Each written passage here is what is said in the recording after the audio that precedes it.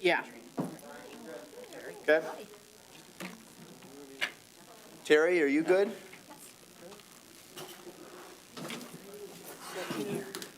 Ben.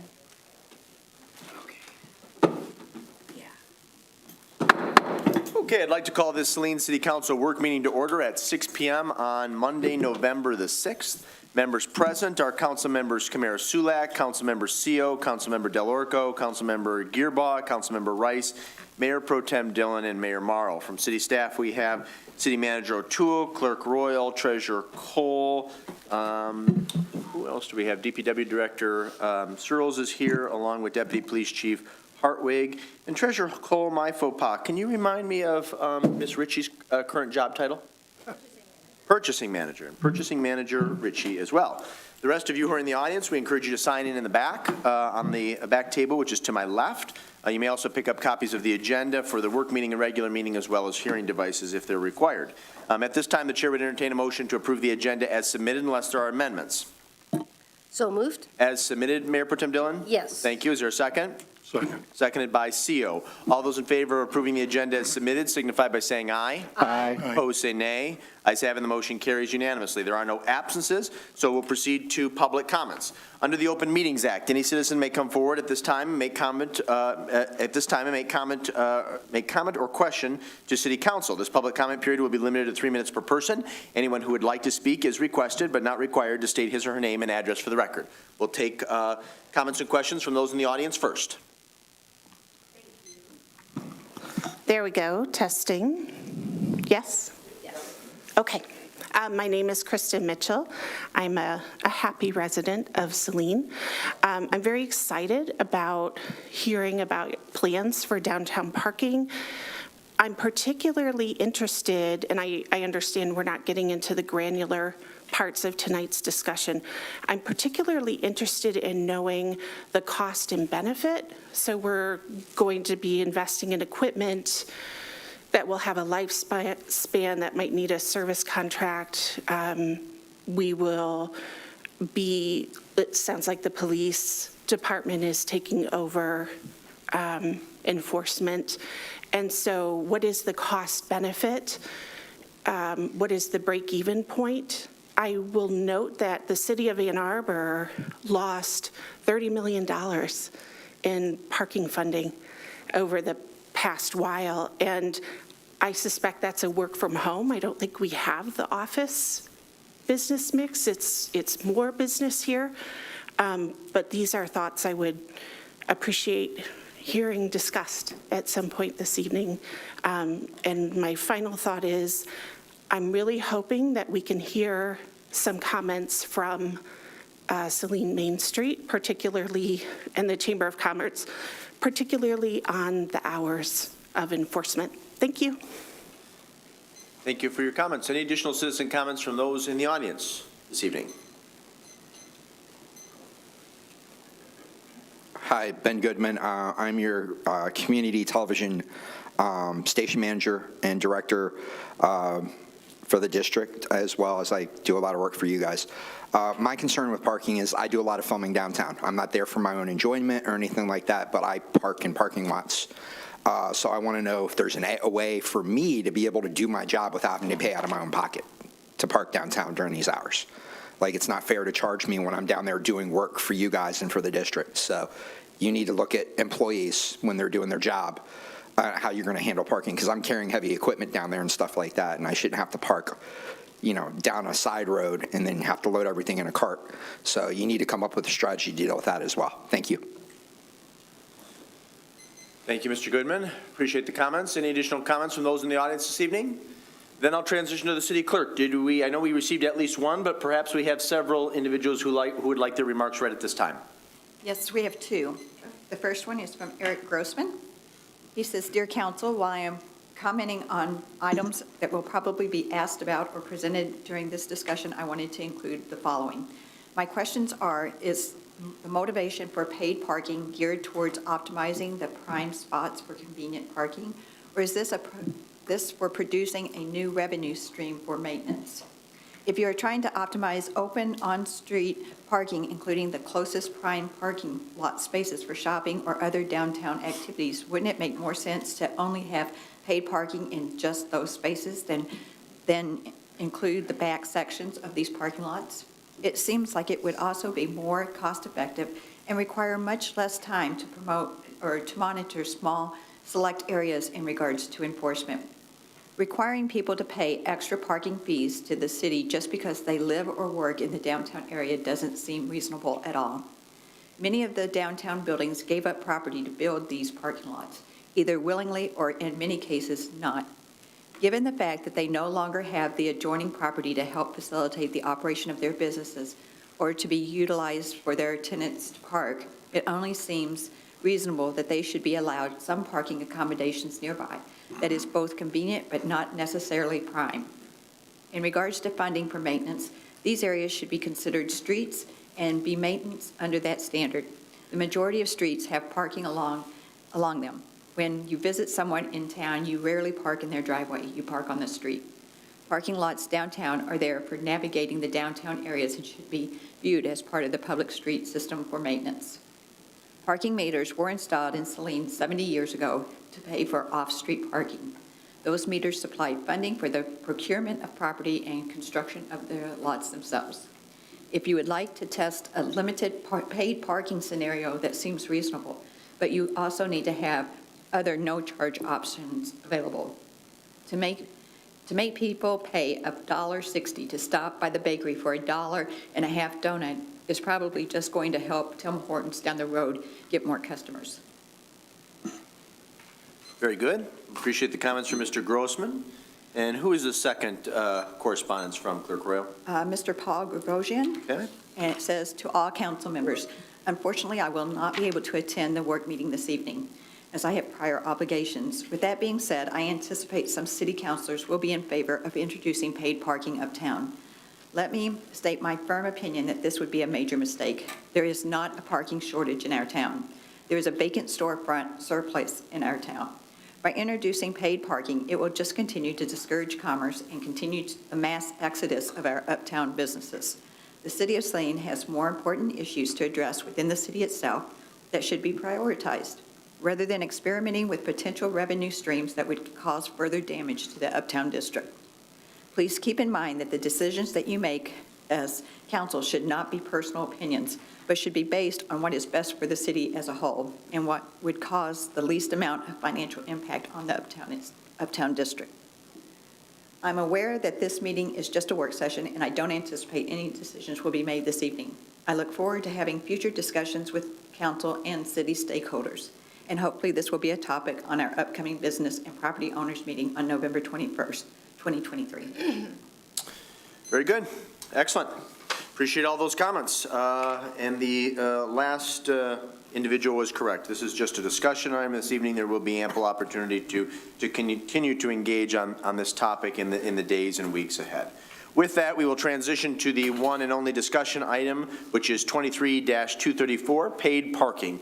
And I believe the city treasurer's office, specifically the city treasurer, L. Cole, and purchasing manager Ritchie are going to be taking the lead on this, so I will turn it over to them at the conclusion of their remarks. If there's anything that the police department, city manager, or community development director would like to add, we would welcome those remarks at that time. With that, unless there are questions for me, I will turn it over to city treasurer Cole. Good evening. Thank you so much for taking time out of your evening tonight to meet with us and discuss the option of paid downtown parking. I especially want to thank our purchasing manager, Katrina Ritchie, for her assistance with this, Deputy Chief Andy Hartwig, and our vendor partners, which include Jake Breek, which you'll hear from later today, and Tom Neff from Highway Safety and Parking. That's correct. This is just a general discussion, an overview. We first discussed this idea back last December when we did the cost-benefit analysis, and this is one of the ideas that we decided to look into a little bit further. Over the past 10 months, we have certainly done that and found that it is quite an animal. It's very complex, and it has many different ways you can create the system and many different options within those ways to create it. So in order to give you an idea of what the revenue might look like and kind of what paid parking in Saline may look like, we have made some assumptions. All these choices are yours to make. These are the assumptions that we did the best we could with after evaluating all the options. The first thing certainly is that we have selected to recommend Passport mobile pay parking. The reason we selected Passport was because the functionality of the equipment itself, it seemed to meet our needs the best. Specifically, it utilized the ability to pay on the phone via the app or simply by sending a text. We also have included 4 pay stations or kiosks. So these would be located throughout downtown. And these are spots where if you didn't want to pay by app or you didn't want to pay via text, that you could actually physically walk up to the machine, use your credit card and pay. These machines will not accept cash or coins. As far as parking hours go, we're looking at Sunday being free, Monday through Saturday, 8 a.m. to 8 p.m., except during farmers market season. Then we would start the paid parking at 1 p.m. on Saturdays. The police department has been gracious enough to help us with this project and also have accepted the responsibility to administer the program and provide enforcement. We did learn through this process that enforcement is very key. Investing in the system, getting it set up perfectly is all wonderful, but without the enforcement of the system, the rest of it fails. We also wanted to let you know that we kept in mind staff and people who were working downtown. So we selected the water tower lot to be available for permit parking for those who are employed downtown Saline. We will charge a very nominal rate for annual passes or 6-month passes, yet to be determined, so that people have a place to park who are working downtown. And the last assumption that we made is that handicap spaces would be no charge. Next, I kind of wanted to go into some of our assumptions and also our income or revenue estimates for our proposal. We just talked about the hours, so you can kind of see how many hours of paid parking that translates into. About a year ago, there was a parking study performed, and we used the occupancy rates from the parking study to derive our numbers. Now, we used the average of 40%, 42% occupancy. I'll let you know that that's a very low estimate. We took the lowest number that we possibly could. In fact, some of the parking lots had 81% occupancy. So we did this to make sure that we used numbers to that a goal that we could meet, so that the revenue and net income numbers we're providing this evening are a surety or pretty close to of numbers that we'd meet during our first and second years. We also assumed that it would be $1 an hour charge for paid parking. In addition to that, patrons will pay 60 cents per transaction for credit card processing. Now, if I put in paid parking for 2 hours and 10 minutes before I decide that I want to stay another 2 hours, I won't incur the same 60-cent fee. I'll then only incur 31 cents at that time. All of this being included, and this is a very complex calculation, but year one, our net income would be $75,000. Year two, we're looking at a minimum of about $130,000. This is our downtown district parking map. This is the entire area that would be available for downtown parking. The way that we're recommending implementation would be in phases.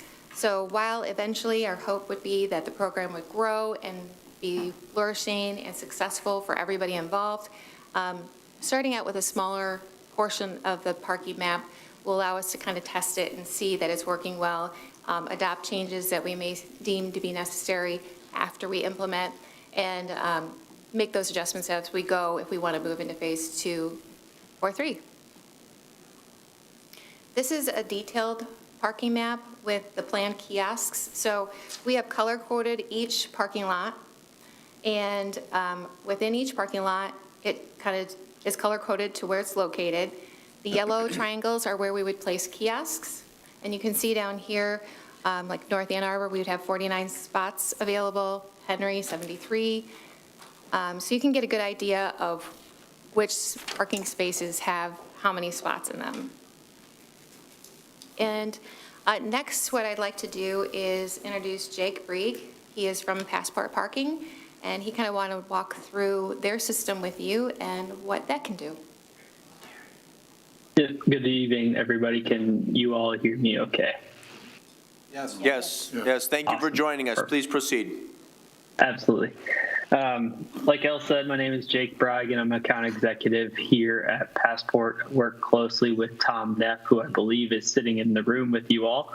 But Passport is a parking technology provider that specializes in parking, which we refer to as mobile pay, enforcement, and then digital permitting, backed by payment processing, otherwise known as merchant processing, and then analytics. So within the packet, there's been two high-level overviews of our mobile pay platform and then also our enforcement platform. Mobile pay is essentially a platform that's designed to provide a digital payment solution for parkers as an alternative to the pay stations or kiosks within the environment. So within mobile pay, there would be payment options, as Elle mentioned, such as the app, and then also paying by text or paying through a web version as well. So for those folks that might not be so digitally inclined, we've developed multiple digital solutions for payment for that parking session. Skipping down to the enforcement platform, and sorry, Katrina, I'm ripping through this, but skipping down to the enforcement solution, ultimately, our platform provides the ability to digitally monitor and enforce the entire parking environment, inclusive of mobile pay and all payments made at a parking kiosk. So our enforcement solution is made up of three core components, one of which is a handheld device and Bluetooth printer. As you can see on the screen here, that's a handheld device that allows the enforcement officer or the police department to search and understand who's paid for a parking session and who hasn't, and then provides the ability for the enforcement officer to issue a parking citation from that handheld device. The second component of the enforcement platform is the back office. And so Passport has a back office, and I believe we have about 12 or so clients within the state of Michigan using our enforcement platform, but the back office allows the city to manage the citation throughout its entire life cycle, meaning from the time a citation is issued to the time it's paid, you can manage everything with that citation within the back office. And then lastly, the key component of our enforcement platform is an end user customer-facing website built by Passport, which allows violators or end users to go online and pay for their parking citation digitally through a web-based environment.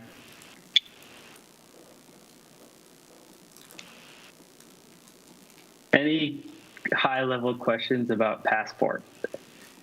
Actually, my friend, if you'll indulge us, we're going to hold questions until the end of the presentation, but if you'll hang tight, I'm sure there are some comments and concerns that are best addressed by you and your colleague who are in the audience this evening. Perfect. Thank you. Very good. Please continue, Treasurer Cole. Yes, thank you so much. And we are trying to keep this very high level. We obviously can get into very detailed questions and answers, which we're welcome to do here when it's time to get into questions. But we're trying to kind of just have the overall goal be, from what you hear this evening, is this something that you would like staff to continue to investigate and go down the path, or if it's something that we want to hit pause on? And in order to speak to kind of the community and how the community is feeling, we've invited Community Development Director Ben Harrington up to say a few words about his experiences with paid parking. Yeah, absolutely. I think maybe one of the most important things to think about with parking in general is there's no such thing as a free lunch. Free parking does not mean that it's free. It means that the city or the taxpayers are effectively subsidizing it. So it's a cost. It exists, whether we want to acknowledge it or not. There's a variety of ways you could look at this. Ann Arbor charges for parking, obviously. Ypsilanti charges for parking in many areas. Are we really at their level to be instituting paid parking? Do we have as many attractions in our downtown area as those communities? And that's certainly the way that I originally looked at the issue, but actually after discussing it with many downtown business and property owners, I was surprised to hear that they think that it is the right time for paid parking in Saline. For a number of reasons. One is that, going back to one of the letters from the citizen comment, is that it will cycle through prime spots in our lot. We can make the argument that you could retain some prime spots for paid parking and then some for not paid parking, but I think that adds needless complexity and confusion to a parking system that's already seemingly rather complex and confusing for those that utilize it. We don't have a lot of people that use street parking in our community either, which is another consideration. There already are opportunities for people to park for free. We're not instituting paid parking or proposing to institute it at City Hall, which is another consideration. I've been playing around with some maps here, and to walk from the second aisle at Briarwood to any store, essentially, especially if you're going from the second aisle to Von Maur on the northeast side of that Briarwood Mall, you're looking at walking about 1,300 feet. To walk from City Hall to Kerrigan, you're walking 1,300 feet. So I think, again, there are, to really give people the best prime parking that is absolutely proximate to their business, I do think that it's fair to charge them a very nominal rate, one that's not infringing. And I can guarantee you, if you ask anybody, do you like paid parking, and do you like paying for parking, they're going to answer no. I don't like paying for parking in Ann Arbor, but that has the services, it has the amenities, it has the things that I want to do. And I think that ultimately will be the same case for Saline, and I think that we're trending in that direction to continue to add amenities, to continue to add justification for that $1.50 they're paying an hour. Thank you so much, Community Development Director Harrington. I really appreciate your insight. And you bring up a good point. The goal of paid parking is not just a revenue stream, certainly not. It is to create efficiency downtown for those businesses, to keep traffic flowing in and out. It's also to, charge the patrons that are coming downtown and parking for part of the maintenance that goes into our downtown area. Not everybody who shops downtown Saline lives and pays taxes in downtown Saline. So it does create a little bit more equality from that aspect.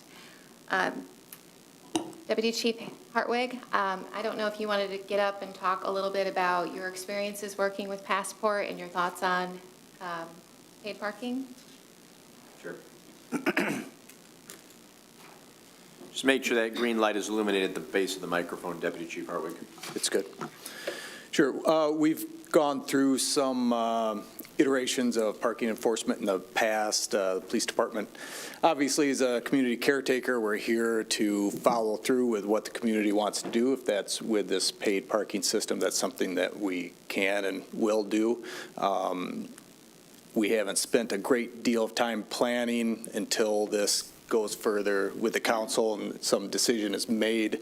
But yeah, there's a lot to it with enforcement and then management of the system and fielding questions or complaints at the lobby.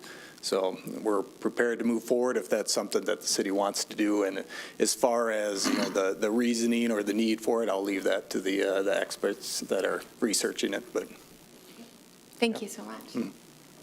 Speaking of experts, I'd also like to invite Tom Neff up if he wanted to say a couple words. He came out and evaluated the city and looked at our traffic, looked at our parking, and kind of recommended some kiosks for us to go with. So Tom, if you wanted to say a few words. Yeah, thank you. Tom Neff from Traffic and Safety Control Systems. We are a Michigan-based, family-owned, Michigan-only company.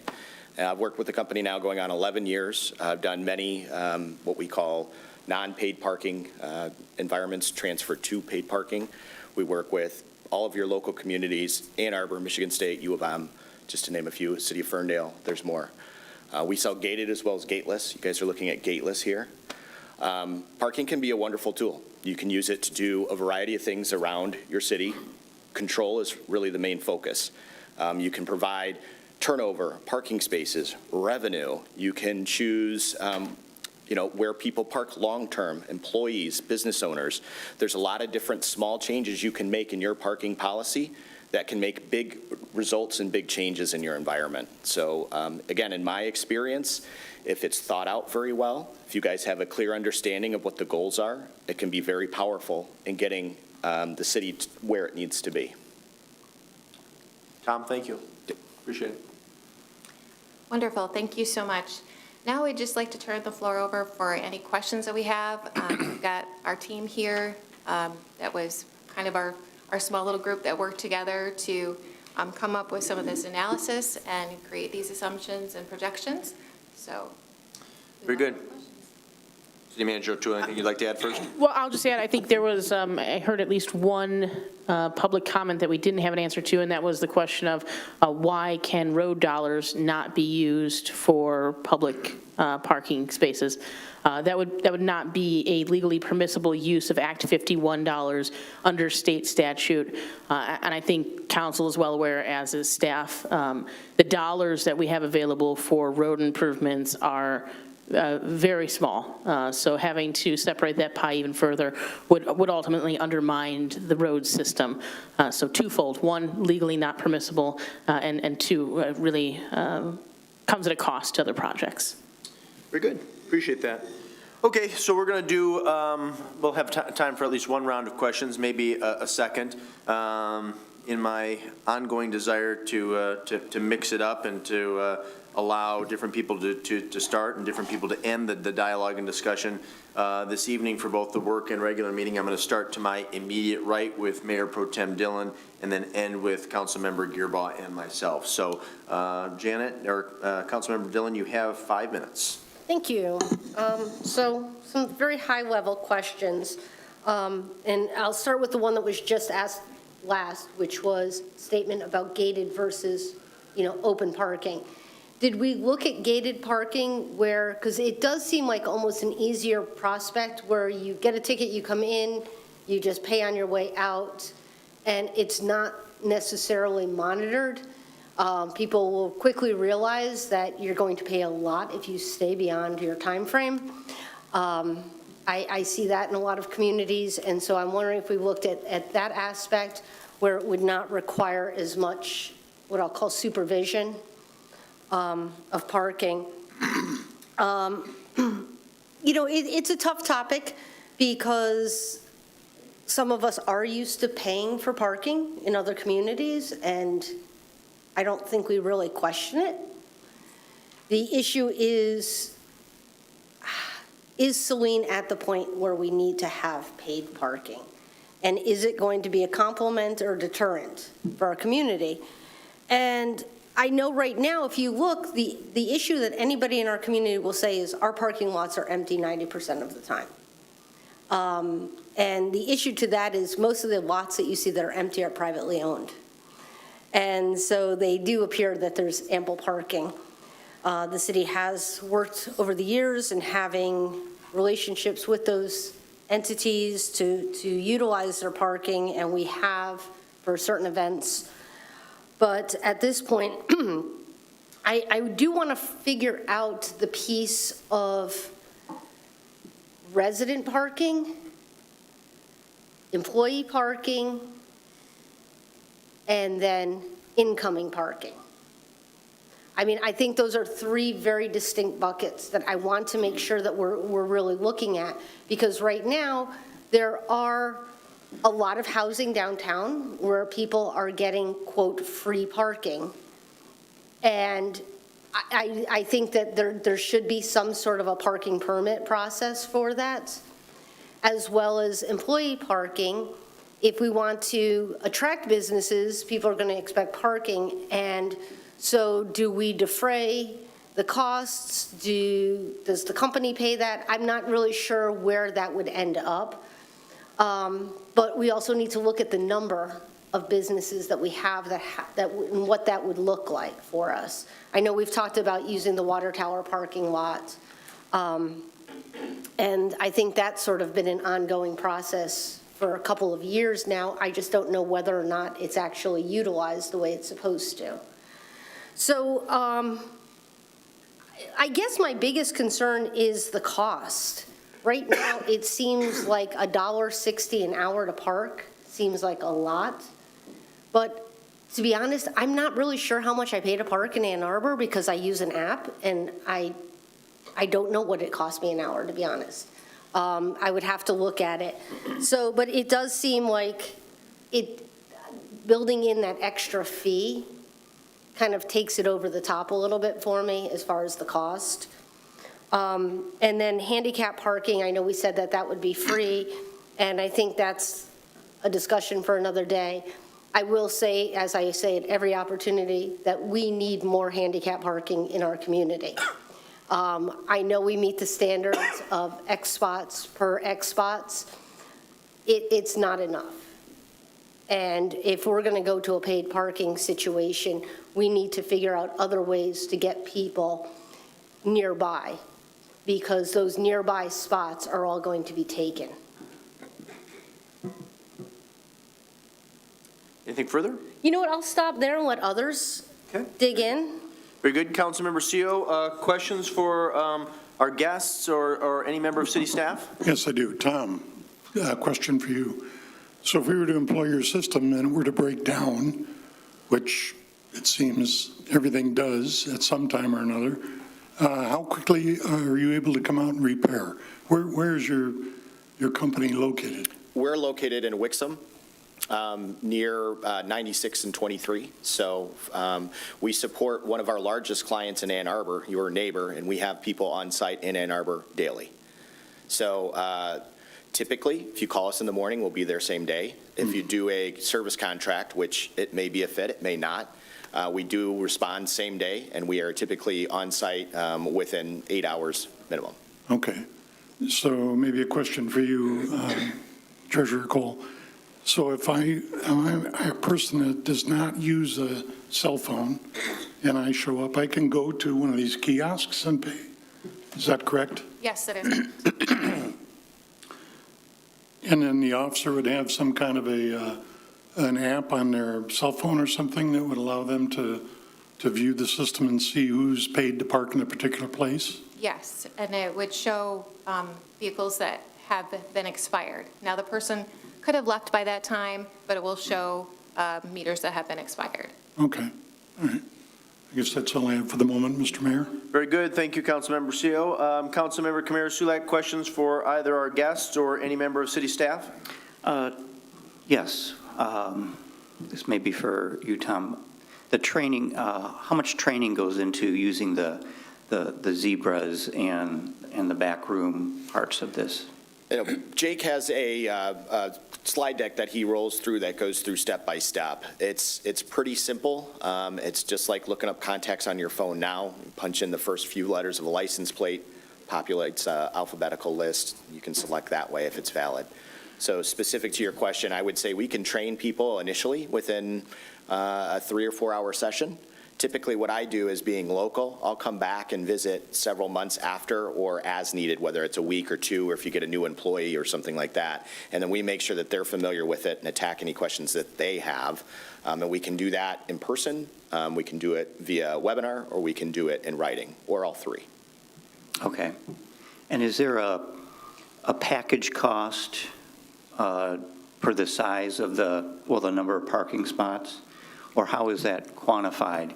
You know, and I think it's very important looking at our cost benefit and what it's going to cost us outlay, and then when we're going to break even. Sure. So typically the way Passport will price out an option for you is they'll look at your transactions and your rate, and that'll give them an idea of the volume, if you will. And that's how they determined your particular pricing.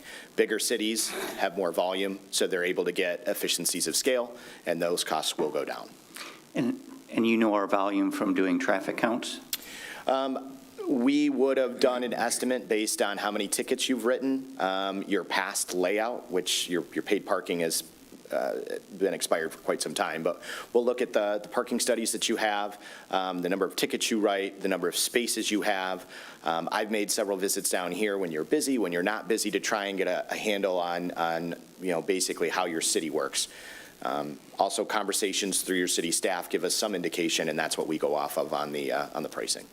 Okay, all right.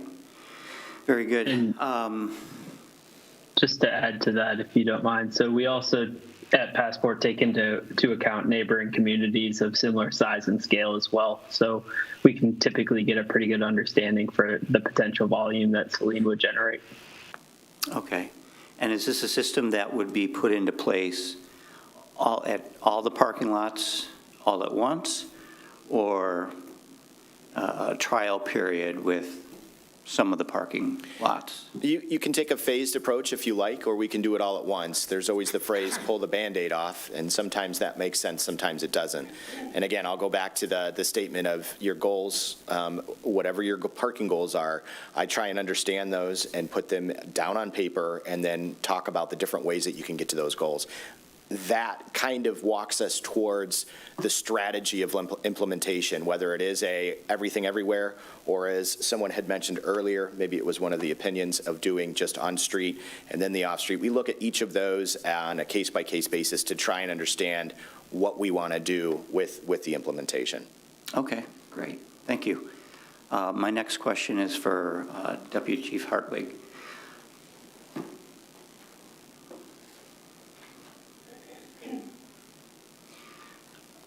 Do you have any kind of a estimate or guesstimate of how much time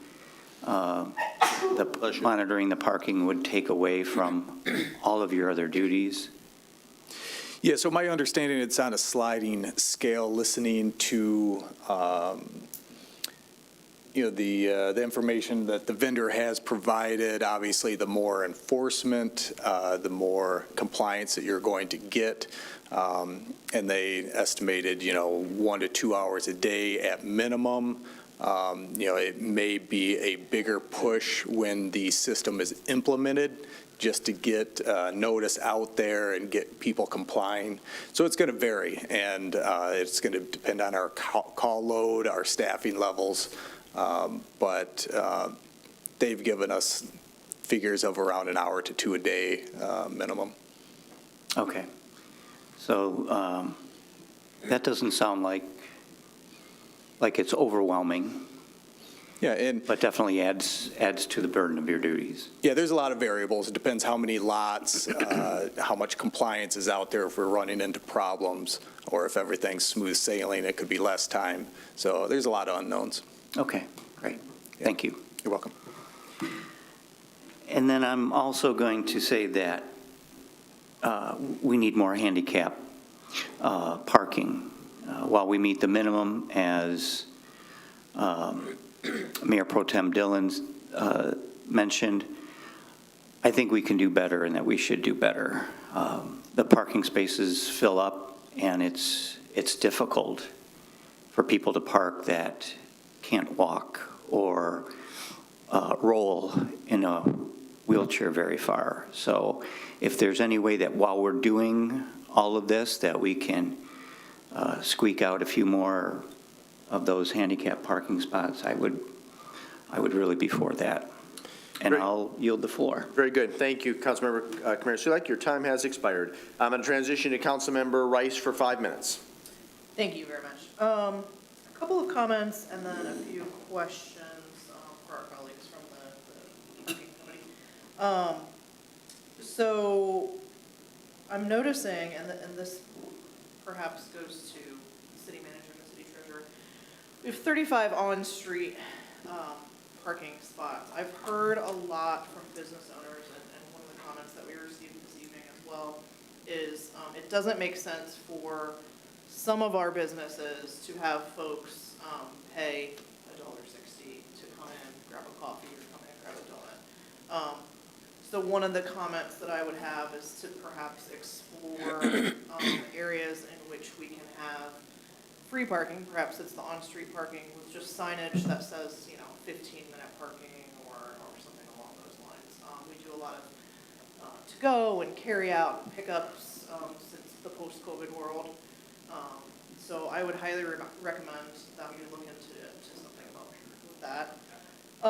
And then employee passes. I honestly don't think charging employees of the downtown area seems appropriate, but I do like the idea of having a pass in a specified designated area for that. These are not high-wage jobs in our downtown area, so I would not support charging employees. and/or have conversations with the business owners about whether or not they would validate their employees' parking. Speaking of validating parking, downtown Ann Arbor, I know that the DDA runs their parking. A lot of businesses will validate. That might be a conversation to bring up at the next business partnership meeting, Mr. Harrington, and talk to the owners about how they feel about validating parking and have discussions with them about perhaps what that might look like, what that might cost for someone going out to dinner or, break-in or something along those lines. So those are just conversations that I would like to have some more details about. I don't know if any of those have been addressed with anyone as of yet. Yes, so I would like to address the employee parking. That was going to be permit parking, and we're talking a permit that's maybe $20 a year, or, $5 every quarter, something that's very low cost so that they can afford, but just so that they have a permit, there would be some cost to administer that, so that's why there would be a low fee to that. I also wanted to just reiterate that the parking charge per hour is $1, and the transaction fee is one time of 60 cents unless you extend your parking time period. So depending on how many hours you stay for, that brings down that hourly cost to, between $1.20 and $1.60. So, and then the 15-minute grace period is certainly something, we've discussed that at length. We've discussed doing that at the beginning of the implementation, giving everybody a 15-minute grace period on their time on both ends, just as we introduce it. And certainly we've had discussions about what areas would be good for those quick 15-minute in and out spots. So that's certainly something we've discussed at length. It was kind of a smaller detail, so we didn't necessarily include it in the presentation. But that's something we've discussed at length, yes. And I think you had another question about downtown businesses being able to validate parking. Yes, that is available through this system. Okay, great. Thank you for that. Yeah, I'm just wanting to kind of get these questions out at the beginning, just so that business owners understand that we're asking all these questions, and we want to see, additional details before we make, a full assessment of this. And thank you for the clarification on the $1.60. I did know that, but I have a lot of numbers written down here. I just looked up Ann Arbor, on-street parking is $2.20 an hour, structure parking is $1.20 an hour, and lots are $1.80 an hour, just for everyone's information. So questions, one question for our colleague who is here or whoever is online regarding the dashboard, and this kind of pertains to SPD. Can you see on the dashboard how full lots are? So if we had an unreasonably, or not unreasonably, an abnormal day of lots of people downtown, that could potentially trigger SPD to go and kind of take a peek and see who's parked where. So with the kiosk, I'll speak to that, and I'll let Jake speak to the passport dashboard. There are widgets. There's 10,000 different combinations of widgets, of which they can take a paid occupancy and show you a approximate occupancy of the lot. Because this is gateless, you could pay for an hour and leave after 15 minutes. So it's just going to be, if you have 100 spaces and they have 90 payments, the assumption is that you're 90% occupied. It's not an exact science because we're not gated. That makes sense, yeah. And the reason I asked that question is we hear from one of our business owners in particular who will put out on Facebook, hey, the lot is full, but the restaurant is not. So just those times where there's some sort of weird peak time where lots of people in the parking lot might be interesting to take a look, make sure people aren't just straggling and spend their own way. So just to build on that, there are widgets as well that'll show you when the majority of payments occur. And we use that for a variety of decisions, one of which being when to enforce. So if the majority of your payments occur at 11, you might want to go and enforce the lot after 11 and make sure that the cars that filled up the lot, could be lunch hour, could be dinner, et cetera. That helps me justify in my mind a little bit the use of staff time at SPD. I don't think it's the greatest use of staff time at SPD, but if we do have some sort of analytics that could tell us down the road, these are the best times to use our staff to go out and look instead of just, randomly throughout the day having people taken off of something that's a little bit more important. So that's something like this. I think that's a great feature. Let me stop you right there, Councilmember Rice, because we reached the 5-minute limit. There might be an opportunity for some additional questions, but we appreciate your remarks. Councilmember Del Orco, you have 5 minutes. I'll just be brief. Most of my questions have been asked at this point. So for the projections on revenue, Is that based solely upon the number of spaces and the fees associated with parking throughout the day, or have you also accounted for violators and what those fines are associated with violators for parking citations? These are largely, we have not considered any violations or fines. This is basically just paid parking. So at without, this juncture, we have no details around what the fine's going to be, how we're going to administer payment of those fines through the police department, so on and so forth.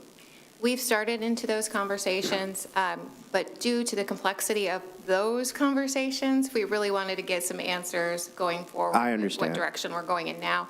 But it can be administered in a plethora amount of ways. So we're planning to work with the police department and our vendors to come up with the best solution for that. I will mention that Passport Parking does have a built-in court ticketing system, so it's very easy to send the ticket over. It gives you all the documentation of each ticket, so then when it's time to go to court, all of it's right there compiled exactly the way that you need to reduce those times. Yeah, that's my concern, because there will be a lot of people that want to fight the tickets and then tie up the court docket with valuable court time over something so seemingly trivial.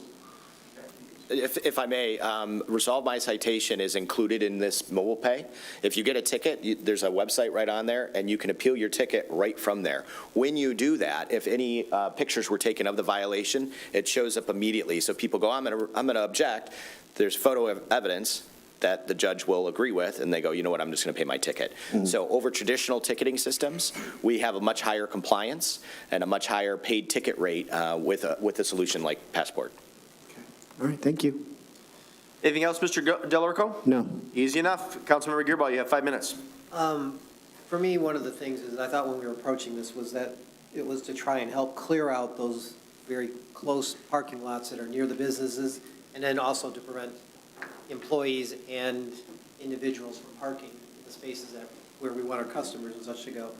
So when I was looking at things, I was looking at it as an example of Milford, where they allow for 2 hours of free parking and then begin charging after the 2-hour point. They also charge only 50 cents an hour, which is significantly less than what I think this could potentially be. Then the other part for me would be is when you mentioned permit parking, even when we used to provide paid parking uptown, we were charging between $15 and $20 a month for a spot.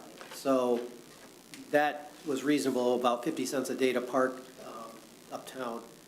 And for me, it's the idea is that we would provide permit parking in the off-site location. I like the idea of gated parking because I just don't want to see more efforts and things being taken away by such issues as this from our police department. If we can basically keep you in there unless you pay or whatever, that's kind of one of the situations that if they run the gate or whatever, that again can be monitored from some kind of a camera or whatever. The other one was, when I look at it, is there a possibility with can you have different rates for different parking spots? So like if we have an EV spot, instead of us, if we have a charger there, then we would charge for whatever because I'm not going to pay for electricity. My opinion is the city should not, or the taxpayers, pay for electricity being used by individuals. So if you had to build that into a fee structure instead of using a different type of metering or whatever, that can be done. Yes, correct? this technology provides that you can charge rates for premium lots if you so desire. And then one of the other things, we talk about, we kind of worked with Key Bank and some of the other private lots.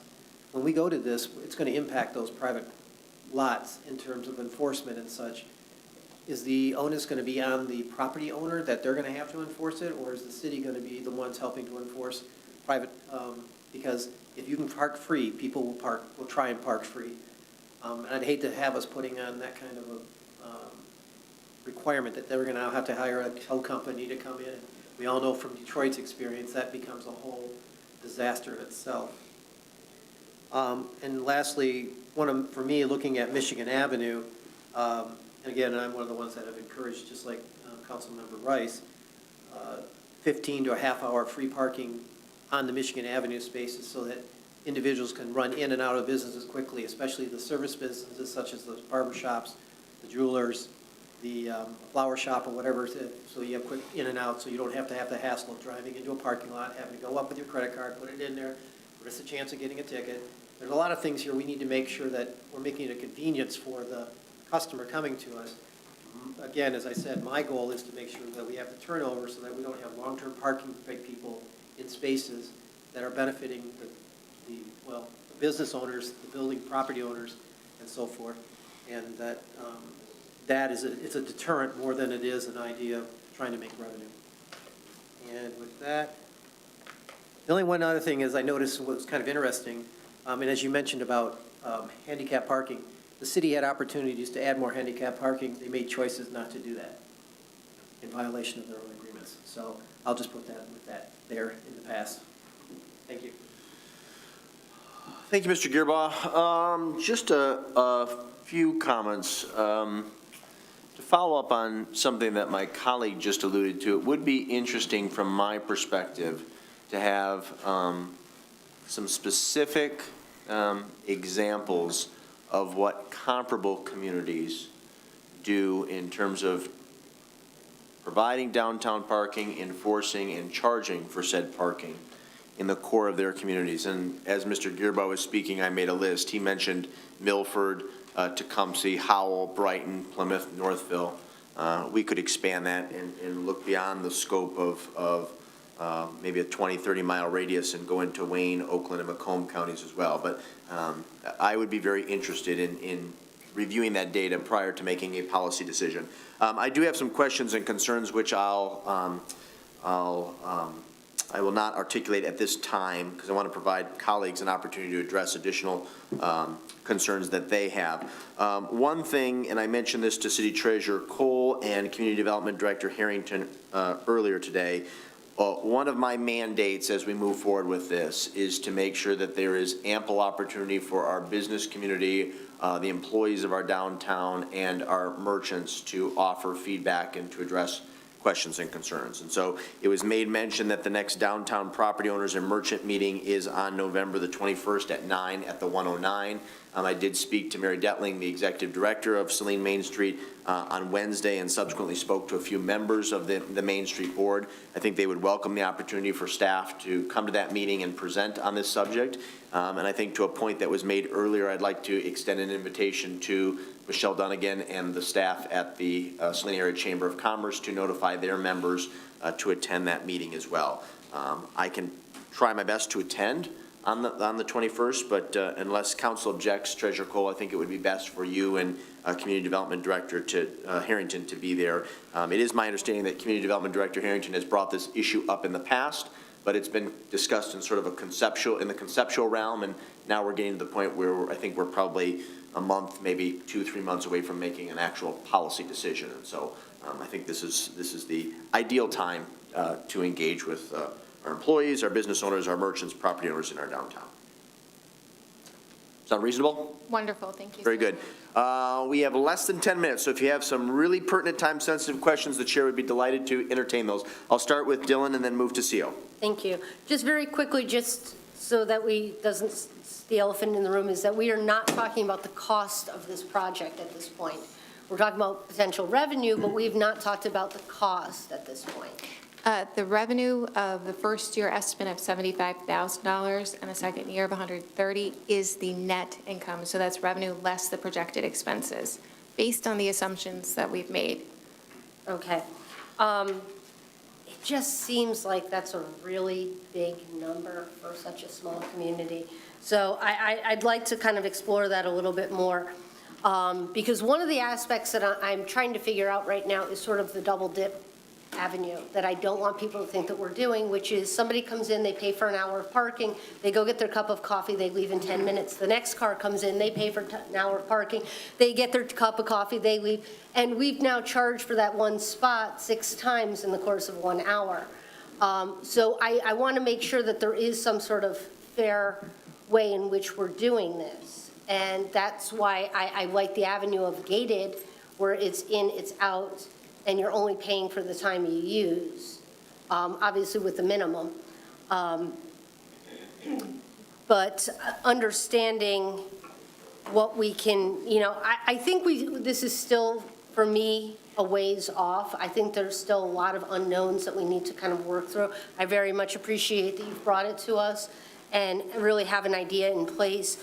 But as Mr. Gearboss said, I really think that right now, if we start charging for parking, people are going to find other places to park and not necessarily where we want them to park.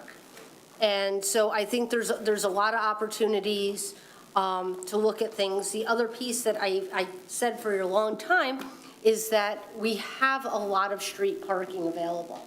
And we just need to get people to understand that it's available and how close proximity it is, that you don't have to park in front of a business. Thank you. Mr. Seo, I believe you have additional question or questions. Please be mindful of the time because I do need to wrap up in 5 minutes. A question, Tom. Does your system require each individual parking space to be numbered? No. How does it work? Pay by plate is one option. Pay by space is what you referred to as another option. So We- it's either or. If we do the pay by space, we have to somehow number all those spaces in the parking district, though, correct? You would need to indicate that. It is what Ferndale currently does. I recommend pay by plate for many reasons that I won't go into, but that is what Ferndale currently does, and yes, we would need to indicate the space number. Okay, thank you. Mr. Commissioner, so like any additional questions at this time? No, not at this time. Okay. Councilmember Rice? I had one and I lost it. Oh, sorry. I think the very first step in all of this is can we, and Mr. Harrington, this could be something that you could bring up at the business owners meeting. Can we just do some outreach with business owners to talk with their employees about parking elsewhere? I used to work retail, I used to work in a restaurant, and we would had to park way in the back. Or our managers would call us out for our cars. So if we could just do a little outreach with our business owners about where their employees could park, like maybe that's just a first good step as we get through the holiday season of shopping and hanging out downtown. Yeah, absolutely. I would say that's partly the genesis for this, is that strategy has been tried in the past unsuccessfully. So, but yes, it's never a bad time to try again. Okay, thanks. That's all. Councilmember Del Orco? I have nothing further. Councilmember Gearbaugh? I appreciate Treasurer Cole and Katrina's investigation and all of this and helping us. For me, the whole thing about it is, again, as I've mentioned before, it's the idea, I think permits and enforcement fines and such will generate much more revenue than necessarily, in addition to some of that long-term parking cost. But also, it's the goal of getting people to change their behaviors, and if we do want them to park on the streets farther out and walk, that will help. And this is kind of what the goal is. It's not to make as much money. It's to help make a better balance in the entire community, and if we do make a little bit of money on it to help with maintenance, I think that's beneficial. Very good.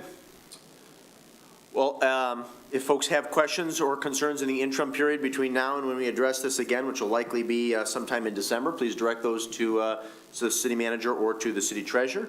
And if there's nothing else, to be brought forward at this time at this council work meeting of November the 6th, the chair would entertain a motion to adjourn this work meeting at 6:59 p.m. So moved. Moved by Gearbaugh. Is there a second? Second? Seconded by Dillon. All those in favor signify by saying aye. Aye. Opposed, say nay. Ayes have it, meeting is adjourned. We will reconvene in about 3 minutes. We're going to move it.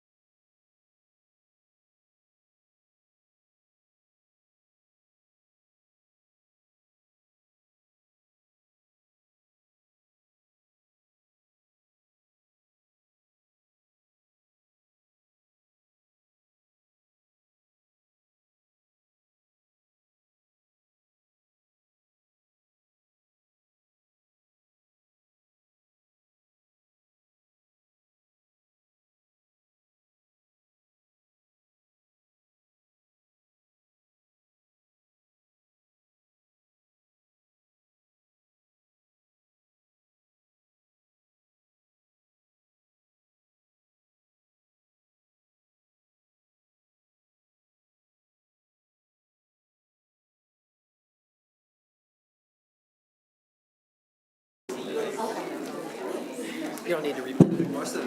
I kind of don't like doing that. I'd like to call this Saline City Council meeting to order. If you please rise and join us for the Pledge of Allegiance.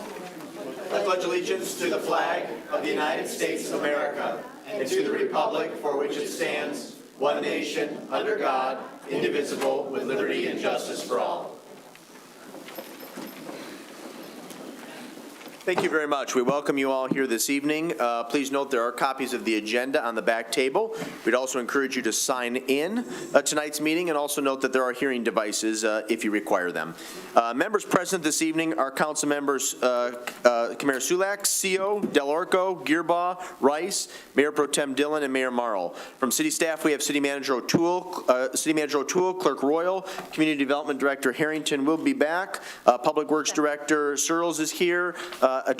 Engineer Humphreys is with us. City Treasurer Cole is with us. Legal counsel is also present. Did I miss any staff members? I don't believe I did. Very good. Then at this time, the chair would entertain a motion to approve the agenda as submitted unless there are amendments. Moved as submitted. Moved by CO to approve as submitted. Is there a second? Was that seconded by Kamara Sulak? Thank you, sir. All those in favor signify by saying aye. Aye. Opposed, say nay. Ayes have it. The motion carries unanimously. There are no absences, so we'll proceed with the first of two public comments. This public comment period is limited to agenda items. Under the Open Meetings Act, any person may come forward at this time, make comment or question on an item that appears on this agenda. Comments will be limited to 3 minutes per person. Anyone who would like to speak is requested but not required to state his or her name and address for the record. Are there any citizen comments from those present this evening? Good evening. My name is Chang Ming Fan, local social entrepreneur. I rise to talk about two topics. One is the strategic planning meeting. The first one was very successful. I took quite a few pictures, and I really think that should belong to the public. And like as last time, I'm going to give about 1 gigabyte data, and I really like the Mr. Dillon, you can take care of it. Make sure you give me back the jump drive. I'm not that rich to have second one. So, second topic is the language of the strategic plan of the city of Saline. You all know, or probably some of you don't know, Justice 40.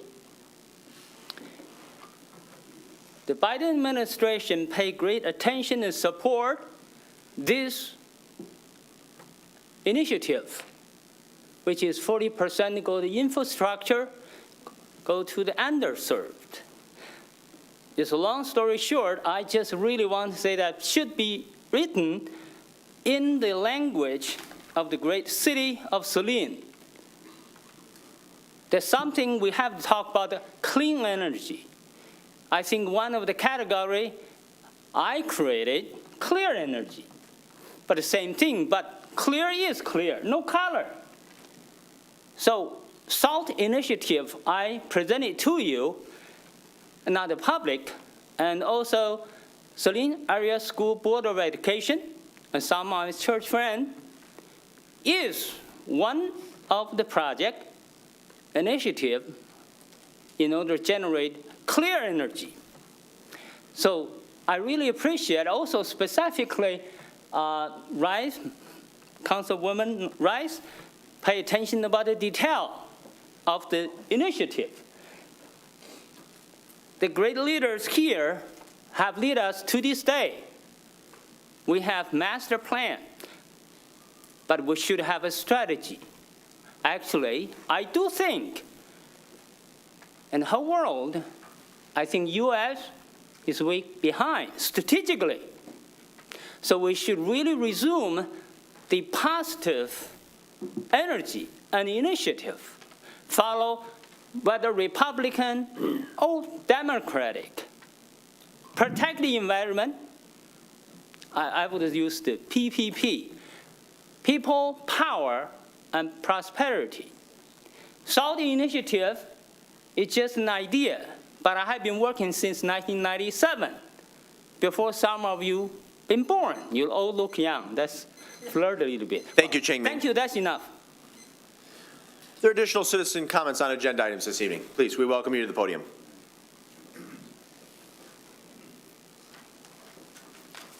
Good evening, Mr. Mayor, City Council.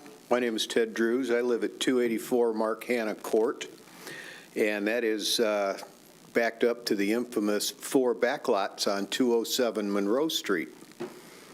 In the Planning Commission meeting that I got to view, but I wasn't able to be here, there was talk about the topography, the trees, and how it was going to all stay the same.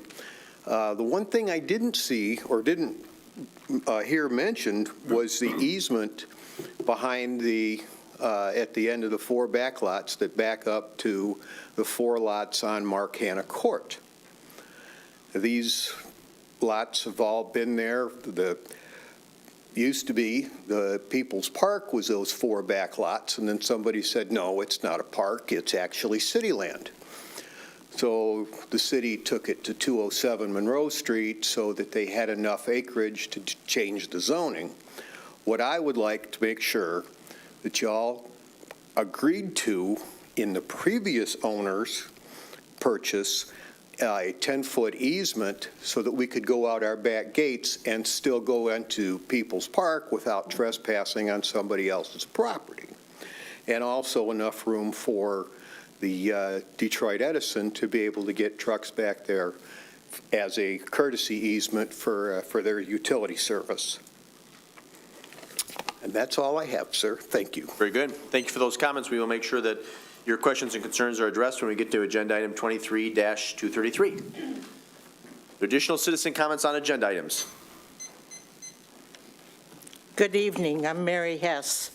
And a couple months ago, I brought water and sewer rates are on the agenda. I had asked what the homes that are in the township that have city and water, sewer from the city, what their rates were going to go up to. A year ago, they were paying triple rates of water and sewer, but paying township taxes. So they still got the better deal. And when this new rate came through, I was told that we couldn't charge the township triple rate anymore because that wouldn't be fair. But I think there ought to be something as far as what the council or the staff propose to even up some of the costs of the township homes that have city water and sewer. Could you tell me what the present rate is and how it differs from ours? If they have street lights and garbage pickup and water sewer from the city, they should be paying some extra, be it the tap-in charge or something. Thank you. Thank you, Mrs. Hess. We'll try our best to address that question when we get to unfinished business item 23-228. Additional citizen comments on agenda items. Good evening, council members, mayor. Thank you for your time. I'm here to speak specifically to item 22-282-4, the East Belt Maple Road change order. Speaking in support of the installation or proposed installation of a flashing crosswalk there right by Maple Oaks. My name is Charlie Rubin. I live in 604 Maple Oaks, right there on the corner. And I'm here to speak, like I said, in support of that. I've got 2 young children. We use that crosswalk on multiple times a day on a daily basis, whether we're walking all the way downtown, using the playground, going to the library, taking my kids to school. And as well as being there on the corner, watching people routinely not stop at that crosswalk. It's a problem. So I'm really hoping that that's something that we can make a priority because state law dictates, you're supposed to stop for pedestrians at a crosswalk. That rarely happens. I've sat out there for 5 minutes plus at a time waiting for traffic to stop. So we've got people with special needs. We have elderly living in that neighborhood, so it's something that is desperately needed. Thank you for your time. Thank you. Appreciate your comments. Any additional citizen comments on agenda items? Good evening. My name is Pat Rabia, and I also live in Maple Oaks, 650 Maple Oaks Court. And I'm here to support the East Belt change order number 4. I'm hoping that additional funds will upgrade that crosswalk.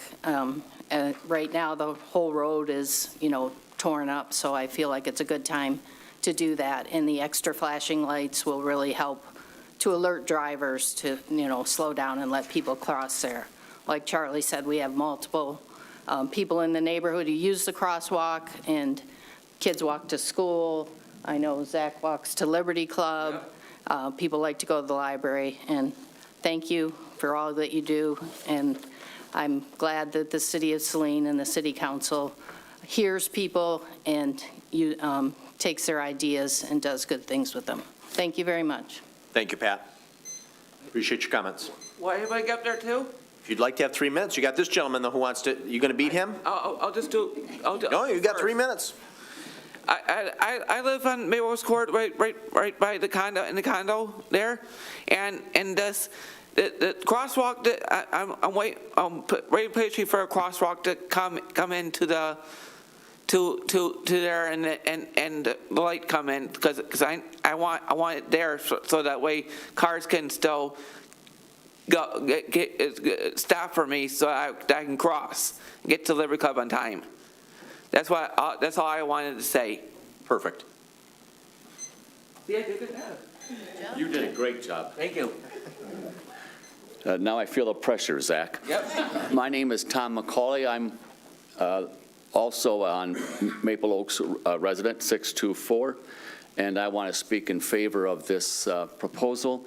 I want to speak on behalf and encourage all of our residents in that area who have had trouble with that. We've had some near misses there. I particularly feel like I represent the senior citizen contingent of those residents, and we really have trouble there.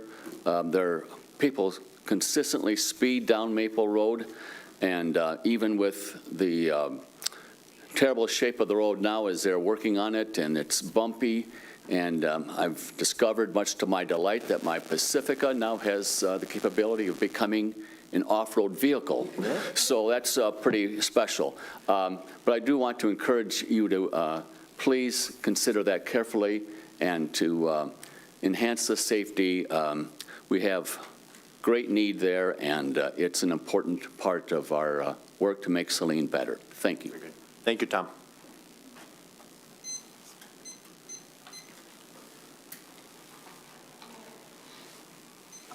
Hello, my name is Kristen Mitchell. I am a happy resident of Saline.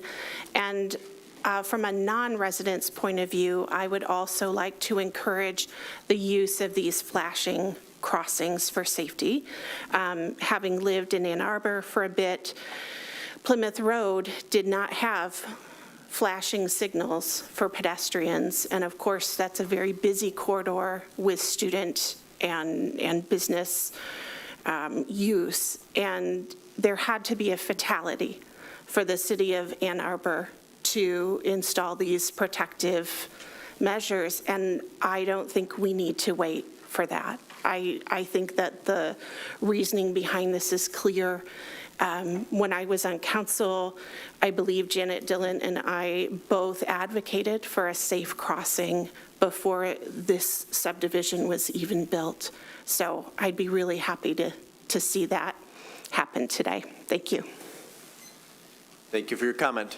Any additional citizen comment on agenda items? The record will reflect there are none. And I would defer to the city clerk. Clerk Roy, did we receive any written communiques in advance of tonight's meeting in which the individual wanted their remarks read at this time? Easy enough. Then we will transition to the one and only presentation this evening, which is our annual audit, and I would welcome Martin and Josh to the podium. There was material provided in your council packets, which would have been distributed on Wednesday afternoon, and there was also some supplemental material distributed in advance of this evening's meeting, along with a document entitled Independent Accountant's Report. Gentlemen, I will yield the floor to you if you'd like to take 5-10 minutes to go over the annual audit, and then we will entertain questions following the same protocol and format that we did at our work meeting. So beginning with Mayor Pro Tem Dillon and ending with Councilmember Gearbaugh and myself. Martin? Thank you so much. My name is Martin Olenek. I'm the engagement partner, and with me is Josh Eady, who's the engagement manager. We're going to present to you the financial statements in the graphical form to abbreviate the presentation quite a bit. And then there's a couple of letters that I wanted to cover after the graphs are presented. So with that, I'm going to turn it over to Josh to cover the graphs. I did want to point out that the financial statements have, once again, an unmodified opinion, which in accounting world means it's a clean opinion. So the numbers, the presentation, you can depend on when you're budgeting, when you're setting goals, expectations, et cetera, for the city. Once again, the audit went smoothly this year. I know that we're presenting the financial statements a little bit earlier than last year, so again, kind of showing that the city has done a nice job and making sure to provide us all the information that we needed. So with that, I'm going to turn it over to Josh. Feel free to, if you have any questions throughout the presentation, ask us, or you can hold off until the graphs have been presented. Thank you very much. So as you can see in front of you, we do have the slides here, although they're not moving here. There it goes. All right. So the first slide here has the general fund revenue for the last 5 years. I want to point out that in total, revenue is up 13.5% to $13.3 million in the current year. Most of that is in the intergovernmental category. That is due to the ARPA funds that were recognized into revenue this year with the projects that went along with that. The other significant increase is this third category, other sources, up about $460,000. Most of that is due to investment income in the current year. The next slide shows the other side, 5 years of general fund expenditures, and that is down 9.1% to about $11.3 million in the current year. Most of that is, again, in that other category. It's down about $748,000, mostly due to capital outlay. Capital outlay is still up quite a bit from the previous years, 19 through 21, but down over last year, just kind of in terms of timing of those capital projects. The next slide shows general fund balances since 2013, and what this is showing is in the yellow column the amount that's been either assigned, restricted, or committed, so basically designated and what that's going to be used for. That's, excuse me, in the gray portion. The yellow portion is the unassigned portion, which the City Council has a policy to have between 15 and 20% of general fund expenditures, so that is just slightly over that threshold in the current year. The next slide shows capital expenditures since 2018. You can see that those have been ramping back up since the pandemic and continue to fund projects, most significantly the water and sewer improvements and repairs. That is that green bar in the middle of all of these bars. The next slide shows the property tax breakdown. If you're looking at this, the first one is the principal residence, so that green portion there is not taxed. That is the school operating, and if you were to look at the portion that the city retains, it's about 35.5% of that 49.5 mils. For a non-principal residence, it's 67.5 mils. Those mills compared to other cities, Saline here is the fourth one here. It's right in the middle there, consistent with the neighboring communities. Then the next slide shows since 2013, taxable value versus state equalized value. You'll notice here that that keeps growing. Taxable value is limited by the Headley Amendment, and so that graph shows the difference each year, and cumulatively, you can see at the bottom, it's that 15,162 at the bottom.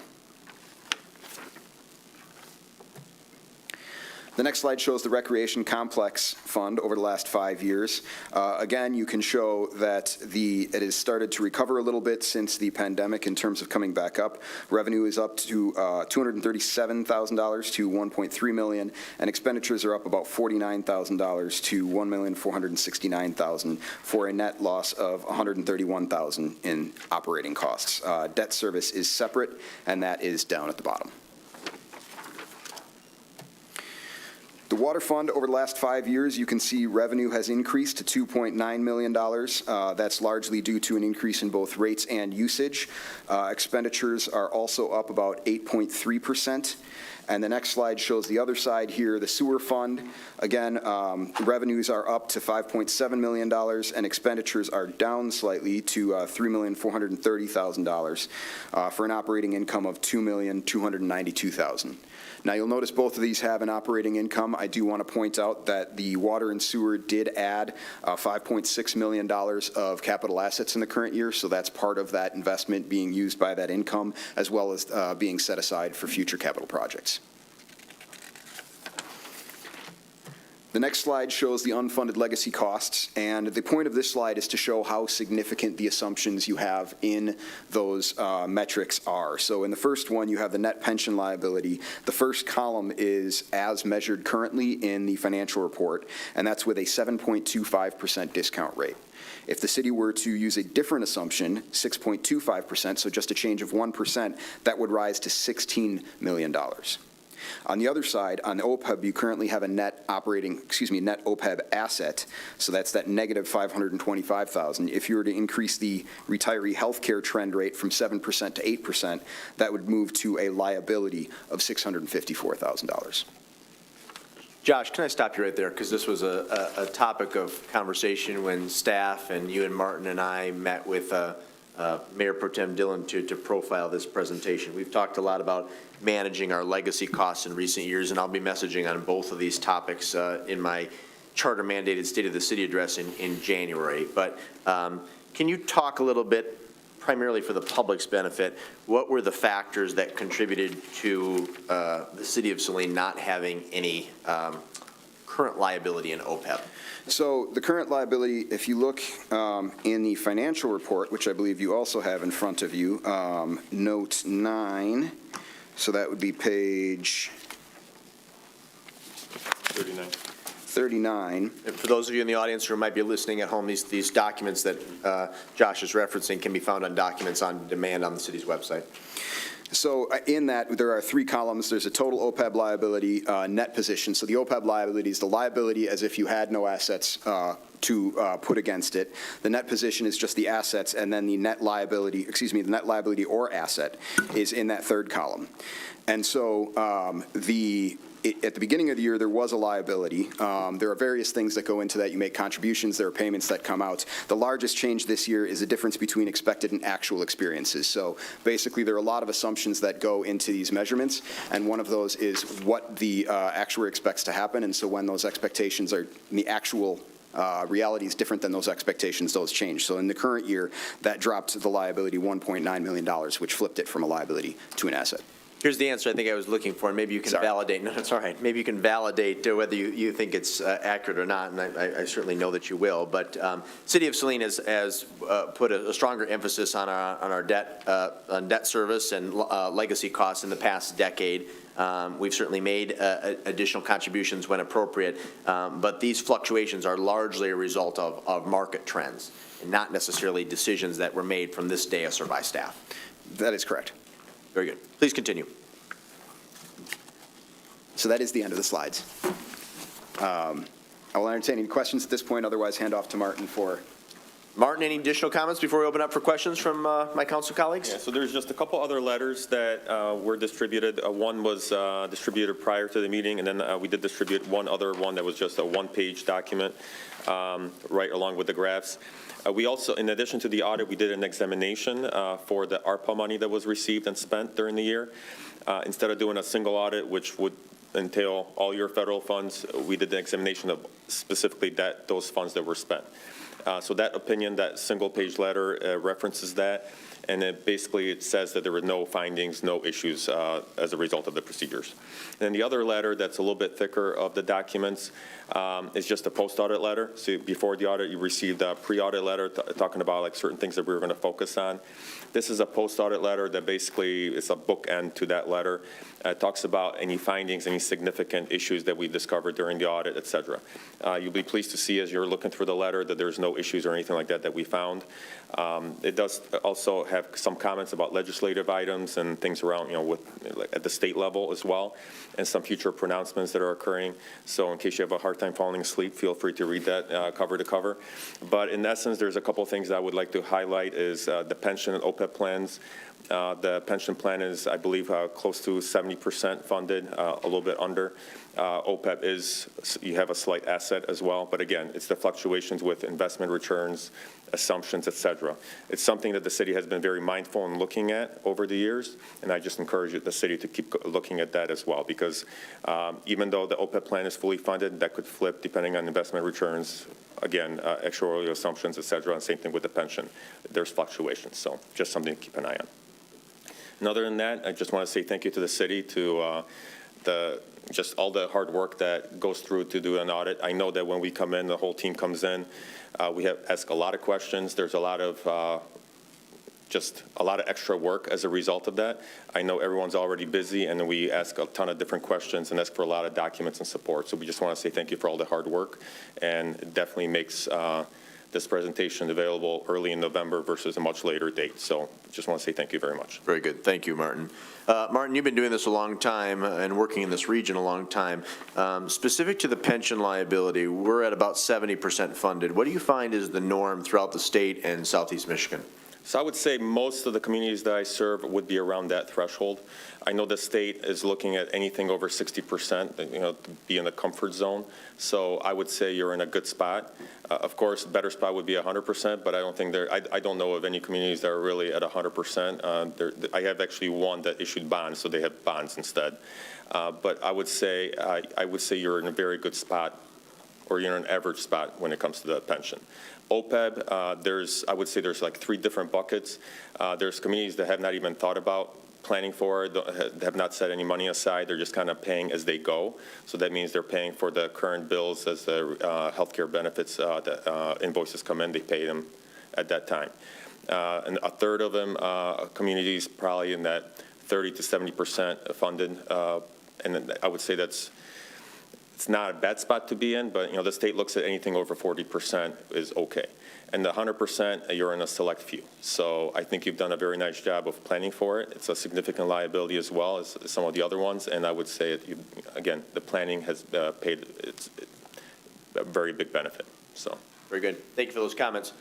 Treasurer Cole, you've also been doing audits for quite some time in a variety of jurisdictions and entities. From the staff perspective, is there anything you'd like to add about the most recent audit that was completed and presented to City Council and the community this evening? Maybe you could have Martin yield the microphone for just a moment. Yes, thank you so much. One, I'd like to thank Plant Moran. The audit went very smoothly this year. We were lock and step, a cohesive partnership this year, which was fantastic. The one thing that I would like to point out to all of you is that while our fund balance is now technically 21%, please keep in mind that the audit is a snapshot in time. We had delayed expenses, which is why our expenditures were so much less this year for capital outlay. We also had some unfilled positions that contributed to that reduction in expenditures. Those expenditures will hit this fiscal year. It's just a matter of timing. So while I think that a fund balance of 21% is fantastic, I would have to say, exercise caution, great caution, because it's just honestly a matter of timing differences with those items. Very good. Thank you. Appreciate that. And obviously, the need to maintain an appropriate unassigned fund balance was, of course, the genesis for our conversation this evening at our work meeting at 6. Was one of the many items that we're continuing to explore to either increase revenue or reduce expenditures here at the City of Saline. So thank you for that. We will start with questions. We'll do one round of questions. Everyone will receive 5 minutes. Again, I'm going to start with Dylan and end with Gearboss. So, Councilmember Dylan, you have 5 minutes. Questions for either our guests from Plant Moran or city staff. Thank you. I do have a few. Let me just sort of my dog ear my pages. And most of them are from in the notes. And it's just more for clarification. I'll tell you where I'm at, and then you can kind of follow along. It's on page 28, note 2. On stewardship, compliance, and accountability. I'm not sure I understand that note. It's regarding construction code fees, and that we have a $1.6 million shortfall. Yes. So what this is a requirement since the year 2000 that if you the charges, so the revenue that comes in as a result of the construction code, if the revenue is higher than the expenses, you're supposed to reserve that amount for future expenses. If you have a shortfall, quote unquote, you don't have to reserve the fund balance. So that's kind of what the footnote gets at. A lot of folks ask, like, does that mean there's a shortfall? Is this something that we should be charging more for the construction code fees, et cetera? And I would say it's a business decision for each community, because if you charge more for the construction code fees, that means that likely there's going to be less development. And sparking development means more property taxes. There's other benefits as a result. So just because there's a shortfall, I wouldn't say there's anything to be alarmed at. It's more of a business decision to see, do you want to charge more or less? Like, where is the comfort level? Okay. If that makes sense. Hopefully I addressed the question. Thank you very much for that. And then, looking at page 46, note 11 on joint venture. And basically, I'm just highlighting spots where, you know, there's generally it's liability issues. And there's a note at the end that the city has a liability related to this joint venture of just shy of $1 million. And that's regarding our fire department. Did you look at other aspects of the fire department, or is that just strictly for OPEB? So this is the first year we did not audit the fire department. However, knowing from the past, it's specifically for like healthcare and pension costs. So there is a negative, or there's a deficit within the fire department. So we get allocated, the city gets allocated that portion that quote unquote belongs to the city. Okay, because I believe that we probably have other liabilities outside of that. Yeah, I believe that was that's what's throwing that into a deficit, though, the pension and OPEB in general. Okay. And then I've got a couple that are in fund balance, and I think that Treasurer Cole has sort of touched upon that, because what looks really good as a high fund balance is sort of just a bit of a smoke and mirrors right now. It's sort of spent money, correct? Okay. I'm going to yield the floor at this point and let others ask questions, and then if they don't, then I'll circle back. We'll also have time to ask questions. This is obviously an enumerated agenda item under new business. Mr. Seal, you have 5 minutes. Thank you, Your Honor. I have no real questions. Just wanted to remark that having a daughter who herself is a CPA who previously worked for one of the other big audit firms that'll go unnamed, I know how much sweat and work goes in, not only from the auditor's side, but from the treasurer's side of the firm being audited, and I want to thank you all. I think this is an excellent report. To get an unqualified report with the kudos that I think you've also included in some of your accompanying remarks speaks highly of the work of all of you. So thank you all very much. Thank you. Thank you, Mr. Seal. Councilmember Kamara-Sulak, you have 5 minutes if you'd like it. Yes, I'd like it. Only a part of it, though. So with our pension, can we talk real quick, especially for public edification, regarding how the discount rates are determined and what are the chances are with, as we know, the cost of money is increasing, and if interest rates continue to go up, and that may go into an actuarial area, but if you can at least get into that a little bit, I'd appreciate it. Yeah, so at a high level, so during the audit, we do rely on the actuary for pension and OPEB in general, but we do test their assumptions and make sure that they're in line with other communities as well as what the state mandates are, et cetera. And we found everything to be in line with what the market's doing currently. But could those assumptions change in the future? Absolutely. The unfortunate thing is, if you're looking at overall like the biggest unknowns on your financial statements, I would say those two liabilities are the biggest unknowns. The only thing I can say with certainty that those numbers are not accurate 100%. They're probably the best estimate that's available, but they're not going to be 100% accurate. Again, based on the assumptions, everything, the discount rates, it's along with the market. But as Josh mentioned earlier, if there's a slight change in discount rate or some kind of future benefits, or if people hopefully live longer, clearly the liability becomes bigger as well. So that's the best estimate that's available to you at this point, and we found that everything was in line with those assumptions. Okay, great. Thank you for all your hard work, and for Treasurer Cole as well. At least you won't have to work 80 hours a week anymore. So thank you for all your hard work. Thank you, Councilmember Kamara-Sulak. Councilmember Rice, you have 5 minutes. Thank you. For the benefit of the public, could we take a look at page 6 of your financials presentation and talk a little bit more about how taxes are broken down in the city? What we're really looking at here, you mentioned 35.5% of the total residence mills going toward the city. Can we just do a little bit of a high-level overview, a little bit more detail on Yeah, sure. So on this slide, and I've brought it back here, if you're looking at the box in the bottom, that breaks out all the different millages. And so the bottom two in the first column are 1.6772 mils on city solid waste, and the right below that, 1 mil on city street improvements. And if you move right to the right of that one, the bottom number in the second column, the fire special assessment of 0.7 mils.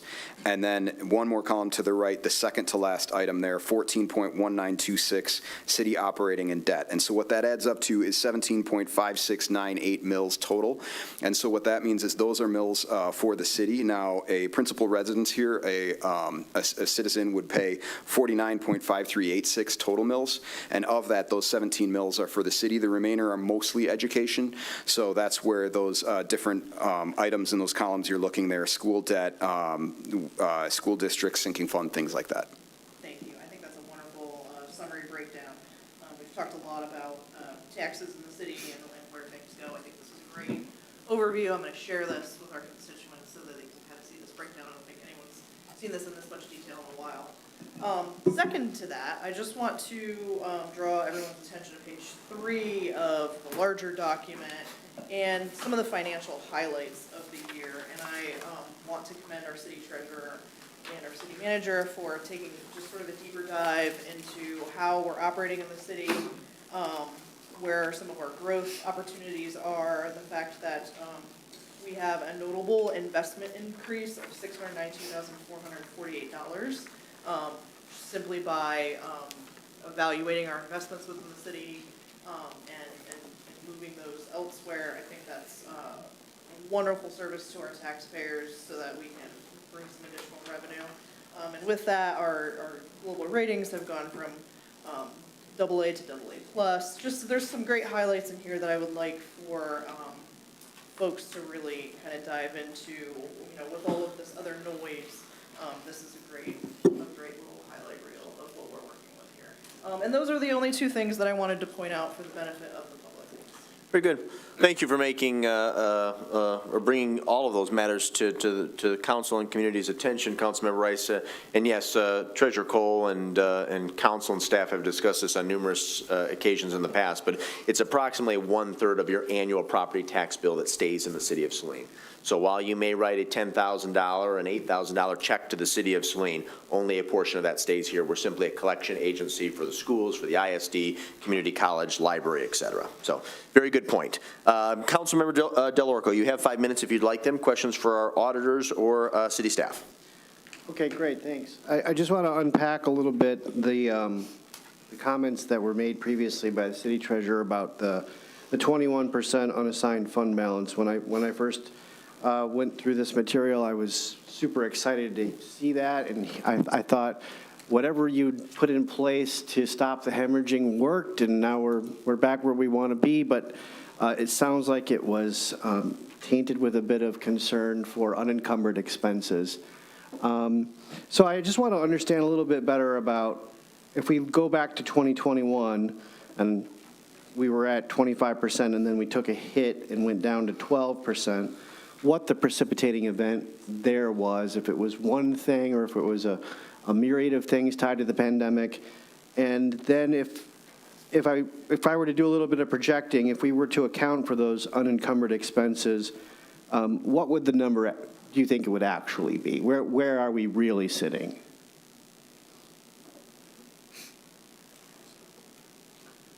Ms. Cole and I discussed this afternoon. Yeah, we did have a chance to discuss this afternoon. I think that is a pretty difficult question to answer, just because there are so many expenditures that we don't really know the true cost on. So I would say that many of the projects that we plan to complete this year, were not able to be completed for one reason or another. They're in process and they're going to be completed. They just weren't where we thought they were going to be at year end. And I would say, with removing some of those items, it certainly would drop us down some percentages, but we're also, looking at cutting our expenses and increasing our revenues. So we are moving in the right direction, and we do have that path.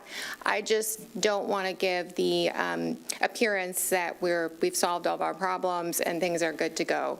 Right, but it's not as alarming as it sounded this time last year, or whenever we did the audit last year. Certainly no. We are in a much better position this year than we were last year. We also now know that we have a much more expensive renovation to make with the wastewater treatment plant renovation.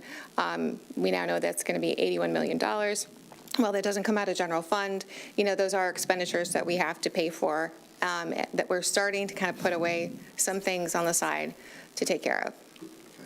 So, and to my first question, what happened to get us down to 12? I think it was a combination of timing of projects, and I think the other big contributing factor really was the ARPA funds. We had recognized all of those in this year versus the prior year. So I think that kind of impacted the plan a little bit. As far as the change from 2020 to 2021, I think we saw a lot of reverberating effects and impacts from 2020 that were still occurring in 2021. So when we took money from the general fund to rescue the rec center and pay for things that were a function of the pandemic, the ARPA funds came back to the general fund, and that kind of made the picture look a lot brighter. So really, we weren't in any trouble to begin with, but we had the ARPA funds to lean on. So I would say that we certainly we're in a better position now than we were a year ago. To say that we're not in any trouble, I would think that when our fund balance is kind of depleted to the level that it was, it certainly is alarming. So I think we exercise proper care and concern over remediating those impacts, and we're headed in the right direction. Are we in the clear? Certainly not. Okay, well, I continue to trust and believe in your fastidious attention to detail, and I'm grateful we have you on board. Thank you so much. Thank you, Mr. Delorco. Councilmember Gearbaugh, you have 5 minutes. Thank you. A number of my questions have to do with ongoing issues and things. Again, I want to recognize Ms. Cole, because having the fact that we didn't have any year-end adjustments and having that page blank is not something we've achieved in, I would say, the last 10, 15 years. Thank you to her ability in working with you and being one of your own Plant Moran alums, I guess I'd have to say, has helped with that and recognizing that. I mean, a few of the things, as you had mentioned already, with the MERS and such, a number of why our numbers change is because the assumptions, they've gone to smoothing because MERS experienced a significant loss this year related to their investments in bonds and everything else. So my understanding is some of those numbers have been adjusted to not make the hit look as significant as it potentially could be. Where in an example, we had a $2.7 million loss in our MERS, as I'm looking at our numbers that you provided in the footnotes. My biggest concern, again, Ms. Dillon has already mentioned it, is the fire department.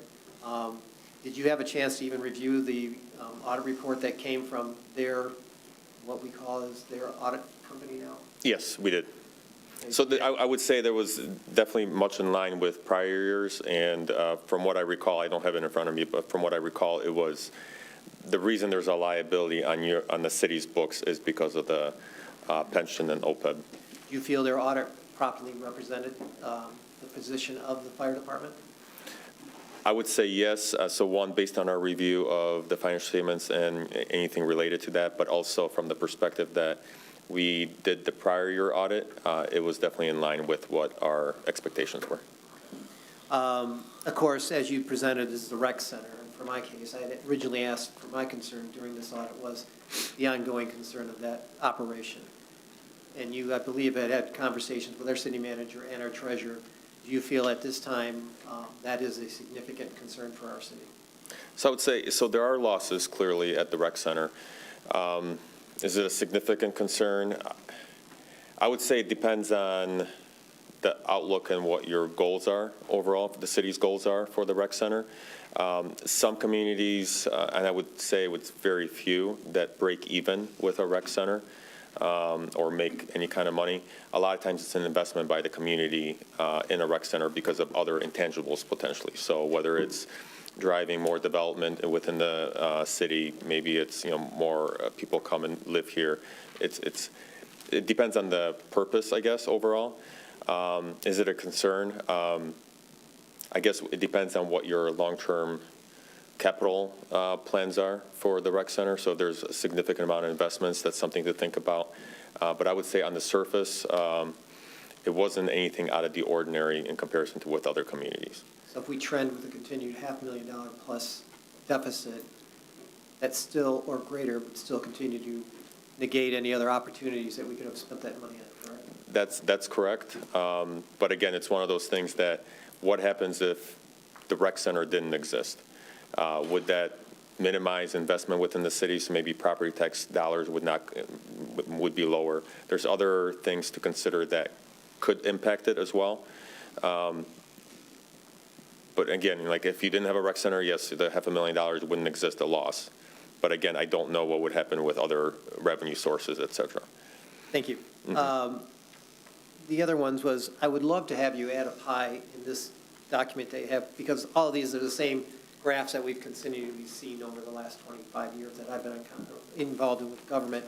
I'd love to see one involved there where it just shows education versus government operations, because that is, just as the mayor had mentioned, the majority of all the taxes are going to educational activities and are not under our control. And we continue to see us being held accountable to try to pay for bills.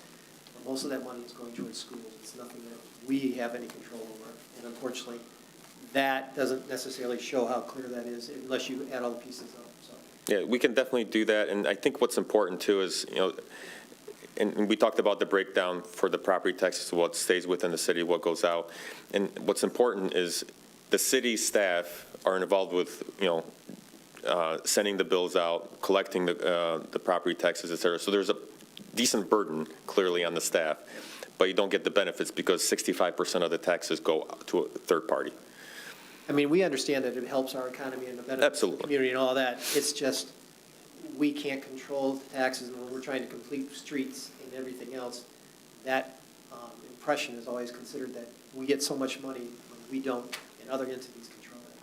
And then lastly, the one page, I believe page 8, which is the SEV versus the proposal A impact, it's time to just eliminate that chart. There's no way we're ever going to gain any of that money. There's no way that we're going to use it as a leverage to get more from the state because they basically have ignored it. I don't see any proposal A change coming. It's nice to see what happens, but it's lost money. It's never money we're going to gain back. So I don't want to mislead anybody in our city thinking that we could have done something differently or changed it because state legislation created this mess, and we have what it is. So at this point, it's just not a document I feel is relevant to how we need to run our business anymore. And with that, I have other issues when we talk about it to accept it. Thank you. Any final questions before we transition to the substance of our agenda this evening? Easy enough. Gentlemen, thank you very much. Treasurer Cole, much appreciated. We proceed now to the consent agenda. The following consent agenda will normally be adopted without discussion. However, at the request of any citizen or council member, any item may be removed from the consent agenda for council discussion. Yep. Go ahead. The last two items on the agenda, I would request be removed. One regarding the WRRMA summary of activity and delegate appointment, and the resolution to approve charter ballot language. Okay, so charter ballot language will now be the first item under new business, followed by the WRMA summary and delegate appointments. So that means that consent agenda items 23-227 and 23-192 will now appear as the first and second, respectively, action items under new business. Noting those changes, is there a motion then by Mr. Gearbaugh to approve the consent agenda as amended? So moved as I'll move it. As amended, okay? Striking the last two items. Is there a second to that? Second. Seconded by Mayor Pro Tem Dillon. All those in favor signify by saying aye. Aye. Opposed, say nay. Ayes have it, and the motion carries unanimously.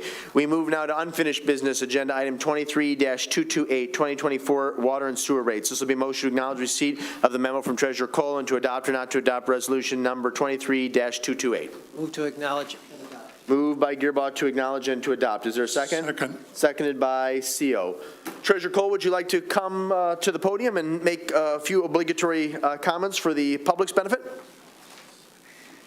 Certainly. Good evening again. You get to see lots of me this evening. We're here. We've recently met, had a work meeting about the water and sewer rates for the city. Annually, the city has a rate study performed. It's performed by Baker Tilly, who is a leader in the field of water and sewer rate studies. This year, after our evaluation, they suggested an 8% increase for ready-to-serve and consumption fees for sewer, and a 5% rate increase for both ready-to-serve and consumption fees for water. Original projections that were estimated that we would need to increase for our water and sewer rates this year were about 25% and a 3% increase to water. So you can see that the increase is not nearly as substantive in sewer as we thought it was going to be. That reflects the ability for us to have the direct appropriation through the state of Michigan, and also the $6.2 million forgiveness through the SRF funding through the state of Michigan as well. I think that in addition to our plant that we have to save for and be ready to pay for, it takes into consideration a lot of other water infrastructure improvements as well. So it's not just in consideration of the wastewater treatment plant renovation, it's the system as a collective whole.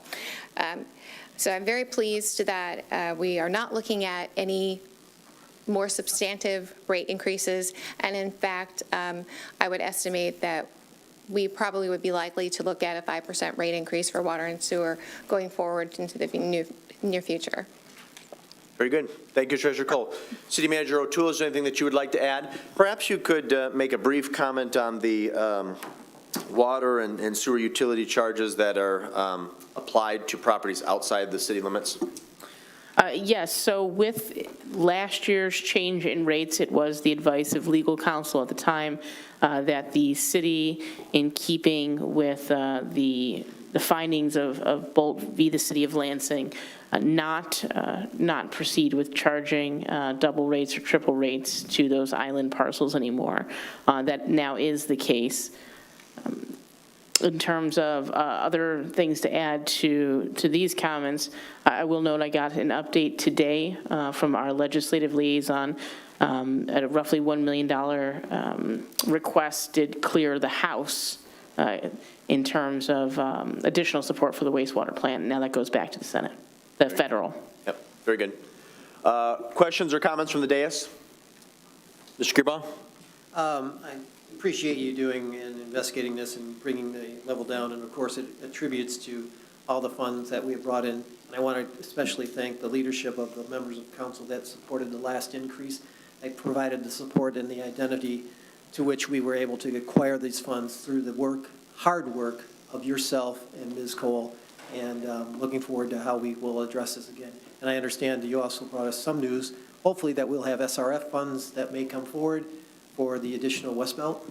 Yes, we're very hopeful that we now have the financing available for that gap piece as well. And as you all know, we will continue to go after additional state and federal appropriations for this and other utility projects. Thank you. Councilmember Dillon? Thank you. So when we have increases to both the ready-to-serve as well as consumption fees. Mm-hmm. Is there a way that we can level ready-to-serve and back-ended on consumption? Yes. So that the more water you use, the more you're paying, but it just seems like that ready-to-serve fee just keeps going up, and I mean, that's a baseline for everybody, and that's a big chunk of your bill. So the ready-to-serve fees and the consumption charges are calculated differently. The ready-to-serve fee is really what it costs to connect to the system, to be a user in the system. And the reason that that grows year over year is because, as you can imagine, the cost continues to grow. Investment in the system and capital dollars into the system don't diminish over time. So that is something that our financial advisors looked at when they prepared this rate study, is how those two factors are balanced into each other. And almost universally, you will end up paying more for consumption than you do for ready-to-serve charges, because it is really a consumption-driven system already. Okay, thank you very much for that clarification. And just when we start talking percentages, I just want to clarify so that I understand and that we're putting out to the public. Based on, if you currently have a bill of about $300 a quarter, you're going to be looking at an increase of about $22 a quarter. So my apologies, you're looking at the 13 units, if you use 13 units a quarter? Yes. Yes. That's correct. So you're going to have about a $22 a quarter increase, so about an $88 a year increase. Correct. So that's what the percentages would translate to. Yes, and we did this year break out based on kind of a low-end user, a middle-tier user, and a higher-end user. Right. So people could see different examples based on their own consumption. What's great this year as well is we rolled out a calculator on our website. So any residents that are interested could use the calculator on the City of Saline website to figure out how this rate change will impact their bill specifically based on their unique usage. One of the other things related to this that I'd like to ask is where we stand on water meter changeovers. And I think that with rate increases, we should also be increasing the fee for those who have not changed their water meter. It's something I'd like to look at. So if you recall, the fee for not changing your water meter is tied to the cost for us to then not basically have the convenience or the easy read feature that comes with the new meter system. So there is some limits that we back up against in terms of what we can charge in terms of that fee. But Director Searles, are you available to, or maybe Treasurer Cole, speak to how many residents or users are yet to transfer to that system? It's a very small and continually declining number. Yeah, I believe that we only have about 60 accounts that are left on that program. But yet we still are using staff time to manually read meters. And with staff comes increases in costs. So I think it would be beneficial to be looking at increases to those fees to correlate to those expenses. Absolutely. We can review the fee schedule again just to confirm that it fully covers the city's costs for that work. Thank you. Thank you, Mayor Pro Tem Dillon. Councilmember Seal, you had a comment or question? Just a comment, Your Honor. I wanted to publicly express two things. First of all, so the general public knows, we're switching the water billing period coming up in January. You're going to be billed for 5 months instead of 4 months. In previous times, you were billed in December for that quarterly period. Now you're being billed in January. The reason being, we're trying to get the billing period to align more closely with the city's fiscal year and so on, so that it makes more sense. Yes, I just want to correct one thing. You won't be billed for 5 months, you'll be billed for 4 months. Right now, you're billed every 3 months. So the last month of this quarter will go on to the previous quarter. So it will include December, and then we'll start fresh with January, February, March, precisely to your point, to better align with the city's fiscal year, but also what people more generally understand is the quarters of a given calendar year. Okay, but so they'll see in January a bill for 4 months instead of 3? Correct. Okay, I'm sorry, I meant. We're going to want to do some really good proactive communication. And we've already done a press release that included that information as well as the presumed rate increases, but we'll continue messaging for that. So residents will not see this quarter's bill the way that they normally did. They won't see it until January now. And hopefully this transition happens at a time when water usage is less. So that Exactly. We've also changed with this new change to doing rate increases January 1 of every year instead of June or July 1 or June 1, which was right at the peak of high use season, so had a very skewed impact in terms of its rollout. Very good. The second point I wanted to make is that the reason we did not have to increase the water bills as much was because of the very hard work done by staff, city staff, the mayor, council, and all of those of you who have written support letters to our Congress people and to our state representatives and state legislators in support of the city of Saline's request for additional appropriations. We need you to continue sending those cards and letters, folks, because the more people our legislators hear from this community, the more it impacts on their thought process when it comes to the time to appropriate those funds in future times. So in order to qualify for future amounts, we need to keep sending those cards and letters. So please, if you haven't, be sure and send a card or a letter, and if you have, send another. You got to keep up the pressure. Thank you. Good. Additional comments or questions? Councilmember Rice and then Councilmember Delarico. Yes. I should have asked this question prior to this meeting, so you had that information prepared. So if you don't have the information prepared, that's okay. Maybe we can get back to it another time. Where do we fall as far as municipalities of our size, as far as water rates go? It's my understanding that we really hadn't increased water rates in a really long time previous to this to a significant enough amount that we could maintain a balance in which we can keep up with our infrastructure. Yeah, unfortunately, I don't have everyone else's recent rate increases to compare to. We last did that exercise about now 16, 17 months ago when we did the last rate increase, but Treasurer Cole and I would be happy to pull that together and report on it. Okay, thank you. I apologize for not asking that sooner, so you had that prepared. And then I would just like to echo my colleague, Mr. CO. We all signed a letter today going to our representatives. I thank Mayor Morrow for spearheading that project so that your council members are reaching out ahead of time, ahead of appropriations. And if you could follow suit, I know that there have been some templates previously online that the city has where you can basically just plug and play and download to your computer. I think that's really helpful so that we can help mitigate these increases. But these increases, as most of you know, are necessary to keep up with the infrastructure. And we'll discuss this in a little bit. I would like to talk about during this discussion portion of the evening tonight. But these are what help us with these capital investment projects to keep our sanitary system up and running and to keep our water clarity systems top notch so that we don't have some of these water clarity issues that we've been experiencing recently. So I thank the city manager and the city treasurer for really taking a look at these numbers and making sure that we're getting as much as we can as far as capital investment goes, but also keeping the burden on the taxpayer to a minimum. So, thanks. You're good. Councilmember Delarico.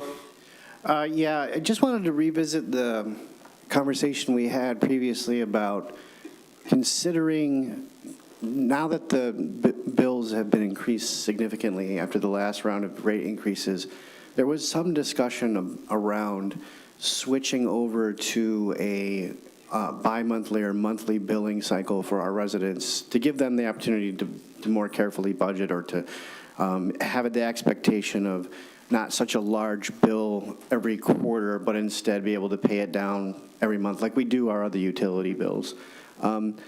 Is that something that we're no longer considering? Or, and just to take that one step further, even if it's the issue of the city incurring additional expenses to mail out those bills that frequently, with our new smart meter system and our software, can we tabulate that on a monthly basis? So if the residents want to, they could voluntarily come in and pay their bill once a month, even if they didn't receive a bill but every quarter?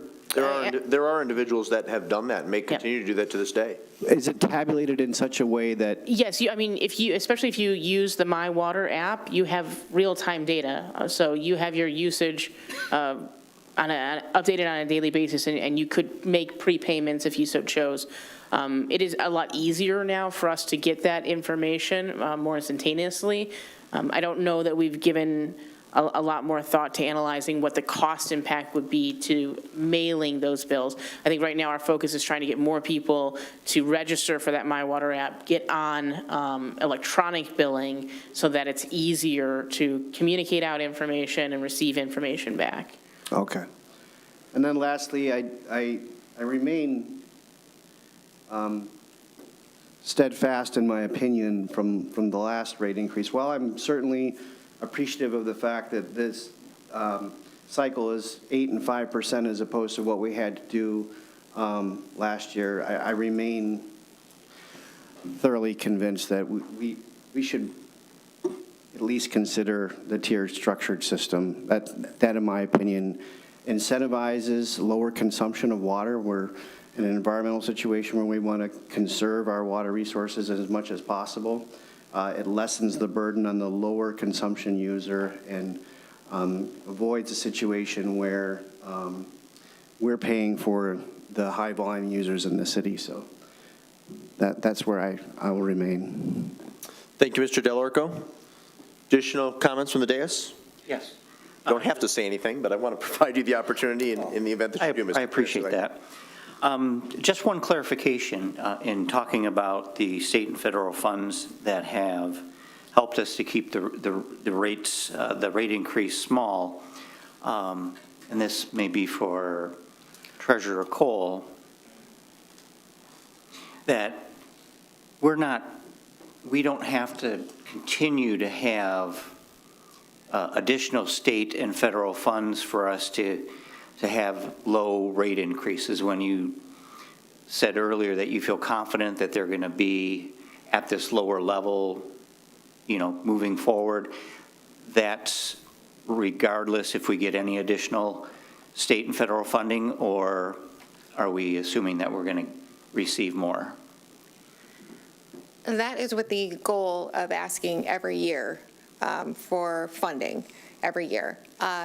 As it sits now, these rate studies are very, very fluent and changing. So, I can pass on to you that that's how our Baker Tilly felt as far as, that we probably could hold it. But I don't want to minimize the impact that those appropriations have on not only the ability to keep them held to a lesser increase, but also, fund this gap. But we have a very expensive renovation happening that we're going to need to fund, and it's extremely important that we continue to pursue those opportunities. And each one will impact our rates. The more we get, the less of an increase we'll see, and maybe at some point in time we won't even have an increase anymore. Oh, that'd be great. And are we communicating that out to the community? And I would like to ditto that, hey, write those letters and help the costs stay, the increases stay moderate or maybe even decrease some. So go to the city's website and download those forms and sign them and send them in. All right, thank you for all your work. Very good. Let me add just a few things. As you might expect, I'm very torn on the proposal before us this evening. I think that speaking broadly, the cost of living in Saline is getting too high. And I think we need to explore factors to mitigate that and to create an atmosphere and environment where all feel welcomed and can sustain themselves economically in the community. At the same time, I believe that in light of the amount of work that we will be doing and considering the scope of our forthcoming project at our wastewater treatment plant, anywhere between 5 and 10% increase in quarter utility bills is not unreasonable. I do want to provide a little bit of additional perspective. So the city treasurer talked this evening, and we have talked at length about a $5 million appropriation that we've been able to secure, a direct appropriation that we've been able to secure through the state of Michigan, and that has helped to control the increase in cost for the 2024 water and sewer utility bills. And we thank not only the governor for signing the budget that included the supplemental appropriation, but more specifically Senator Irwin and State Representative Brayback for going to bat for the city and advocating hard regard. Initially, that was a $2 million supplemental, and it got increased to $5 million. So we very much appreciate their leadership. It was also, we also made reference this evening that we are slated to receive some dollar amount from the federal government. Initially, the House passed something just shy of $1 million. The Senate Appropriations Committee passed something just shy of $2 million. Then, of course, the way it generally works is it goes to conference committee, and as a normal rule, they split the difference. The reason I mention that is those dollars will never be allocated as long as the federal government is funded via continuing resolution. So while the fact that the House of Representatives specifically seems to be in chaos and the federal government can't produce a budget, I know that's great fodder and it's entertaining to listen to it on talk radio and on cable news, but it has real consequences to communities like Saline, because those proposed water and sewer rates would have been less if we would have had a guarantee by this point, and under normal circumstances we would, as to whether or not we were getting somewhere in the neighborhood of $1 million or $2 million from the federal government. My colleagues are indeed correct. We all need to do our part to continue to advocate. We'll be sending out a letter tomorrow to our county, state, and federal officials asking for funds for 3 specific target areas that fall beyond the normal scope of grants and funding streams, and that includes the wastewater treatment plant, Parks and Recreation broadly, and then also accessibility downtown and the creation of a community gathering space. Let me end by saying I actually think that the City Council and staff and our third-party consultants have done an excellent job planning and providing oversight for the forthcoming rehabilitation of our wastewater treatment plant.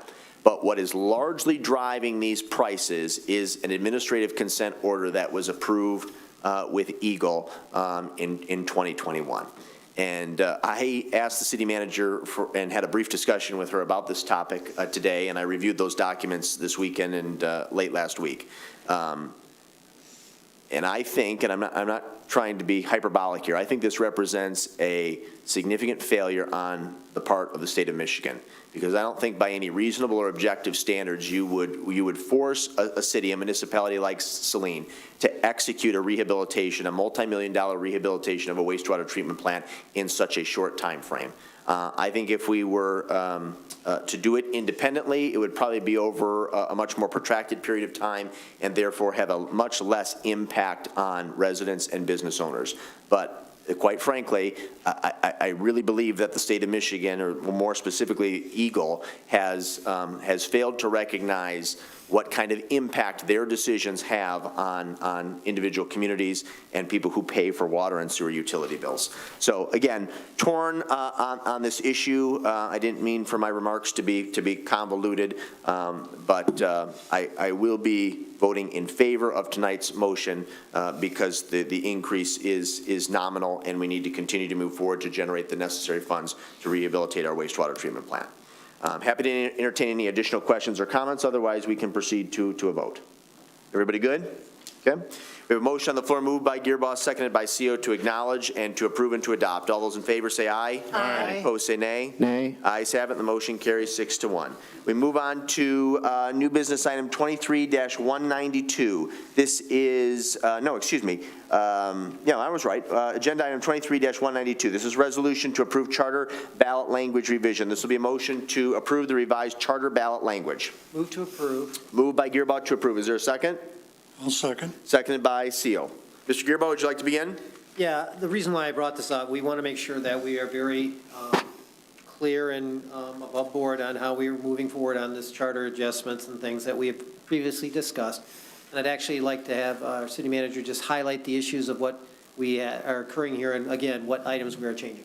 Certainly. So as part of the normal process for getting charter amendments approved and put onto the ballot, our legal counsel speaks with the State Attorney General's office.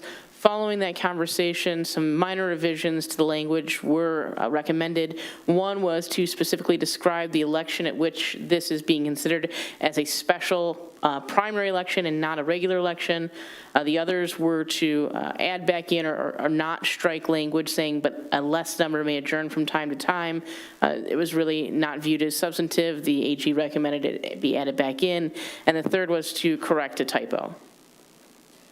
So to be clear, we're having legal review this. This is coming forward, and again, we'll go to the people to be voted upon. This is nothing that we are doing premise of us as council moving something forward that will not be approved unless it has an actual vote Correct. of the public. Thank you. I just have one follow-up question on that.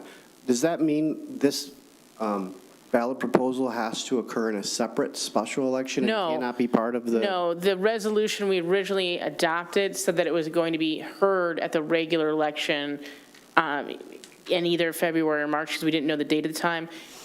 They want us to clarify, so the resolution says it will occur at the February 27th? February 27th special election presidential primary. Okay, so there's nothing additional on some No, staff time or? No, there'll already be an election that day, yes. Okay, thank you. I also want to be clear to a point that Mr. Gearbaugh just made. Every subsequent charter amendment or revision would have to be approved by the voters. So at no stage of this process will the electorate be ignored. In fact, we will need your consent if we're going to modernize and update our city charter. So you may recall from a previous meeting, there's a number of additions, changes that are going to be made in the ensuing years, and we will certainly be talking about those not only at future council meetings, but likely at town halls, coffee hours, and other public events as well. Anything, Councilmember Rice? Just a quick comment. I'd like to thank Mr. Gearbaugh for pulling us off of the consent agenda. This is partially my fault. I was helping with the agenda creation process this go around. And I think going forward, any of these charter amendments should not be in the consent agenda. That's my opinion, that it should be a business item that we discuss. If you do recall, the original approval was a new business item. This was a very minor edit. Ideally, in the future, we don't have to edit it after the fact. Yeah, for me, there's certain topics, and just like, this was just a hot topic item that I just wanted to make sure because there were some statements that were made by the public, so I want to clarify that. So thank you. If there's nothing further on the item, there's been a motion properly moved by Gearbaugh, seconded by CO to approve. All those in favor say aye. Aye. Opposed say nay. Ayes have it, the motion carries unanimously. We move on now to agenda item 23-227, WARMA 2023 Summary of Activity and Delegate Appointment. This will be a motion to approve the 2024 budget and to appoint DPW Director Searles to be the WARMA delegate for the city of Saline. Move to approve and appoint. Moved by Gearbaugh to approve and to appoint. Is there a second? I'll second. Seconded again by CO. Mr. Gearbaugh, would you like to begin? Again, I was learning with my meeting with City Manager O'Toole that this is a progress that's moved quite ahead of its time right now, and we're getting to the point where we're going to have some possible solutions for recycling, composting, and garbage, which will be on a regional level, not necessarily on an individual city level. So if we could have an update by you or Mr. Searles would be great. Yeah, happy to provide an update. And also for the public's edification, there is a 2023 Summary of Activities sheet in our packet from WARMA that details this a bit further. But generally speaking, to Mr. Gearbaugh's point, yes, WARMA is moving forward with the potential for a regionalized consortium that would include curbside services, trash recycling, yard waste, in addition to a potential regional composting effort. So they're putting out an RFP. Do you know the date of when the RFP will be returned, Director Searles? It'll be final next week, so anytime, our next meeting, it's final. Okay, so they're finalizing an RFP for services, and the idea being that as communities' existing contracts end, they then have the opportunity to opt into this new consortium or however it will be structured. But we're very excited for the potential that brings, certainly hoping that there will be an economies of scale to that sort of move. I'm very, very excited about the prospect of potentially being able to introduce composting to our community. And for me, the excitement is under the recycling, that we'll eventually have the idea that maybe we have a better oversight and control of what actually gets recycled. Yes, again, in that summary of activities, there's some specific language around the recycling facilities and local material recovery. Well, real quick, why don't you get, Director Searles, why don't you get a cordless microphone from the back to have at that table so that you and Al or City Engineer Humphreys aren't always having to get up to go to the podium? Okay, I'll take that back with me. Just real quick, the RFP is being scoped that we're going to put it out where we get a full service for recycling, or the WARMA Group partners with its own MRF, and then they just provide the labor and the trucks to get it there. So everything is kind of like a menu. solid waste, recycling, composting, food waste, and we'll be able to pick and choose as each individual city what services we want to go with. Some we're going to have to agree as a group, but we're basically, instead of being 33 or 3,500 standalone units, we're 51,000 on the economies of scale. I believe we have, what, a year left on our? We expire June 30th of the coming year. And Larry, does that coincide with when other municipalities that might be buying into this contract expire with their providers? Right behind us by 3 months is Pittsfield, and then City of Ypsilanti and Ypsilanti Township. Excellent. Okay, great. You know, to an earlier point I made about the cost of living in Saline, it'd be great, to the city manager's point, if once this is rolled out, there is an economies of scale, and the city of Saline could actually save some money, which we could pass along to our residents, while at the same time improving the service. Yeah, that's the goal. Fingers crossed, of course, nothing is written in stone, nothing is inevitable here, but this has the potential to be profoundly beneficial to the broader community. Yep. Councilmember Rice? We've also discussed, and we talked about this in our, trying to get back to our budget of more than 50%. The leaf pickup in DPW's extensive work that you have to do leaf pickup. So, you know, adding an economy of scale into something like additional yard waste pickup, things like that, could help us kind of drop those costs as well. So there's lots of little things that this might help us balance out. Right, we do know that with the composting changes in this, we're asking for a year-round service that never ends and allows for fully organic food waste to go into the compost. There will be a cart and then bags, unlimited number. Councilmember Seal? Yes, Your Honor. Probably a question for you, Ms. O'Toole. I see that the WRMA budget is $40,000 a year, and it says that it's comprised of member contributions. What is our contribution, do you know, to WRMA? $5,000. Right now. It's 8 equal $5,000 community, per community. When we get the trash, regional trash contract, the idea is to put the charges in there where the awarded bidder recontributes back plus early pay 1%, then it helps fund the actual meat and potatoes of managing the WRMA collective contract. Okay, thank you. Any additional questions, Mayor Pro Tem Dillon, and then I'll jump to Councilmember Kamara Sulek and we'll vote. Thank you. So there's 8 municipalities currently as part of WRMA, correct? Yes. So in the agreement, it's saying that only 4 of them have agreed to the proposal.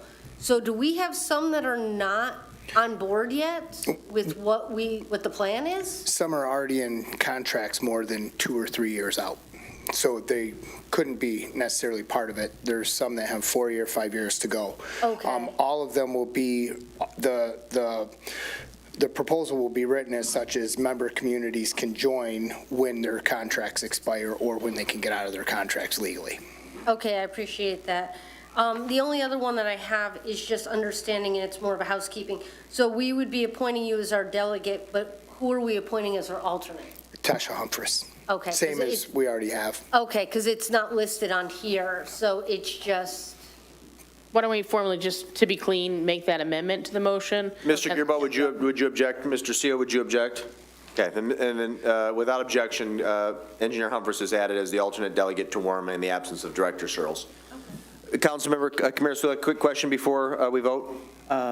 Mayor Pro Tem Dillon answered most of my question, but one thing, what communities in Washtenaw County are not looking to be a part of this at this time? Well, I wouldn't say that there's communities not looking. It's SIO, I'm going to forget, Ann Arbor Township, City of Ann Arbor, who has their own trash, and they're not changing. That's 3 off the top, and there's one more that I can't remember. Okay. That's a WRMA member. Okay, so the vast majority, great. Yeah. All right, thank you.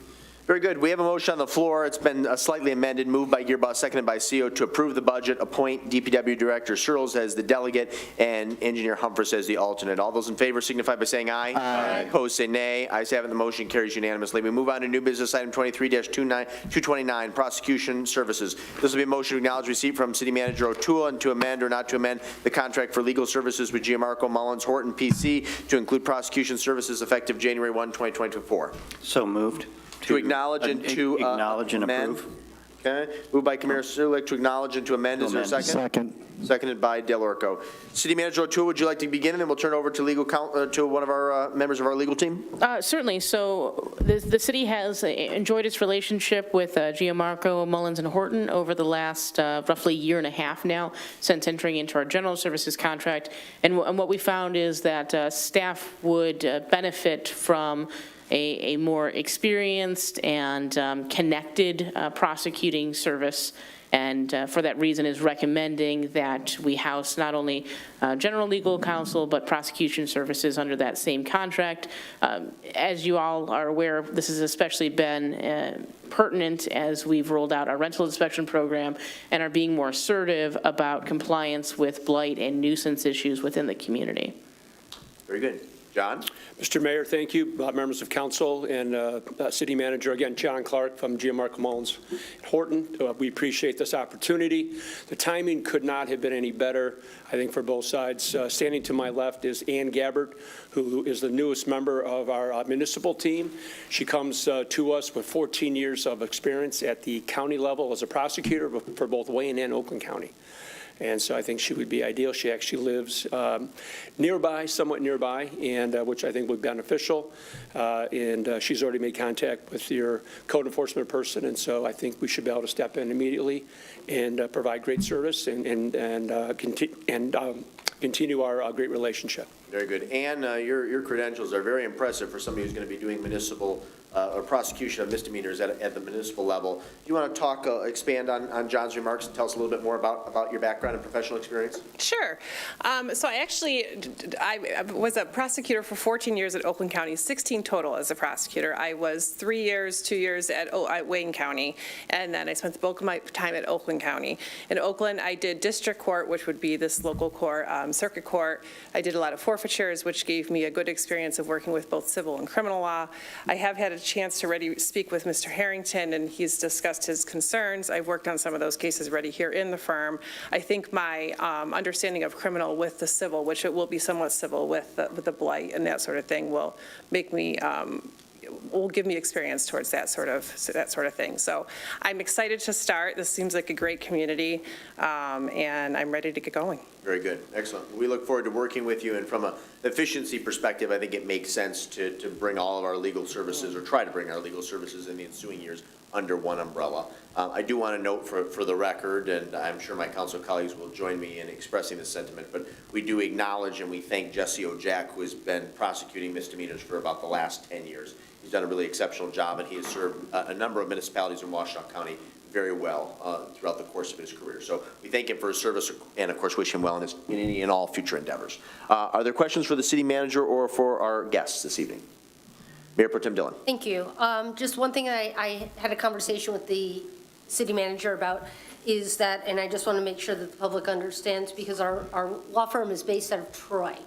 And so we've been used to having a local law firm here in town.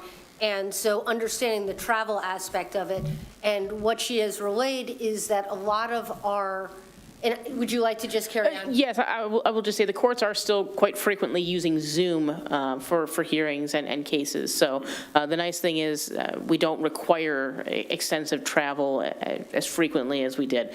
One positive outcome of the pandemic, I suppose, is the courts learned how to use digital communication tools.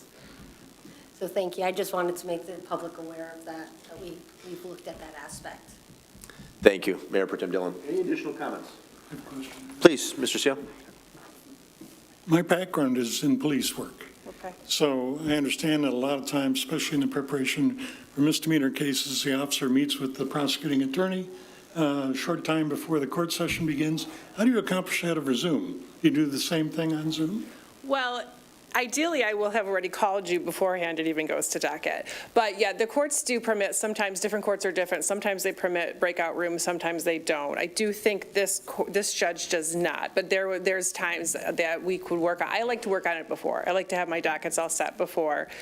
So there's no question. I will definitely be available. I'll have everyone can have my numbers and my email, so that hopefully shouldn't be a problem. Good, because I've testified in Wayne County, testified in Macomb County, and some of those places you really fly by the seat of your pants, so. Well, I learned to prosecute in Wayne County, so yes, I'm very familiar with the flying by the seat of your pants. But it makes, you learn quickly. So. Very good, thank you. Any additional comments, questions? Mr. Gearbaugh? I'm glad to hear that you said you've done prosecution in Wayne County, because I think you'll understand some of our cases are coming forward, especially with housing and our new rental inspection. Yes. I anticipate that you'll have some good strategies and things to. Yes, yeah, with working both in Wayne and Oakland, I think I have an understanding of it, it's a balancing, it's the ultimate, what is our goals, and I know that you want to keep the community looking nice, and we want to get rid of the blight, and so yes, I definitely, I've had a lot of experience both with working, it's made me a balanced prosecutor, I would say. And also being able to make sure that we have our safe home housing for our citizens. So Absolutely. Thank you, appreciate it. Welcome. Thank you. If there's no additional discussion or comments from the dais, we do have a motion on the floor moved by Commander Sulak, seconded by Del Orco to acknowledge and to amend. All those in favor signify by saying aye. Aye. Opposed, say nay. Ayes have it. The motion carries unanimously. Thank you. Good evening, thank you. Yep, good evening. Safe travels. Congratulations. Look forward to working with you. We move on to new business item 23-230, 2023 audited financial statements. This will be a motion to receive and file the 2023 audited financial statements as presented by Plant Moran. Move to receive and file. Moved by Gearbaugh to receive and file. Is there a second? Second. Seconded by, was that Rice? Sure. Yep. Very good. City Treasurer Cole, do you care to make any last obligatory comments for the public record this evening? Certainly. First, a thank you to City Council for being so supportive in our endeavors to make our revenues and expenditures fall in line better with the path that we want to head towards. Certainly a thank you to City Manager O'Toole for her guidance throughout the process as well, and for my entire team, especially Joanne McDonough, who coordinated a lot of the audit as well. So very pleased with the results and just wanted to extend that thank you. Very good. Thank you, Treasurer Cole. Any final questions before we vote to receive and file? Mr. Gearbaugh. Not questions, but just comments. Yep. Comments and statements. I know Ms. Treasurer Cole will be facing some challenges in the new year as we move over to cloud-based and also changing in payroll and some other software things. So knowing that we're moving forward with a good base is going to be helpful. I am going to, again, stress my concern with the rec center and its moving forward. The operational deficit and the number of changes and adjustments that were made to bring it into alignment, which are not necessarily reflected in all the numbers because of the way that direct costs were actually reassigned and some funding changes were done. We cannot sustain this operation as it is, and I'm making it quite clear. I've recommended some different scenarios and things that I want to see our treasurer prepare and propose to us. I think those need to be directed from this council. They need to be considered seriously. We have kicked this can down the road for 4 years. The solution that we thought was going to happen as a result of evolving away from the pandemic situation such is not happening. We have got significant capital expenses that are going to have to occur. We have spent $1.2 million or more that could have been spent towards other necessities or other items within the city and the community or even in our parks. The ARP money came in. It bailed us out for 2 years and had to go right back into sustaining this operation. However we moved it around for accounting in order to adjust for that. I just am concerned, and this needs to be addressed at this time. The city cannot continue to move this forward without it. And then lastly, as we talked about the fund balance, again, that 21%, if we looked at just the dollar amounts that are associated with just the road projects that are moving forward, that's approximately 30% of that fund balance, which will quickly move it down to barely 14 to 15%, even if we adjust for that. So we're right at our limit about maintaining a fund balance. So we, as a council, cannot get excited about doing newer projects. We need to stick to the priorities that we've made for this community, this wastewater treatment plant, the roads, and making sure that this is a community which continues to move forward preventing blight and other items, and making sure it's safe citizen. So I'm just making that statement because that's what I'm seeing in the numbers. Very good. Any additional comments? Councilmember Rice? Could someone please remind me when we're having the work meeting discussing the round 2 of the rec center feasibility study? 2 weeks. Yes, our next regular meeting, the work session associated with that will be the rec center financing, which we will discuss different opportunities for funding our capital goals. And I suspect that to be a very robust and protracted discussion, and I'm not even sure we'll be able to finish it in an hour. So I guess the point I would make is please be punctual in 2 weeks, because we will start that meeting right at 6 p.m. Additional comments or questions? Then we have a motion on the floor moved by Gearboss, seconded by Rice, to receive and to file. All those in favor signify by saying aye. Aye. Opposed say nay. Ayes have it. The motion carries unanimously. We move on to new business item 22-282. This is East Belt Change Order Number 4. This will be a motion to acknowledge receipt of the memo from City Engineer Humphreys and to approve or not to approve Change Order Number 4 for East Belt Maple Road Project in the amount of $182,757.75. Move to acknowledge and approve. Second. Okay, moved by CO to acknowledge and to approve, and that was seconded by Gearbaugh. City Engineer Humphreys, if you could go over the specifics of the change order, and then I think it would also be a behoove of you or staff to maybe comment on the overall project or progress of the Maple Road project. I know that's been an inconvenience to many in the community, ourselves included, and I think folks are eager to see it wrapped up and completed in a quality and timely manner.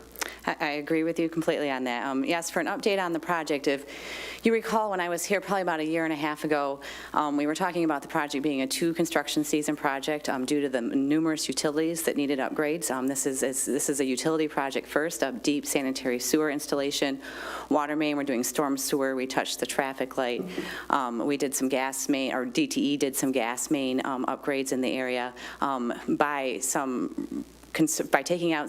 doing some remodeling, we were able to reduce the scope of the sanitary sewer by about 33%, which basically saved us a construction season.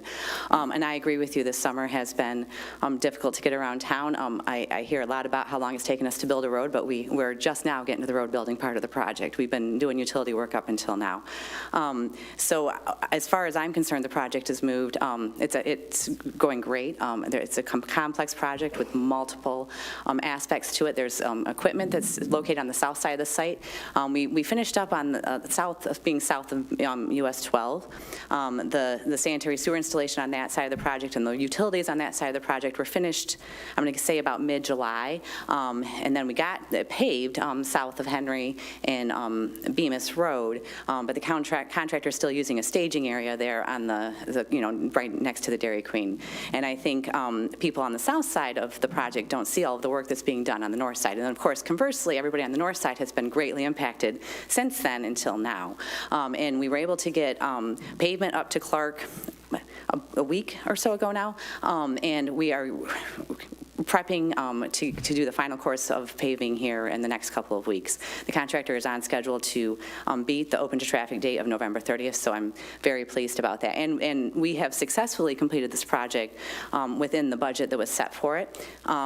There's a lot of risks known with digging 30 feet deep, a lot of unknown risks with digging 30 feet deep, and we did get slowed down a little bit trying to cross US 12. That took us a couple weeks longer than we thought. There was just a bunch of utilities there. We had to drill under 12. MDOT wouldn't let us open cut it. So, but even with that small delay, we're still ahead of schedule on the project.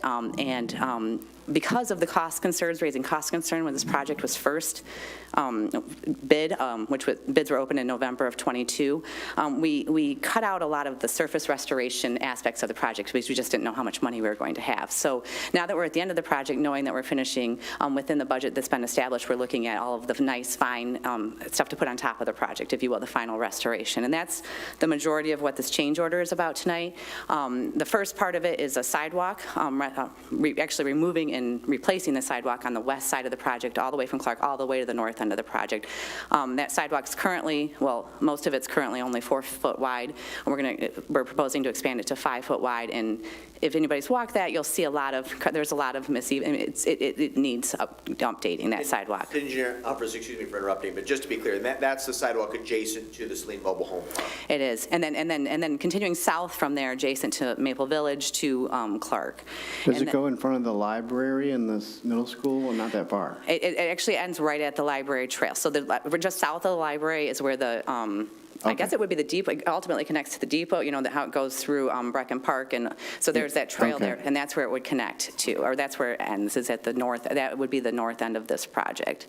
The other item that we heard loud and clear from the residents was the crosswalk need at Maple Oaks. Is, I think everyone's aware, a crosswalk was put in there when Maple Oaks was developed, but it was unsignalized. Right now, it's the asphalt's missing, but when this change order is proposing to put the rapid flashing beacons there, which is the push, like we see up on, there's 2 of them on Woodland.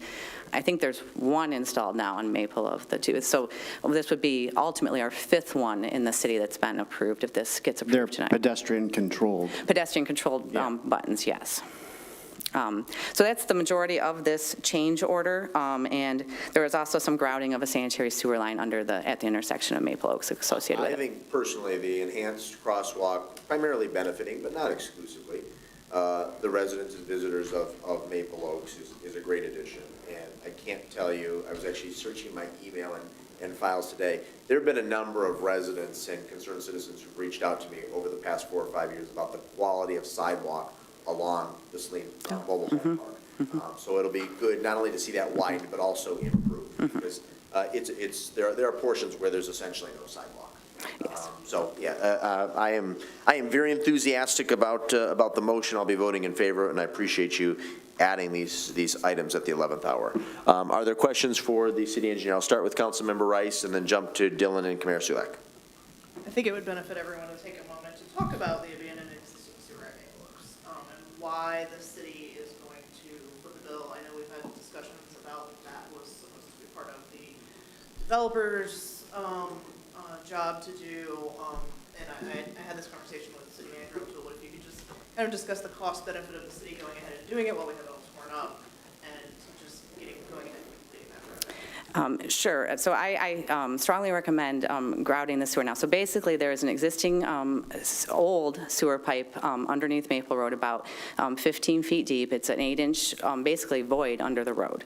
And the goal of grouting it at this time is to avoid any potential sinkhole in the future, and also eliminate infiltration into our sanitary sewer system. We've had a chance to camera this line, inspect it, and it is leaking groundwater into our sanitary sewer system. And so all additional groundwater that leaks into our sanitary sewer system is additional water we have to treat, transport, pay for.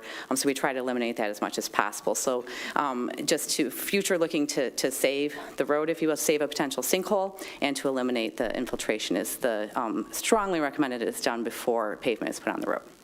And does the city ever intend to go back to the developer and try to get that money back from them? Yes, I'm going to let Colleen talk about that. Respectfully, I think that'll be a conversation that will involve our legal counsel. But I will say we have had meetings with the developers, and they expressed earlier today to us some willingness to come to a compromise on that matter. Wonderful. Thank you. That was the only thing I wanted to address. Thanks. Very good. Mayor Pro Tem Dillon and then Councilmember Kamara Sulak. Thank you. What I would like to address is the new sidewalk that is in front of the mobile home development. Why is the city paying for that, and are we not billing them for the sidewalk? So this would be an improvement to the existing sidewalk, expanding it. We can ask property owners to maintain conditions, but to improve and expand upon them through our own recommendation would come at the city's cost. One thing that I will add anecdotally, what we've experienced for this project is that stretch of sidewalk is quite possibly the most utilized sidewalk in the city. It is very heavily trafficked. It has remained so throughout this project. So if we were talking about having a connecting community and a community that really allows people to use non-motorized transportation, I would say that stretch of sidewalk is somewhere that our dollars could be very well spent. I appreciate that, but we're not in the business of building sidewalks. We've done this before, and I don't understand why we are not partnering. If we were replacing a sidewalk in front of a residential home, we bill them for it. So I don't understand why we wouldn't be billing the mobile home development for it. I just want to make sure that we have an even standard, because when we do our sidewalk replacement program and we change sidewalks, residents are paying for those sidewalks in front of their homes and such, and so understanding how those correlate. And if they don't, that's fine. I just want to make it very clear, because I don't want to come back and say, well, we did it for this, but we didn't do it for that. Because we've done that before with special assessments that we haven't actually evenly allocated. Well, you can use Act 51 dollars for non-motorized transportation, i.e. sidewalks, really anything within the road right-of-way. So it is a permissible use for us to use municipal dollars, whether it's Act 51 or the bond proceeds we've got. The question of what parameters we put around when we assess and when it's a part of a city project, obviously there's an economies of scale to us being there with a contractor right now doing this work at the concrete prices that we have in place. Again, this is viewed as an improvement to that facility, not a replacement in kind, which is something that we wouldn't ask an individual resident to expand their sidewalk and pay for that. We would simply ask them to maintain the existing conditions in a way that wasn't a trip hazard. So I think we could probably do a better job of articulating in a documented form where those parameters lie. I do see the community value to this type of project as opposed to a one-off residential, individual flag that might need to be replaced.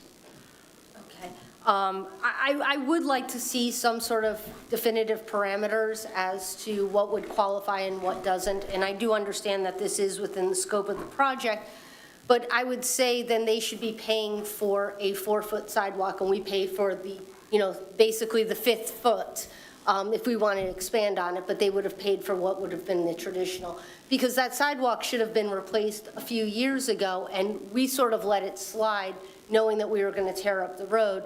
So they've taken the benefit of waiting on us.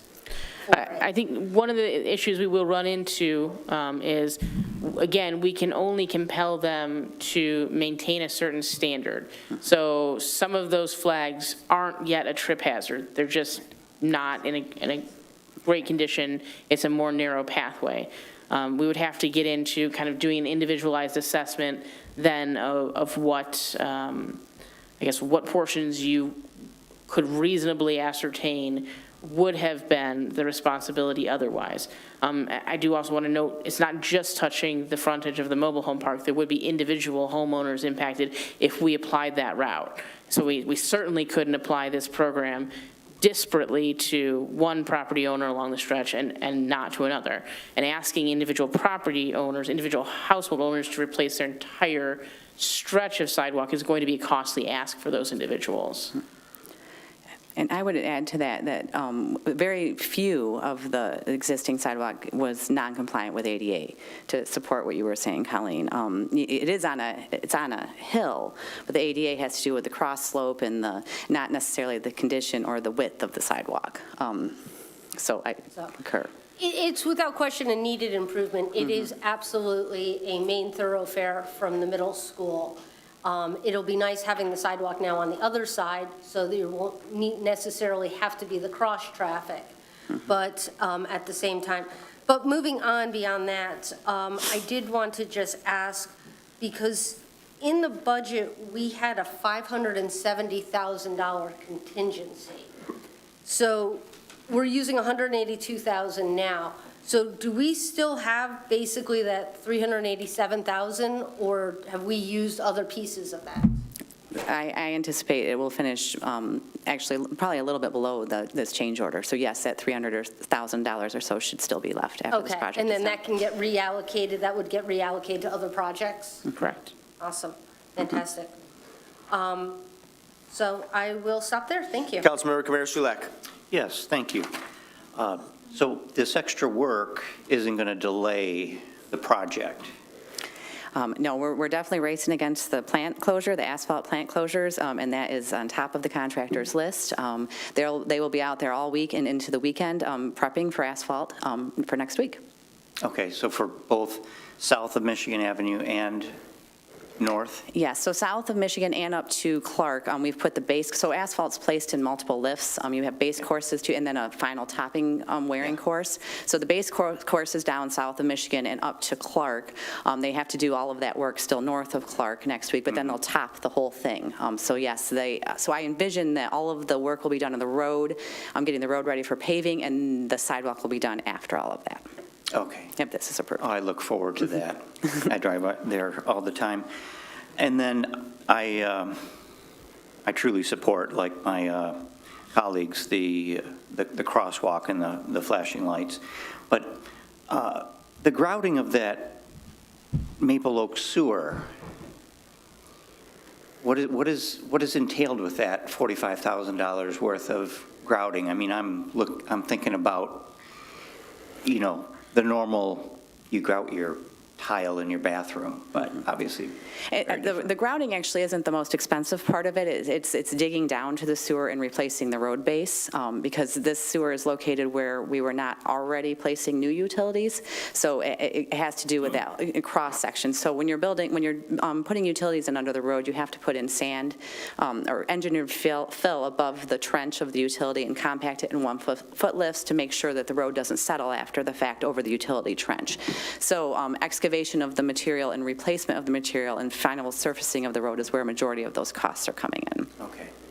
Out of curiosity, how deep did they have to dig? Or will they have to dig? Well, the sewer itself is about 15 feet deep, I believe, where the grouting is, even though because there's a drop connection on the west side of the road. So the sanitary sewer that actually runs on the west side of the road is about 25 foot deep. So between those steps. Okay. That makes sense then. Thank you. Mr. Gearbaugh? Just a couple things. Mr. Harrington may be able to answer this.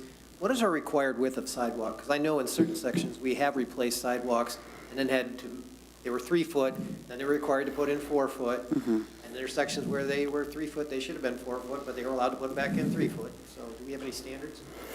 Our new engineering design standards, I believe, have 5 foot minimum. But I'm certain there's 4 foot in multiple areas of town. Right. But I mean, as we go forward, though. Yes, a minimum of 5. Any new sidewalk must be 5 feet? Yes. And I guess. And there's also like a multiple use path has a different width. I think there's, like if you actually want a biking path like what we're proposing in Mill Pond is 10 foot wide. That's a, multi-use biking path. So there are various widths depending on the use of the ultimate pathway. And for me, I mean, I understand what this is. It's a main sidewalk, and unfortunately, if we have some funds we can use towards it, again, here's another example of we put so much funds into some other aspects, like the rec center, we don't have the funds available to fix the sidewalks to add to our trails. So everything comes together at some point, and we have to figure this out, how to fix it, and make sure that we're qualifying for what we put in our walk and trail plans. Could you clarify, Ms. O'Toole, on the sewer? We don't really have any documentation as of what we had discussed that showed that Maple Oaks is responsible for plugging in, or did you actually find some? Again, I mean, if and when it comes to it, we can have a conversation that involves our legal counsel, but there's nothing in the final site plan that states that, but there is information subsequent to that, changes that were made. I mean, as long as we can come up with a compromise, I'm fine with it. My concern is that when the city demolished the building that was there, that maybe some of this work should have occurred at that point in time. And knowing how we're undercovering some things recently, I'm not so sure that. From our understanding, the abandoned section is quite old and features materials that are well outdated. So this is not necessarily an issue of Maple Oaks, but could be our own oversight. So from none of you all, but from past experiences. And then lastly, I've noticed there's so many catch basins and pipes and everything still sitting next to Dairy Queen, and I asked the city manager about it. Do they buy them all ahead of time? Do we get credit for them, or what works? Because I'm like, I want to make sure that we're not paying for a whole bunch of product that's going to go into somebody else's road. So absolutely, we only pay for what is installed, and that's what, this was a unit price bid, and that's what you're looking at here in this change order too, as you can see the unit prices being added and subtracted from the bid. So that is why we have our consulting engineers on site to do the inspections and document on a daily basis what equipment's on site, what equipment is used, and what is installed, whether it be the structures. There are, I believe, 150 individual line items with this bid tab. So there's down, like the water main, the backfill, the pavement markings, the signage. I mean, there's 150 of those items. So we are only paying for what is going in. And that's one of the reasons why this project is actually under budget. We were able to reduce the length of the sanitary sewer on the very south end of the project by about 40 feet, but it was $1,000 a foot. That ended up being a lot of money. So, Congrats. Yeah, so things like that we were able to save along the way. I do believe that they are still finalizing all of the storm sewer work. They're still getting everything ready on the very, very north end of the project. And that is the one unknown that we still have on the north end of the project is the undercutting of the road base. So you have to make sure you get a certain density on the road. The road is built on, you have sub base, and then you put stone down, then you put sandstone down, you put the asphalt on top of it. And we've encountered the worst material or soils on the very north end of the project. So undercutting is the really one unknown.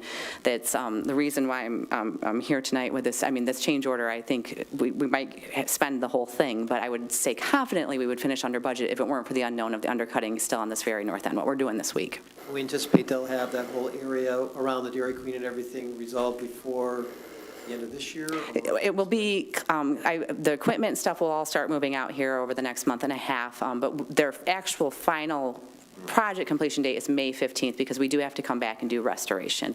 There's still like landscaping restoration that will need to be done, sprinklers work I'm sure will need to be done, those types of things that we can't do to this time of year. And we're currently working with DTE on a couple of items too, like there are a couple street lights and there are a couple things that DTE owns. DTE owns street lights, DTE owns the gas main, so those are all their things that they're working on restoration. So although I think a lot of it will get cleaned up, it will be open to traffic, we will be back in the spring. It's not the best time of year to plant seed and all that stuff. No, I'm just looking forward that they remove the, all the cement and all the other garbage that's there, trees and stuff that they're out since the full summer. And then lastly, the only question, were there any other enhancements that have been done to properties such as 8-inch water mains that went into where they replaced 2-inch water mains, things like that I've heard? As far as enhancements to?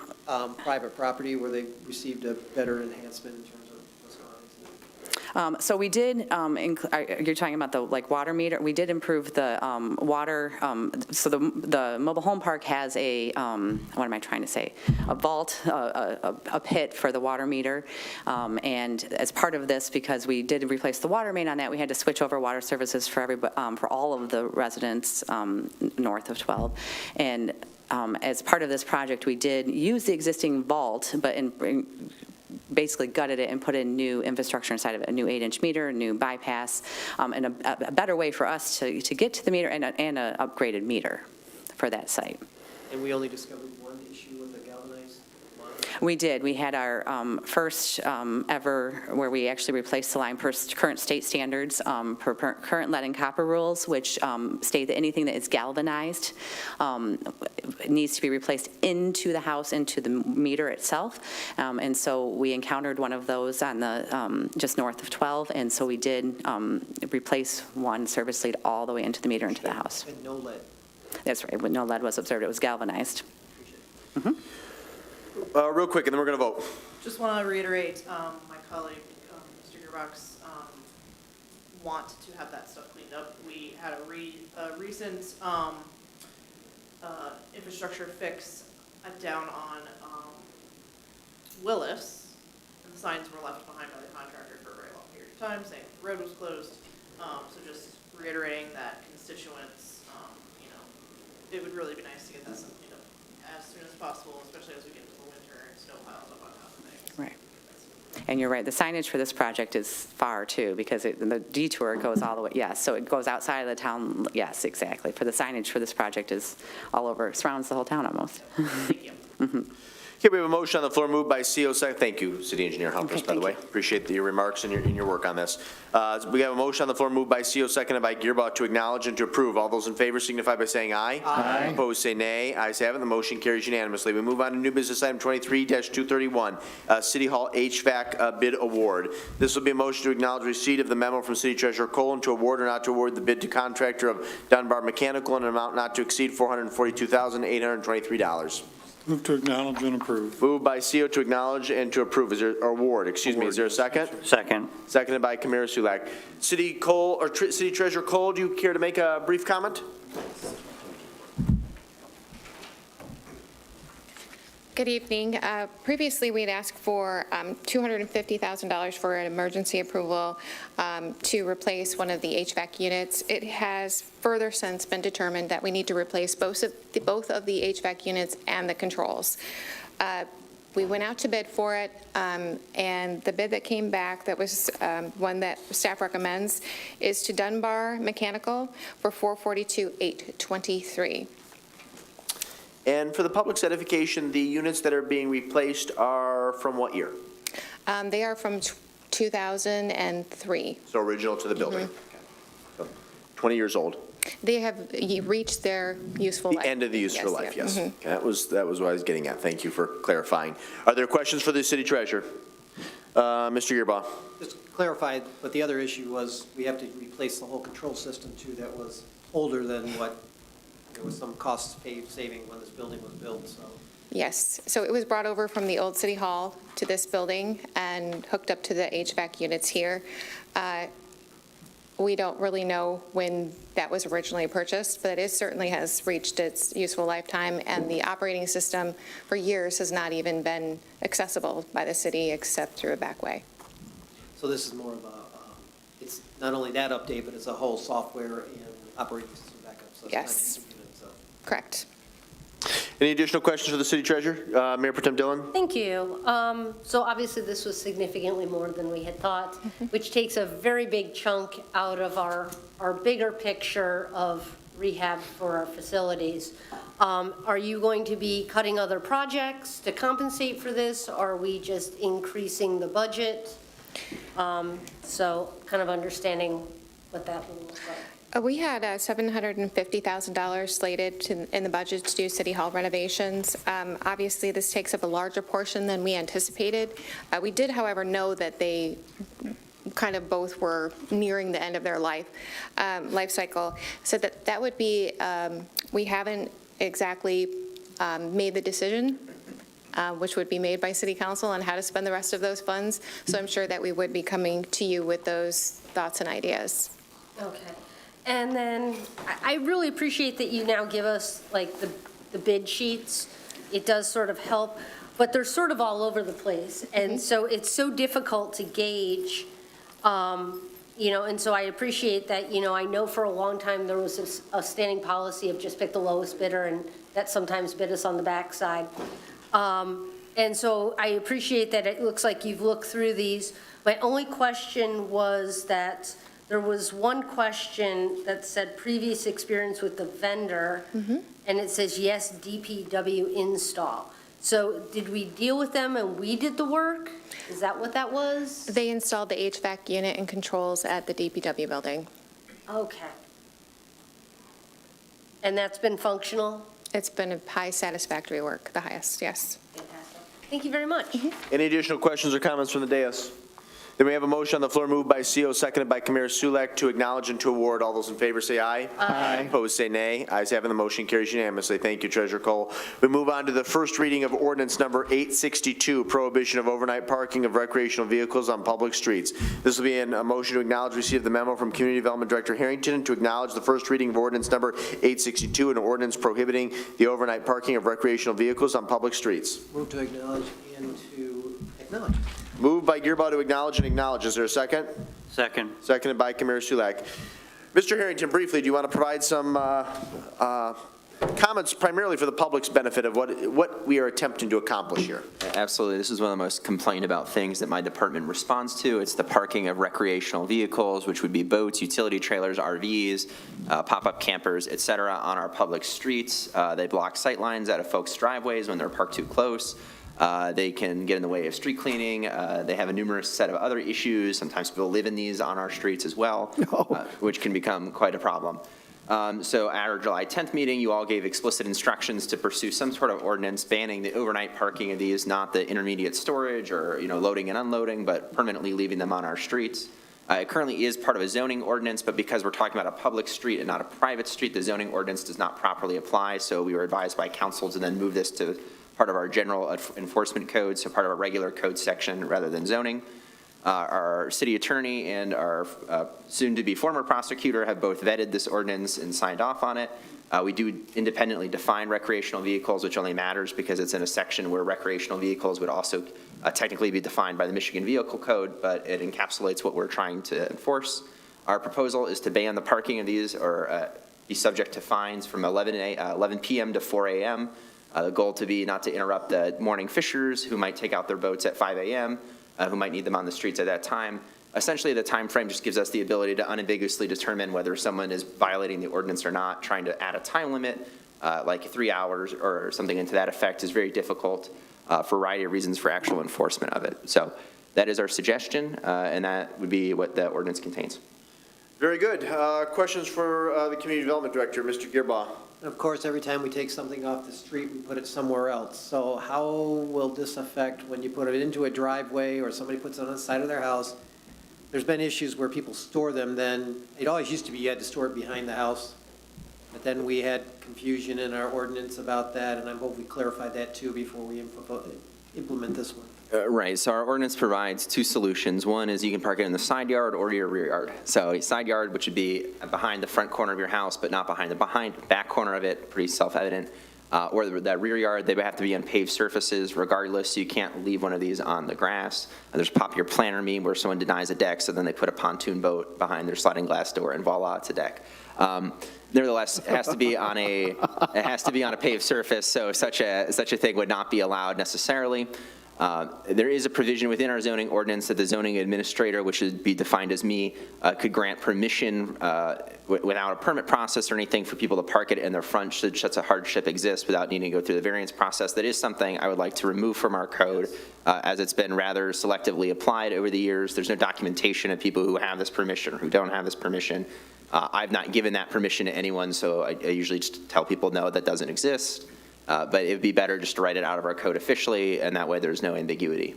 So it's clear in our code now that you can't park a trailer on grass next to on the side of a house? That is correct. Okay. That did happen in the past. Okay, thank you. Additional questions for Mr. Harrington on the first reading of this. Councilmember Kamara Sulak and then Ms. Dillon. Yeah, what are the, they get a ticket for keeping it there, a warning first, then a ticket? Yeah, so it'd be enforced by the police department, actually, which is good because I don't work between 11 p.m. and 4 a.m. So it would be up to the discretion of the patrol officer if it's a first-time offender, perhaps just a warning. If it's a repeat offender, tickets. We have specific civil infractions, although if it gets moved to PD, I think it would fall under the ones that I usually address. So my schedule, I think, is 50, 100, 250.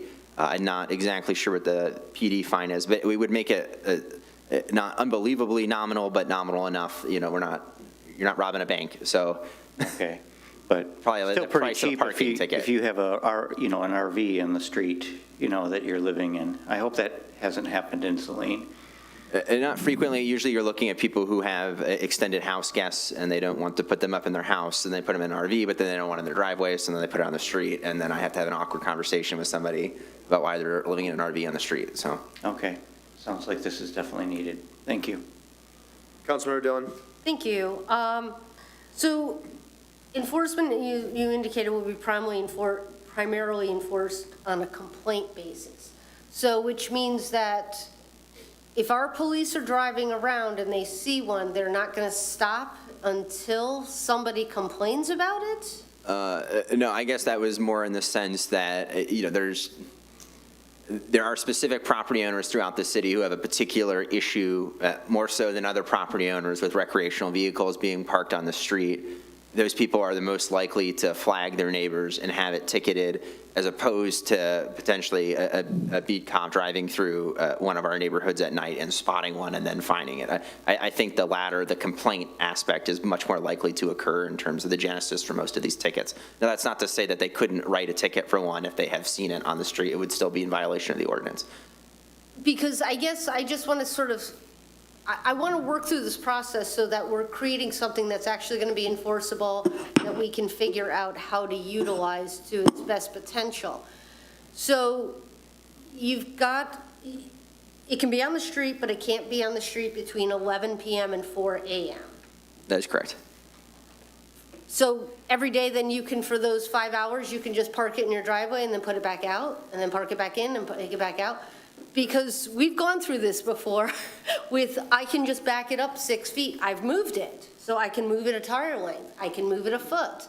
And it was a non-issue. So I guess I just want to be very clear that what our intent is and how we're going to follow through with it. Right. So, I mean, if someone really wanted to exploit that type of loophole and wake up, or maybe they're already awake at 11 p.m. and then they move it in their driveway and then they move it back out in the morning, there's nothing that necessarily prevents them from doing that. Again, the problem with our current ordinance is that there's nothing that we can even enforce to stop it from happening in the first place. More often than not, in my experience, one of the reasons why these get moved onto the street is because the homeowner is part of an HOA that strictly forbids the parking of them on their property. So when they can't park it on their property, then they park it on the street, and that's the city's problem. The HOA can't enforce against that unless it's a private street, and then we have no jurisdiction then. So because of the current state of the ordinance. So I understand that there are ways that folks could definitely try to circumvent the ordinance. We could change the time to midnight to 4 a.m. and that way, we're making sure that they would really have to get out of bed to move it if that was their prerogative. But like I said, I just want to make sure that whatever we're creating is going to be enforceable. And does it matter whether there's a vehicle attached to it? So if somebody has a trailer and they have it hooked to a truck, does that matter? No, I actually have a specific clause in the ordinance. I forget where it is, but yes, I worked with our attorney to make it unambiguous that it does not matter if it's attached or not attached. So it includes vehicles or boats that are attached to a truck, because that's a common way people have believed. It's not storing it under our current ordinance if it's attached to a car, or at least that's how some people chose to interpret the ordinance. So the goal, again, is to make sure that they're not on the street, to make it an inconvenience to park it on our street overnight. No, I understand. And I want to say that, like, I've seen people that will go camping and they come home, and even though they use off-site storage, it's like, we have to park it here overnight, we have to air it out, we have to offload everything, and so it will stay there overnight.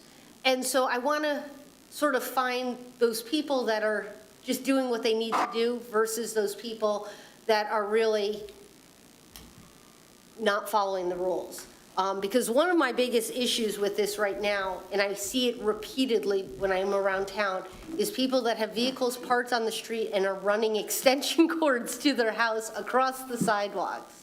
That seems to happen quite often. And that's one of the issues where I have with having things parked on the street. Yeah, so the extension cord actually gives us a whole litany of other things that we can enforce a code violation on. It's a trip hazard, it's an electrical hazard. So we've been more proactive in enforcing those immediately, as opposed to some of these issues with boats and other things that are, maybe like a blight or a nuisance concern more so than a genuine safety one. So the extension cords are something that we actively are looking for when we find an RV or something like that parked on the road, or even in people's driveways that run them out of their house. So again, to your point about fairness and the people who do this from time to time, I mean, if you're airing it out in your driveway for one day, the odds of us writing you a civil infraction under the zoning ordinance, not super high. We do 2 courtesy notices. You have time to move it. But I think that people who are repeatedly parking them on the streets are most likely to bear the brunt of the cost of the ordinance, which is the point of it. As for the timing of it, like I said, when you start to try to determine whether someone's parked for 4 hours or 2 hours or moved their car or a tire or whatever, that's where just the simple time frame makes the most sense. It's unambiguous. It's very clear to enforce. I don't care if you moved it 5 feet from 1055. It's 11. It's on the street. It's a ticket. Okay. I really appreciate the time and effort that you put into this. I think it's very important. My last question is, so if people want to file a complaint, then are they calling your office, or are they calling the police? So they would call the non-emergency line of the police, or they would call my office, either or, and then we can just pass the complaints through. The VIPs, well, we don't have, I don't think we're not with VIPs anymore, but when we have VIPs, we're using, we've started a code enforcement process for them to jot down concerns. I talk to Chief Radzik frequently, and we have a good line of communication. So nevertheless, we'll make sure that it's being reported to whoever is working on duty that night, that they need to go take a look and make sure that it's off the road. Thank you. Any additional questions? Councilmember Rice. Would it be feasible that folks could call and say, hey, I've got this issue, I've got to keep my camper in the street overnight, like, you know, we're going to get back at 3 o'clock in the morning, you know, that sort of a thing. Would it be feasible to be able to call ahead and say, and just, you know, forewarn that this is going to happen and kind of get an okay from the city? I don't see why they couldn't. Again, in terms of the okays or not okays, it gets into this this gray area of potentially selective enforcement, or it becomes more of a problem. Like I said, I would just encourage them to move it into their driveway at that point rather than leaving it on the street. But again, I don't think that this is going to be something that we're going to be writing tickets for every single day of the week. I think we're probably going to be writing tickets for people who are repeat offenders, not the person who has it out on the street once every 2 years. Yeah, I think that's a great point to make. We're not trying to prohibit people from living their enjoyable lives. We're trying to prohibit people from leaving junk behind on the street. Thank you, Councilmember Rice. And Mr. Harrington, assuming that the motion to acknowledge is approved this evening, then we would be considering this for final adoption at our subsequent meeting, which would be on November 20th? I believe that to be correct, yes. Very good. Any additional questions for the Community Development Director? There's a motion on the floor moved by Gearboss, seconded by Camara Sulak to acknowledge and to acknowledge. All those in favor say aye. Aye. Opposed say nay. Ayes have it, the motion carries unanimously. In this 2-week interim period, if you have additional questions, concerns regarding the proposed ordinance, please direct those to city manager, excuse me. Well, maybe you aspire to be a city manager someday. No disrespect meant to the incumbent. City manager, Community Development Director Harrington, excuse me. We move on to new business item 23-233, the Heritage 207 Monroe final PUD rezoning. This will be a motion to acknowledge receipt of the memo from Community Development Director Harrington and to approve with conditions or not to approve the final PUD for the Heritage at 207 Monroe Street. Move to acknowledge and approve with the cited conditions on Mr. Harrington's memo. Very good. It's been properly moved by CO to acknowledge and to approve with the cited conditions as outlined on the memo. Is there a second to that? Second. Seconded by Councilmember Delorco. Community Development Director Harrington, would you like to begin? Then I'll turn it over to Councilmember Gearbaugh, who's the liaison to the Planning Commission, and perhaps either between you or myself or Mr. Gearbaugh or the petitioner, we could also try to address Mr. Drew's concerns that were outlined during the initial public comment period. Right, so one of those concerns was about the easement. The easement is remaining. It is shown on the developer's site plan. I'm sure that he can speak to that as well. There's no interest in taking away that easement. We understand that it's been a point of public access for those property owners on Marcana Court. So Danny Very of Livonia Builders is proposing to build 20 detached single-family homes on a 3.97 acre lot at 207 Monroe Street. As you all know, the property is currently owned by the city of Saline.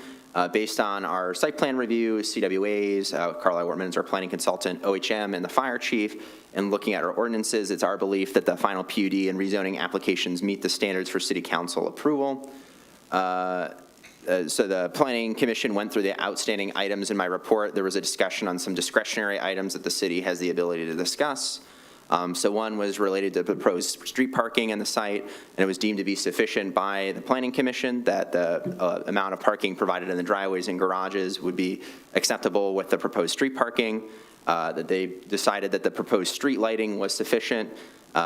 They decided that the proposed entrance sign must conform to city standards, and this was added as a condition, which is outlined in your packet. That architectural design standards outlined by Planner Auerbach in accordance with section 10.035 of our PUD ordinance were added as conditions. The renderings provided appear to meet those architectural considerations, which just have to do with different joggings, types of materials used on the facade, et cetera. They're already meeting those conditions. It just ensures that we're achieving that same result. And then lastly, that the additional fencing and screening on the southern aspect of the lot, kind of by homes, I want to say 6 through 9, but the ones that abut the nearby daycare center was sufficient, and that the homeowners association or individual property owners are always free to add more fencing if they see So the preliminary PUD for this was given approval by the City Council at your June 5th meeting, and then the final PUD was recommended for approval with those conditions and subsequent to that discussion at their October 25th meeting on an 8-0 vote. So if you have any other questions, I'd be happy to go through them. Very good, Mr. Gearba. Anything you'd like to add as the liaison to the Planning Commission? Mr. Harrington covered most of it. One of the things that we did request, and Mr. Verdi and the Livonia Buildings agreed to expand the driveways in front of the homes so that it would allow for those additional potentially 2 cars parked there, then 1 or 2 car garage. So that's 4. These streets will be private, so they are not public streets, which allowed part of that concern in terms of parking. The other issue on it, there will not be street lights. The lights that are going to be on the homes, there will be 2 on each one that will provide as much light as we feel was appropriate for that. And considering that it's a private street, we're not worried in that aspect. And then lastly, the issue with the fencing, that's basically to screen the headlights from the cars that may park in the daycare center and it potentially at the park too, because it butts to People's Park.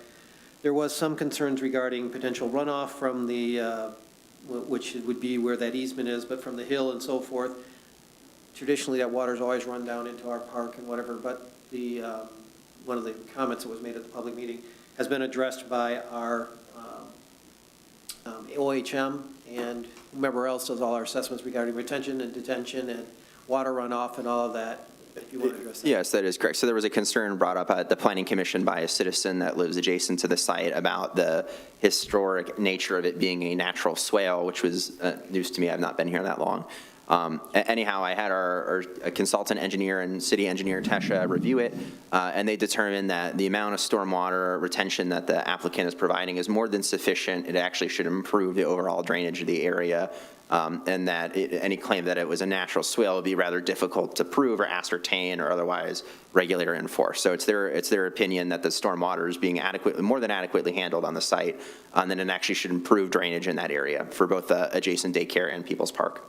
And the only other issue that came up is in the front, there will be a detention pond, but due to the slope of it and whatever, it does not necessarily, it's not intended to hold water, it's a detention pond, and that the slope does not require a fence at this point. Correct? Right, that was my understanding from our engineers, that there's no fencing required fully around the pond. However, we can always continue to vet that as we go through construction review. Mr. Verri, we appreciate your patience this evening. You've been with us for quite some time. Is there anything that you would like to add to the public record before I entertain questions or comments from my 6 colleagues? No, I think I'm good. Okay, very good. Are there questions or comments from the dais, either for the petitioner or for city staff, or perhaps myself or Mr. Gearba as the representatives to the Planning Commission can also address your questions or concerns? I just wanted to quickly ask, aside from the conditions that have been mentioned and the small, non-essential changes that have been made, is there any substantive changes that have been made since we last reviewed this in a preliminary site plan stage with regard to setbacks or topography or tree removal or anything like that? Setbacks and topography have all remained the same. There will be no additional tree removal. The applicant may be able to speak to that. The tree removal was already done under the Faradine project. Right. So there will be no additional tree removal. All those trees that are on Marcana or behind Marcana in this development will be remaining. So no, there have been no substantive changes. And in fact, the PUD process would protect us if there were. They would then have to go back to that preliminary stage and re-achieve that approval from you. I appreciate it. Thank you. Additional questions, Mr. Mayor Sulak? Yes. So with the addition of the 4th model, that is 1,710 square feet in a 2-car garage, did that change any of the lot sizes or the lot coverage ratio? It seems that that's a lot bigger than the other models that were 1,214 or 1,500 square feet in a single car garage or a single in a tandem. Right. I don't have the lot coverage ratio off the top of my head, but it was not significant enough for either our consultant engineer or our consultant planner to flag it if it did indeed change. As for the lot sizes, they remain the same. The houses and the setbacks all fit. I believe that the increase is more depth-wise than width-wise, but Mr. Verri may be able to speak to that as well. Okay. So I would think a lot of people would want that two-car garage and not tandem, but okay, that's all I had. Thank you. Additional questions? Mayor Pro Tem Dillon, then Thank you. Councilmember Rice. Thank you. So looking at the 5 points in your memo, so when we talk about that they've widened the driveways, are we losing green space? Yes, so you do lose some of that front yard area by widening the driveway. However, I think that the trade-off there to achieve, it's only a couple extra feet, so to achieve more surface parking for guests and for the residents of the home was definitely worth that small trade-off. And so there will be no on-street parking and there will be no guest parking? There will be limited on-street parking. On the north side of, I forget what we're calling the street now, on the north side of Parsons Drive, there will be, I believe, 4 or 5 on-street parking spaces. In theory, there is room between the driveways to park small compact cars. However, I don't think it's necessary for the city to guarantee that that be there or that no parking signs be placed. I think that the residents and future residents will be able to figure that one out on their own. But there is going to be then the width, if it's not built to city standards, will there be the width if you've got street parking to get fire trucks, delivery trucks, and stuff that you can have a car passing, a car parked, and, and still having a vehicle, large vehicle going through? Yep, so the streets are designed at 24 feet in width, I believe, which is, talking about the engineer and the applicant, more than sufficient to accommodate on-street parking as well as the passage of a delivery vehicle, garbage truck, et cetera. So there is room there. The example I think I was given was, I think it actually is Clover Lane. It's the street I used to live on. Mr. Berry had another development, very wide streets. It's much wider than you think it would be. Okay. So moving on, when we talk about the street lighting, is there going to actually be street lighting, or is it only the house lighting?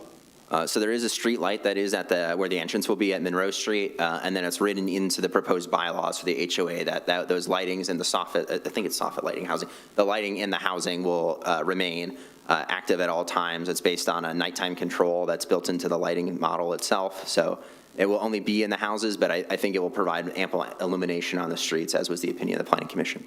Okay.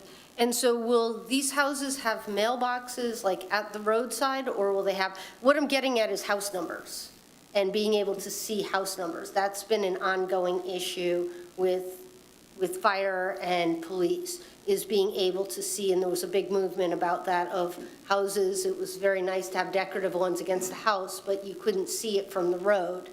And so just understanding with the lighting and the housing numbers of making sure there's that safety component.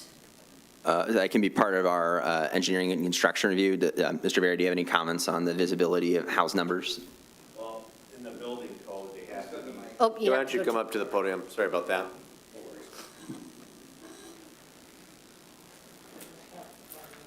Good evening.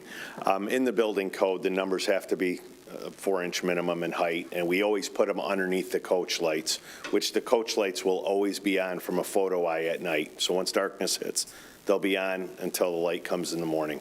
If you go to my project over on Ann Arbor Saline Road, Cascade Point, that's how I did all of those. There is additional, I think there's two street lights where the parking is, because I wanted to illuminate the parking areas.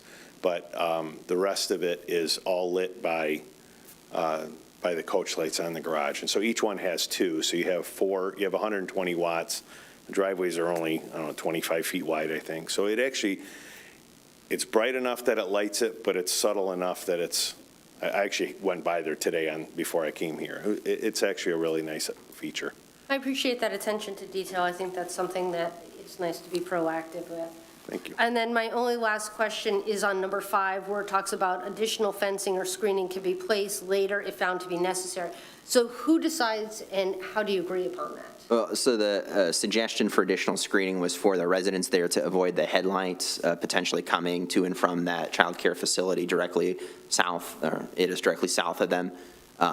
So the whole purpose of the screening is for those residents to begin with for their own comfort and enjoyability or livability of that lot. So it would be the HOA in combination with that resident. So it would be on individual properties? Part of it would be because there are individual sites. It's not a site condo. But if it fed over more towards that detention pond, then there would potentially be an HOA consideration.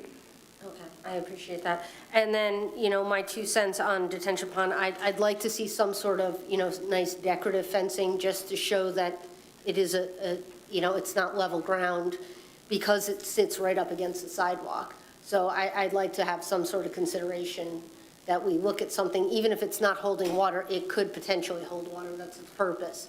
And so I just think from a safety aspect, you've got a childcare facility literally next door. It's a sidewalk that's a main thoroughfare to get downtown. So I want to make sure that we look at the safety avenues of it. Councilmember Rice, a question before I ask for additional comment and then we vote? Yeah, this came up in a conversation I had with Parks Commission. So at the end of Parsons Lane, the South Park where it tees, we discussed previously that it's kind of just like a bit of a grassy knoll down into people's park. How will that be maintained? Who's going to? Well, beyond the property line, it will remain natural. So if you look at their rear, draw a straight line where the rear property lines are, everything east of that would remain natural. So where the trees are, where the grass is, that's just going to, or I should say the grassy weeds, that'll all remain as it would be in nature. Okay. So essentially. I can't even imagine trying to cut that. Yeah. It's like this. Is there any recourse if like Parks Commission decided we wanted to do like a,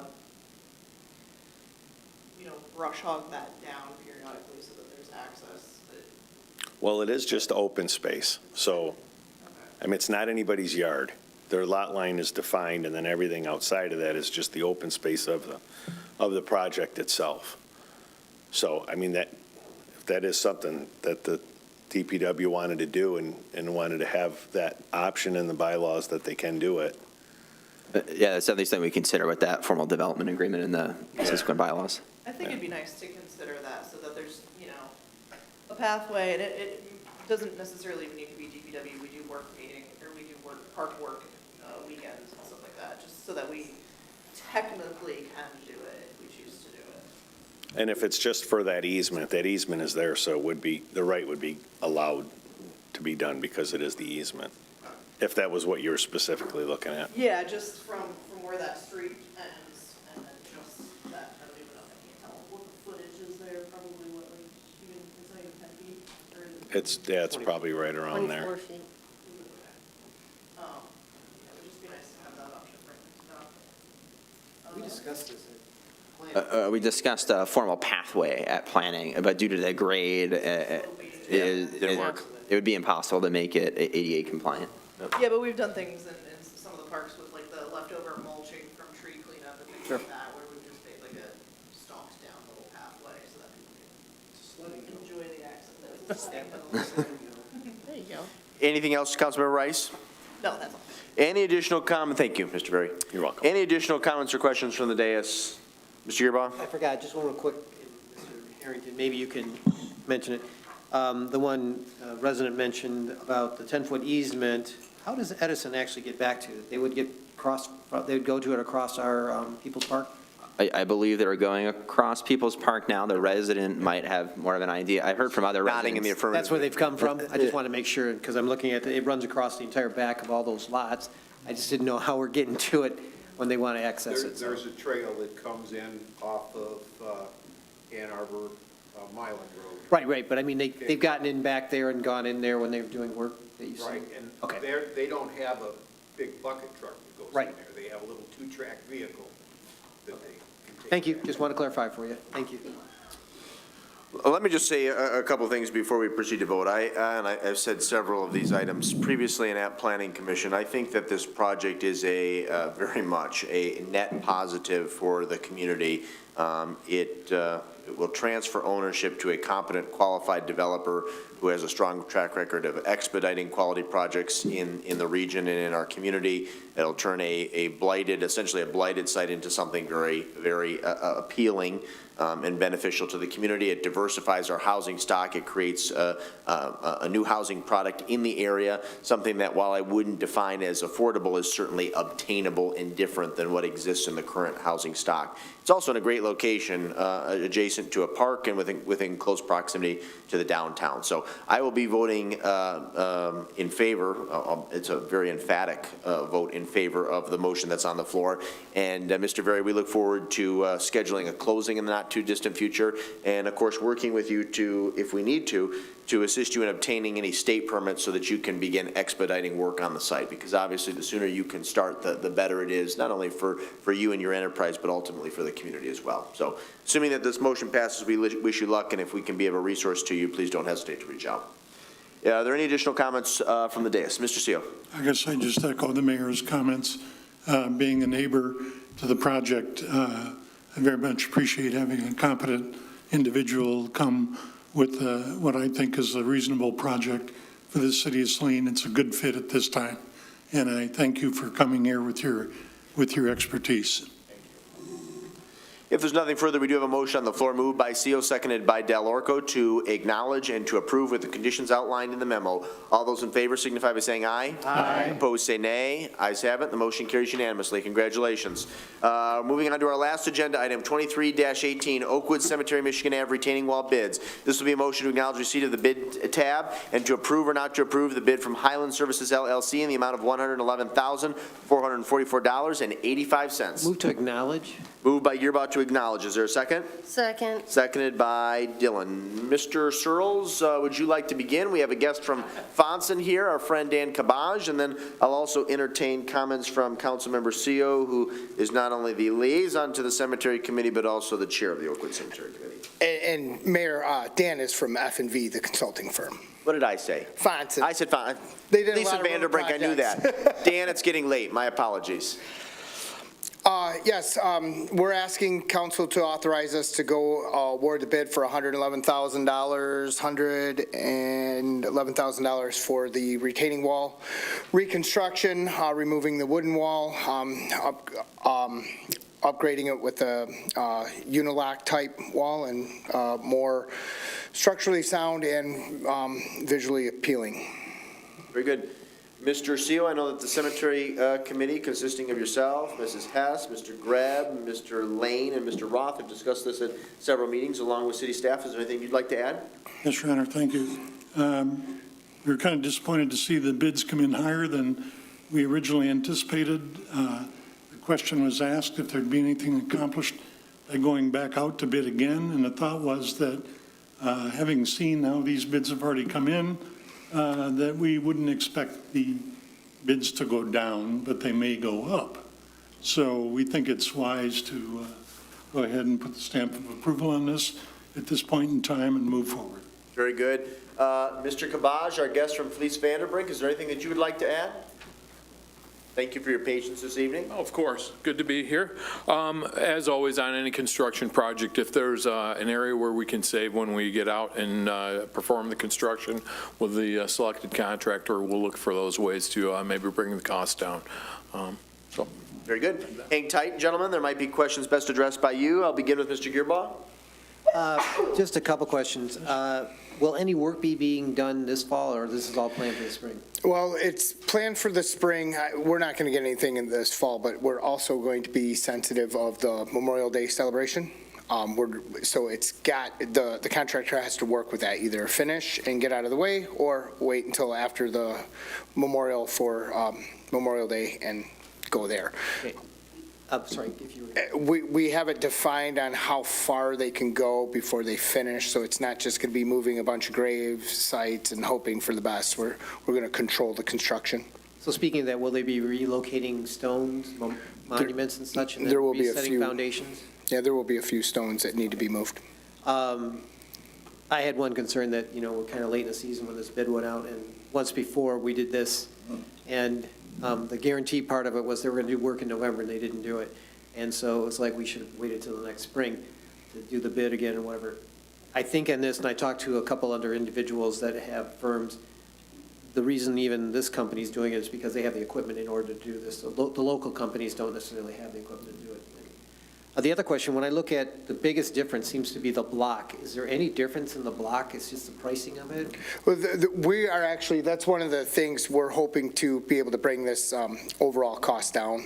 We're looking at a comparable, maybe a little bit of a cost savings on the actual block itself. Will the block match the other retaining wall that's near Curtis Park? The big wall that Michigan Ave? On Michigan Avenue? Yeah. Color-wise, yes. Color-wise or Yes, similar type of and stuff? actually, texture-wise now, we think we're going to be going with a softer texture, and it's going to look a lot more cohesive to the existing wall. Yeah, earlier I thought about, maybe we would postpone this and rebid it in the spring, but I think after I've talked to the individuals and now hearing what you're talking about, it's fine for me to move ahead. Thank you. Excellent. Additional questions? Mayor Pro Tem Dillon? Thank you. So just so I'm clear, so it's 112 basically, and then we add another 83 for engineering services to that in the fourth column? Oh, I'm going to clarify, the engineer's estimate, that would be the 83, that's just their That's the estimate. opinion of probable construction cost at the time that we estimated that out, what we thought construction bids would be with a contingency. Oh, so this is what you. Not additional. That's the original. Okay, that's what you originally had What we thought, because I was compare going to the say, bids to. okay. So I was going to say 200,000 on And the the wall. difference in the opinion of cost and the low bid is one of the reasons we're here tonight. We want to make sure council understands that this came in higher than we thought, higher than we budgeted, so we're asking for a higher not to exceed amount to get this properly built. Right. Now, will you see this wall from Michigan Avenue or only from inside of the cemetery? Inside, unless you're walking around. You really, Yeah, maybe you're walking a dog, you look down. Right, so you won't see it, it will be just sort of that grade. Right. And I know Mr. Gearba asked you about moving stones. Do you actually have to move any of the graves out of the way? No. None of that needs to move? No, None of that's in the way? It's not? not gonna- graves, no. We won't be Okay. exhuming anyone. So, okay, I appreciate that because I was trying to figure out how to justify 195,000 on that when we still have the other big retaining wall that we're going to have to address in the near future too. It's, right? yeah. So, Anything else, Mayor Pro Tem Dillon? no, thank you very much. Let me jump to Councilmember Rice, and then I'll grab Mr. Gearba, and then I think we'll be able to take a final vote. Mr. Searles, if you said that worst-case scenario is the work on this starts after the Memorial Day Parade, does that mean that we are going to be able to obligate the funds before the end of the fiscal year? Yes. That was my only question. Okay, Mr. Gearba? This wall will be designed with drainage behind it, so we don't have another, It's not going to push over? Yes. Yes. just like the other one. Okay, thank you. Yep. Anything else? Mr. Seal, as Chair of the Cemetery Committee, anything else you'd like to add? No, sir, Your Honor. Very good. Then we have a motion on the floor just to acknowledge receipt. Gentlemen, thank you both. Thank you. It's been moved by Gearba, seconded by Dillon. All those in favor say aye. Aye. Opposed, say nay. Ayes have it. Is there a subsequent Move to motion? approve. Moved by Gearba to approve. Second. I'll let Dillon be the second on that. Any additional discussion on the motion to approve? Appreciate the Cemetery Committee's work on this. Councilmember Rice? This may be for the city clerk. Do we have any additional, in this current fiscal year, I know that we were doing some work to have some additional grave sites. Do we have any additional opportunities for revenue within the cemetery this year? Pull it closer. We're working on it. It might require some more trees to be removed, so we're not sure how willing people are to remove the trees to add more graves. But the DPW has been working diligently with me to find more locations so that we can get the most out of the lots that we have. Could you clarify that? Mean big trees? I think they're on the outskirts. I'm not sure which ones he was looking at, but he did say that there were, I'm saying he, Mr. Benedict, said that there were some trees that might allow us to have some more graves at some point. Because I am getting concerned about, no offense, I'm interrupting, but I'm getting concerned that we lost all the trees in that cemetery and not putting it. Do you want to, this get a little off topic of the retaining wall, but do you want to, because I know that was talked not briefly, it was talked about at length at the most recent cemetery committee about doing some additional plantings in the spring. Yeah, we want to get some more trees, smaller and, maybe not smaller, but trees that take up less ground planted and start establishing before we really go hardcore at taking out a lot more trees, right? We have lost a lot of the shade. We want to put some back before we, once we get some additional spaces, we have those spaces, and then we'll work the next area to get more spaces out of that. Very good. And I only bring this up because I would like to take a deeper look at the cemetery and the expenses. I recognize that this is a safety issue. more than just the cemetery. But this is a huge budget chunk. So that was the only reason why I bring that up. Thank you. Very good. If there's nothing further, we do have a motion on the floor moved by Gearbox, seconded by Dillon to approve. All those in favor say aye. Aye. Opposed say nay. Ayes have it, the motion carries unanimously. Before I get to council members to provide reports and announcements, I think it was first recommended or offered by Mayor Pro Tem Dillon, and then I chimed in, and of course, Councilmember Rice and I discussed the matter with the city manager last Wednesday when we did our agenda prep meeting. There seems to be consensus in the not-too-distant future to do a water quality town hall. And when we left the meeting last Wednesday morning, City Manager O'Toole, you said you were going to check the city calendar, confer with some key staff members, and possibly propose a date for such a town hall. That's correct. It does appear that we can have staff available for Tuesday, November 14th at 5:30 PM. So that would be a week from tomorrow? Yes. Okay. Does anybody have any objection? That means a press release would probably need to go out before the close of business tomorrow or Wednesday? The 14th at 6 PM, you said? 5:30. 5:30 to 7-ish? Yeah. Mr. I Seal? won't be able to. No, never mind. Say again? Nothing. I'm sorry. Okay. You don't have any objection to proceeding, though, Mr. Gearbox? Yeah, I don't think we all need to be there. I think the purpose would be to get a date set, and an announcement made. Mayor Pro Tem Dillon? Thank you. I just have concerns about a 5:30 start. I think people are still at work. They haven't gotten home to transition to coming to something. I just feel like we keep pushing things earlier, and I just don't know that we found our sweet spot. I mean, it just seems like 5:30 is just too early. to hold a I city feel like meeting. that was selected because there's something else at 7 that we're running into. We're getting a lot more usage of city facilities in the evenings now. Is the school board meeting that Oh, night? there's school board. So we could do 6, but I think we still have a kind of stop at 7, so the thought with 5:30 was it gives us more time. Mr. Goodman, are you available to film that evening? No, school board meeting. You can't be there at 5:30? I have to set up for there. Could Sarah or Chris record City Manager O'Toole? I can confirm with them Okay. tomorrow, yeah. I think it would be the type of thing we'd want to record for posterity's sake, and for those who are unable to attend in person. So do we have any idea, what is the other meeting after that? That's at 7? Do we know what committee that is? Because it's not listed. Yeah, there's not one on the upcoming board commissioner committee roster.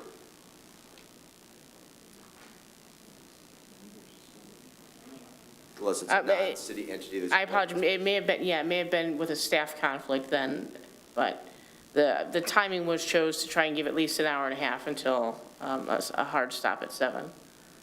Next morning, it's the opener of deer season. I don't know if you're gonna lose people because of that. I mean, I'll be honest with you, I'm not really in favor of it. We have strategic planning the night before, and that's going to be a longer evening for us also. Sure, and if we staff. need to pick a different date, that's And so I perfectly guess I fine. just want to sort of understand, because I want to give this matter full attention. I don't want to cut it short, and I want to make sure that we can get the best participation that we can from the community. I don't disagree with that, but at the same time, I think we want to do it sooner as opposed to later. So I guess About what, the what, is there anything available either later the week or the early part of the following? I have at least 4 staff members I got to coordinate schedules Okay. with, so unfortunately, I can't commit to anything other than that date. Okay. All right, let's maybe think, or I would empower you tomorrow to confer with your staff to identify a date either later that week or the following week, 6 PM, for about an hour and a half, a time frame. Get the key staff people here, have somebody available to record it, and I would also ask that we extend an invitation to Washtenaw County Public Health as well. And is this specific direction, 6 PM start time? Yep. I think that's preferable. Okay, I can follow up with my weekly communication, what date works, and we can promote from there. I don't think everybody from council needs to be present. I think if a few of us can be there and the key staff people, that's what's sufficient. And if you can get consensus tomorrow or the next day, I think we draft a press release or a press statement ASAP, so we can get that out to our media contacts and then put it online and on social media. Very good. Reports or other announcements? I'll start with Mayor Pro Tem Dillon. Thank you. The Zoning Board of Appeals recently met. We had one matter that was presented to us regarding a change of a business sign. The zoning board determined that it didn't warrant granting a variance, so it was denied. The Urban County Meeting Commission met, and despite our unseasonably warm weather, we're actually working through right now setting up warming centers for the winter, so there'll be notifications coming out as to where those will be. And the Fire Board will be meeting in December, and I apologize, let me see what date that will be. It would be December 6th, and they meet at the fire department. Mr. CO, reports or other announcements or any commission reports? Cemetery Board met week before last, the upshot of which you've just heard with our request for the bid approval for the retaining wall. Then last week, the mayor and I attended SEMCOG, and they had a very interesting meeting about placemaking, about how to make your community a particularly attractive place because of some of the amenities that you have established in the community. And there were a number of different very good ideas, the upshot of which I'll leave for the mayor to discuss a little further. Very good. Councilmember Kamara Sulak. None. My committees meet in the ensuing weeks. Very good. Councilmember Rice. I just want to start by respectfully saying that I personally do not care how tired city council is after a meeting. Whatever date works for city staff so that we have the appropriate information, city council should make ourselves available. Secondly, Parks Commission did some really awesome work the last couple of weekends. Salt Springs Park, lots of clearing of pathways, so thanks for the folks that helped there. And then a new pathway to Stonecliff. Shout out to DPW for providing wood chips from all of the recent tree cleanups from the storms. I think that's a really great resource to use wood chips. HDC will be meeting this week. This will be our last meeting with our current president, Scott McClellan. Scott has been on HDC for many, many years. He's taking some time off to pursue some personal goals. Hopefully we can get him back in the future. But I want to personally thank Scott for all of his work over more than a decade on the committee. I think that he has really helped provide some experience in his own work on his own home, as well as some great guidance to the committee. So I thank him for his service. But again, there's another vacancy open, so if anyone has any experience or interest in the historic district and the historic properties within the city, please reach out to myself or to the city clerk to put in an application. We would appreciate that. That's all. Very good. Councilmember Del Orco. I have none. Councilmember Gearbaugh. None. We talked about the PUD tonight. We will have a special meeting, Ben? On the 29th. On the 29th to review the final information on the master plan, and then it'll be able to come to council to be reviewed on the 3rd? The December, I think it's the second meeting in December. Second, and then we vote on it on the second meeting? Yeah, so as we discussed with the mayor, it would be looked at and voted on at the same night. However, the planning commission, you would have the final draft available to you as soon as November 29th. So even if it's not available for you for that first meeting in December, you would have had ample opportunity. It's about a 115-page document, so there's no shortage of information in it. We're getting it done before the end of the calendar year. So if the community has any input or any consideration or whatever, the 29th will be one of the last meetings in order to do that before it comes to council. And the 63-day public comment period is open until November 15th. That said, if you get to me on November 16th, I will still incorporate your comments. So go team. It's a good reminder, if you do have any comments, thoughts, opinions pertaining to our proposed draft master plan, please direct those to Mr. Harrington just as soon as you're able. Mr. Gearbaugh, any additional reports or announcements? None at this time. Very good. I did attend the Fall General Assembly with Councilmember CO 2 weeks ago, Thursday, at Oakland University in Auburn Hills. I think I sent did email out some information specifically pertaining to some breakout sessions and presentations that I participated in regarding park improvements, and I shared some information, I think from the city of St. Clair Shores, and more importantly from a really transformational project that the city of Rochester Hills just completed. And I'm hopeful that perhaps some key members of city staff, council, and our Parks Commission can tour that facility, maybe in the spring of 2024. I'll also be at the Parks Commission meeting later this month to share some insights and maybe begin the discussion about some additional improvements that are going to be needed at Mill Pond Park in the ensuing years. That's all I have.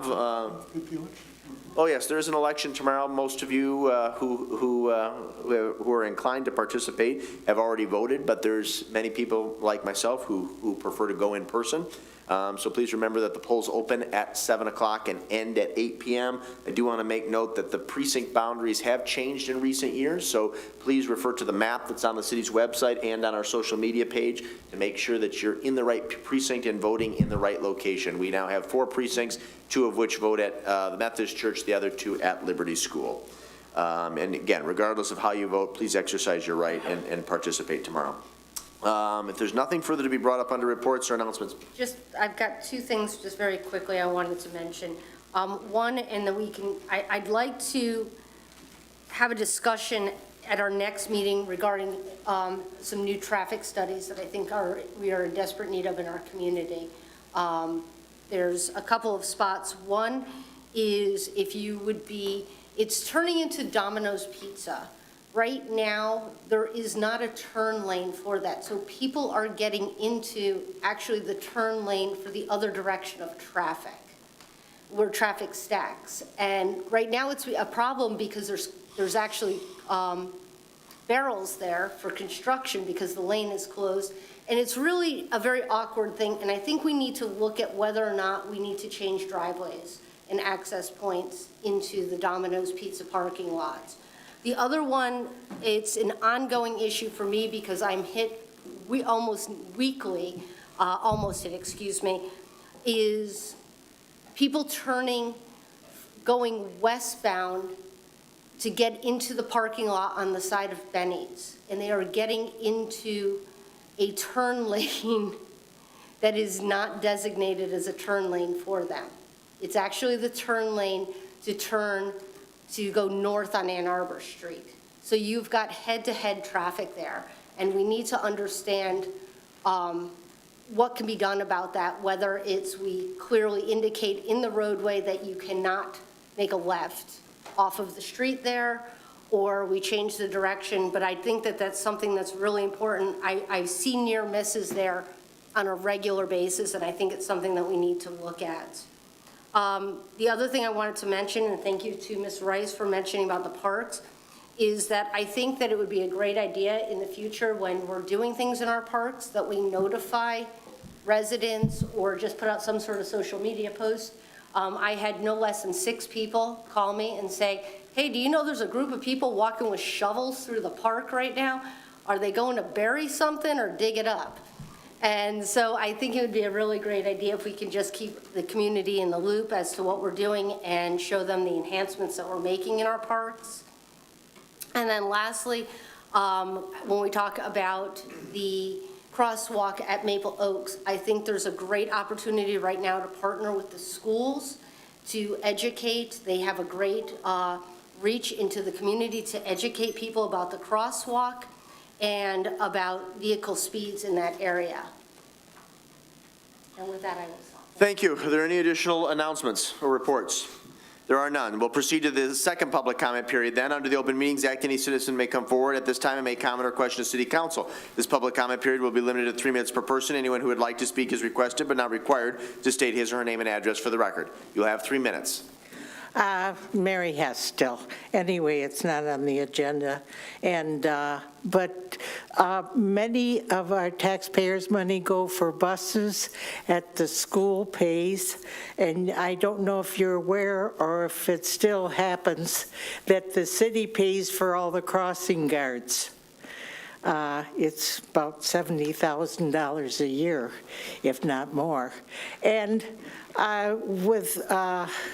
I think that the city should approach the school, since we passed the millage last year for other things, if we could possibly approach them to possibly contribute for the crossing guards, which also helps the disposal plant. Thank you. Good evening again. Changming fan. I first really hope all of the candidates and get be elected to serve our great city. And I see that people have really a lot of energy to contribute it to change our climate and our situation. I just want to say that the Governor Whitmore announced last year, April 21st, the climate change, healthy climate change plan, and follow that the first conference. And I was invited to the second conference at next year, April, and also encouraged me to submit abstract if I can be selected to make a speech. Those presentation I want to include, if I am lucky, will include in the SALT initiative I present to you. Briefly, the governor have ambitious and practical plan. 2030 will reach 50% of carbon neutral, and 2050 we got a 100% net neutral. The 6 priority, number 1 and number 6 was some echoes here, will be very important as I present to you. The first one is the Justice 40 guided social justice and climate justice. Energy creation is very important. Therefore, SALT initiative, which is claimed to be the clear energy, included in the clean energy initiatives. And the last one is also important, which is help our community not only change the climate to stop deterioration, but also make this society more harmony. And I plan to submit the abstract in a very short time. In the invitation, which is not just the people being selected, invited, and also including the student post presenters. What I think that if with your help and the Saline Area School Board to consider, we can join to write this short proposal to hopefully we can, but I definitely will attend this meeting next year. Thank you. Appreciate that. Any additional citizen comments this evening?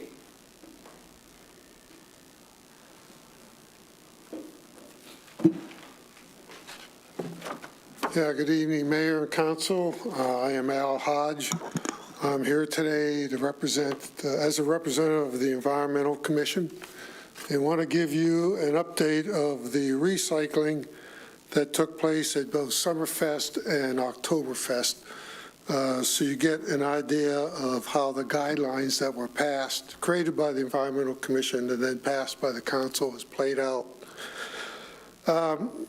In 2022, last year, we collected 98 pounds of plastic at Summerfest. This year, we collected 177. We collected 67 pounds of aluminum in 2022. This year at Summerfest, we collected 119 pounds. At Oktoberfest, last year, we collected 241 pounds of plastic. This year, we collected 274 pounds. 176 pounds of aluminum last year at Oktoberfest. This year, 183 pounds of aluminum. If you take the 4 events, just in the plastic alone, we collected about 790 pounds. And equate that, if you took an average weight of a 12-ounce PET cup, that would have amounted to 31,600 cups we kept out of the landfill. So congratulations to the council on a great environmental success. At Summerfest this year, we only had 2 vendors that didn't comply. One was a Lions Club, who were that time still using their polystyrene cups, and also one of the food truck vendors was using polystyrene cups. Now, I spoke to both of them. In fact, I talked to all the vendors and thanked the ones that were in compliance. The food truck immediately took their cups out of service and replaced them with a polypropylene cup. Lions Club at Oktoberfest would comply. They stopped using the polystyrene cup and started using a paper cup instead with a wooden spoon versus a polystyrene. Other than that, we had 100% compliance from all the vendors at Oktoberfest.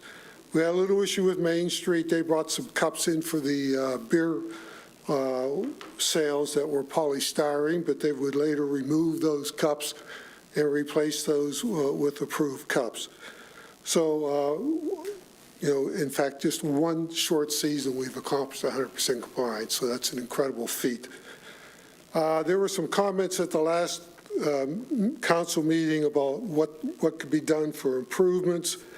Yeah, I think when people pick up this package, the organizers that have the guidelines, if they could be made to recognize that these are guidelines that they have to follow, that might work well. Is that it? If you want to just, take about 30 seconds to wrap up. Okay, and the other one is announcements, which would be part of the education. It would be very good if we could get the acting groups to make announcements. We, Environmental Commission, volunteer, just telling people how to recycle. You only need a couple of those during the event. And other than that, again, folks, thank you so much for doing what you've done, and we had a great success here. Thanks, Al. All right. Appreciate your patience this evening, and to you and Jen Harmont and Jim Delorico and all the members of the Environmental Commission, we appreciate your leadership very much. Are there any additional citizen comments? You'll have 3 minutes. Good evening, Council, Mr. Mayor. My name is Jessica Loading. I'm the Director of Sustainability for Shupan. We work with your city events here to provide event recycling. And I wanted to just here to address some concerns that were brought up at the last City Council meeting that possibly the recycling is being landfilled and not being recycled properly. So our facility that all of the material gets taken back to is in Wixom, Michigan. It is not a materials recovery facility that your traditional curbside material goes back to. It is a specialized recycler. We specialize in sort-separated material, and we have a primary specialization in beverage containers. Beverage containers are the #1 produced and most recyclable item front of house, meaning the attendee produces it, not the vendors. Commodities at events, and that's across the Midwest and Michigan from all the data that we've been able to collect. So as the recycling bins that we provide you guys as the city on a rental basis, we are able to collect that material, successfully recycle it at source separated. So all of our glass, cardboard, paper is collected separately from what's inside the recycling bins. All of our programs, we have a 96% recyclability rate from the material that is collected. And so we invite any of you to come down to our facility to be able to tour it as well. And any residents and citizens and community members in Saline to be able to do that as well. We also encourage our public space recycling customers and clients to review their procurement. If you don't bring in commodities that can be recycled, donated, or composted, we can't expect them to be recycled, composted, or donated coming out on the back end of that stream. So we do encourage that, especially with end markets and recyclability the way that it is.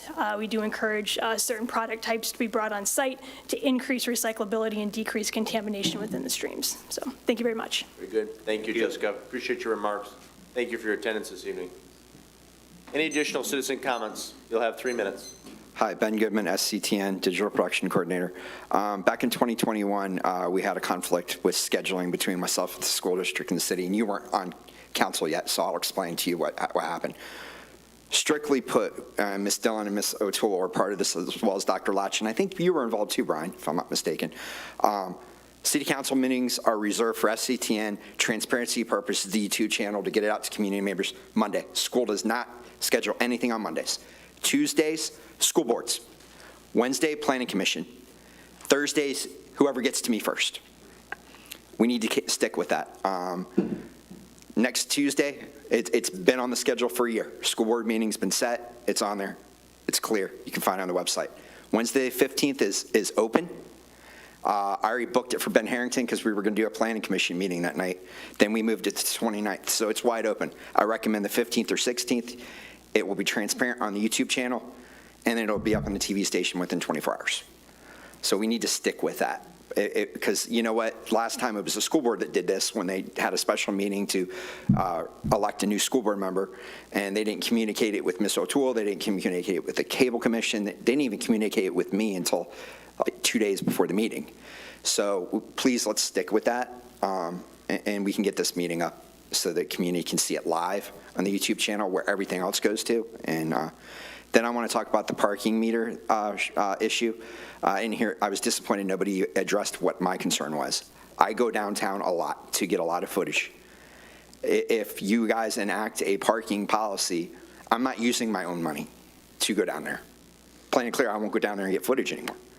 Unless you provide workers who are going down there to do work a way to park for free, not get ticketed, not get towed. It's not fair to us. You know, like, I don't make a lot of money, and I'm not taking my own money out of my pocket to park down there when I'm not going down there to eat or do something fun with my family. I'm going down there to work. So I think charging people $20 a month, $20 a year is way too much. People do not make a lot of money that are working in these businesses. It's not fair. Thank you for mentioning that, Mrs. Rice. I appreciate that. And same with you, Mrs. Dillon. It's not fair. So you need to look at that issue. It's not fair for employees that work downtown hard to make a buck to survive in this economy to have to be forced to pay for parking. Thank you. Thank you.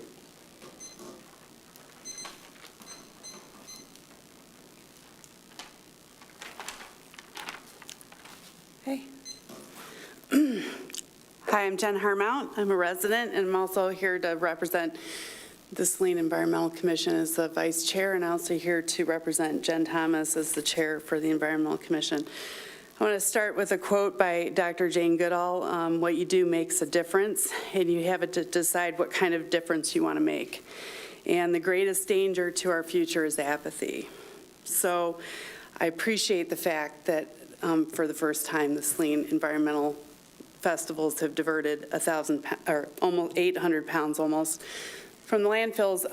There's thousands of pounds left that we can divert of opportunity. It's not, you know, we can't recycle 100%, but we need to make a difference, and we need to continue to try to do better. Ann Arbor has zero waste festivals, and there's two ways to get to the bottom line of diverting that out of the landfill. It's one, to reduce the use, and it's two, to recycle. So we need to address it going one of those two paths. And I know that we talked about at the 16th meeting, the ordinance was turned down, and that's fine. I think that there are maybe other ways that were proposed by Manager O'Toole. I liked your idea about adding a signature line to the page for the guidelines for a pledge for compliance. That's a good way. Also, maybe to some of the money that gets held back for charges. Maybe we could have some sort of incentive that could also help encourage compliance in the future. But we need to one of the concerns, or one of the things that was brought up, is we love to support the green initiatives, but I'm not seeing a huge amount of actionable items, and I'd like to propose that we do have more actionable items so we can move better into a direction for more sustainability in 2024 and moving forward. Thank you. Thank you. Appreciate your comments, your attendance this evening. Any additional citizen comments? You doing it? No? Okay. You're welcome to. We're here. Clerk Royal, any written communications provided in advance of tonight's meeting in which the individual wanted their remarks read at this time?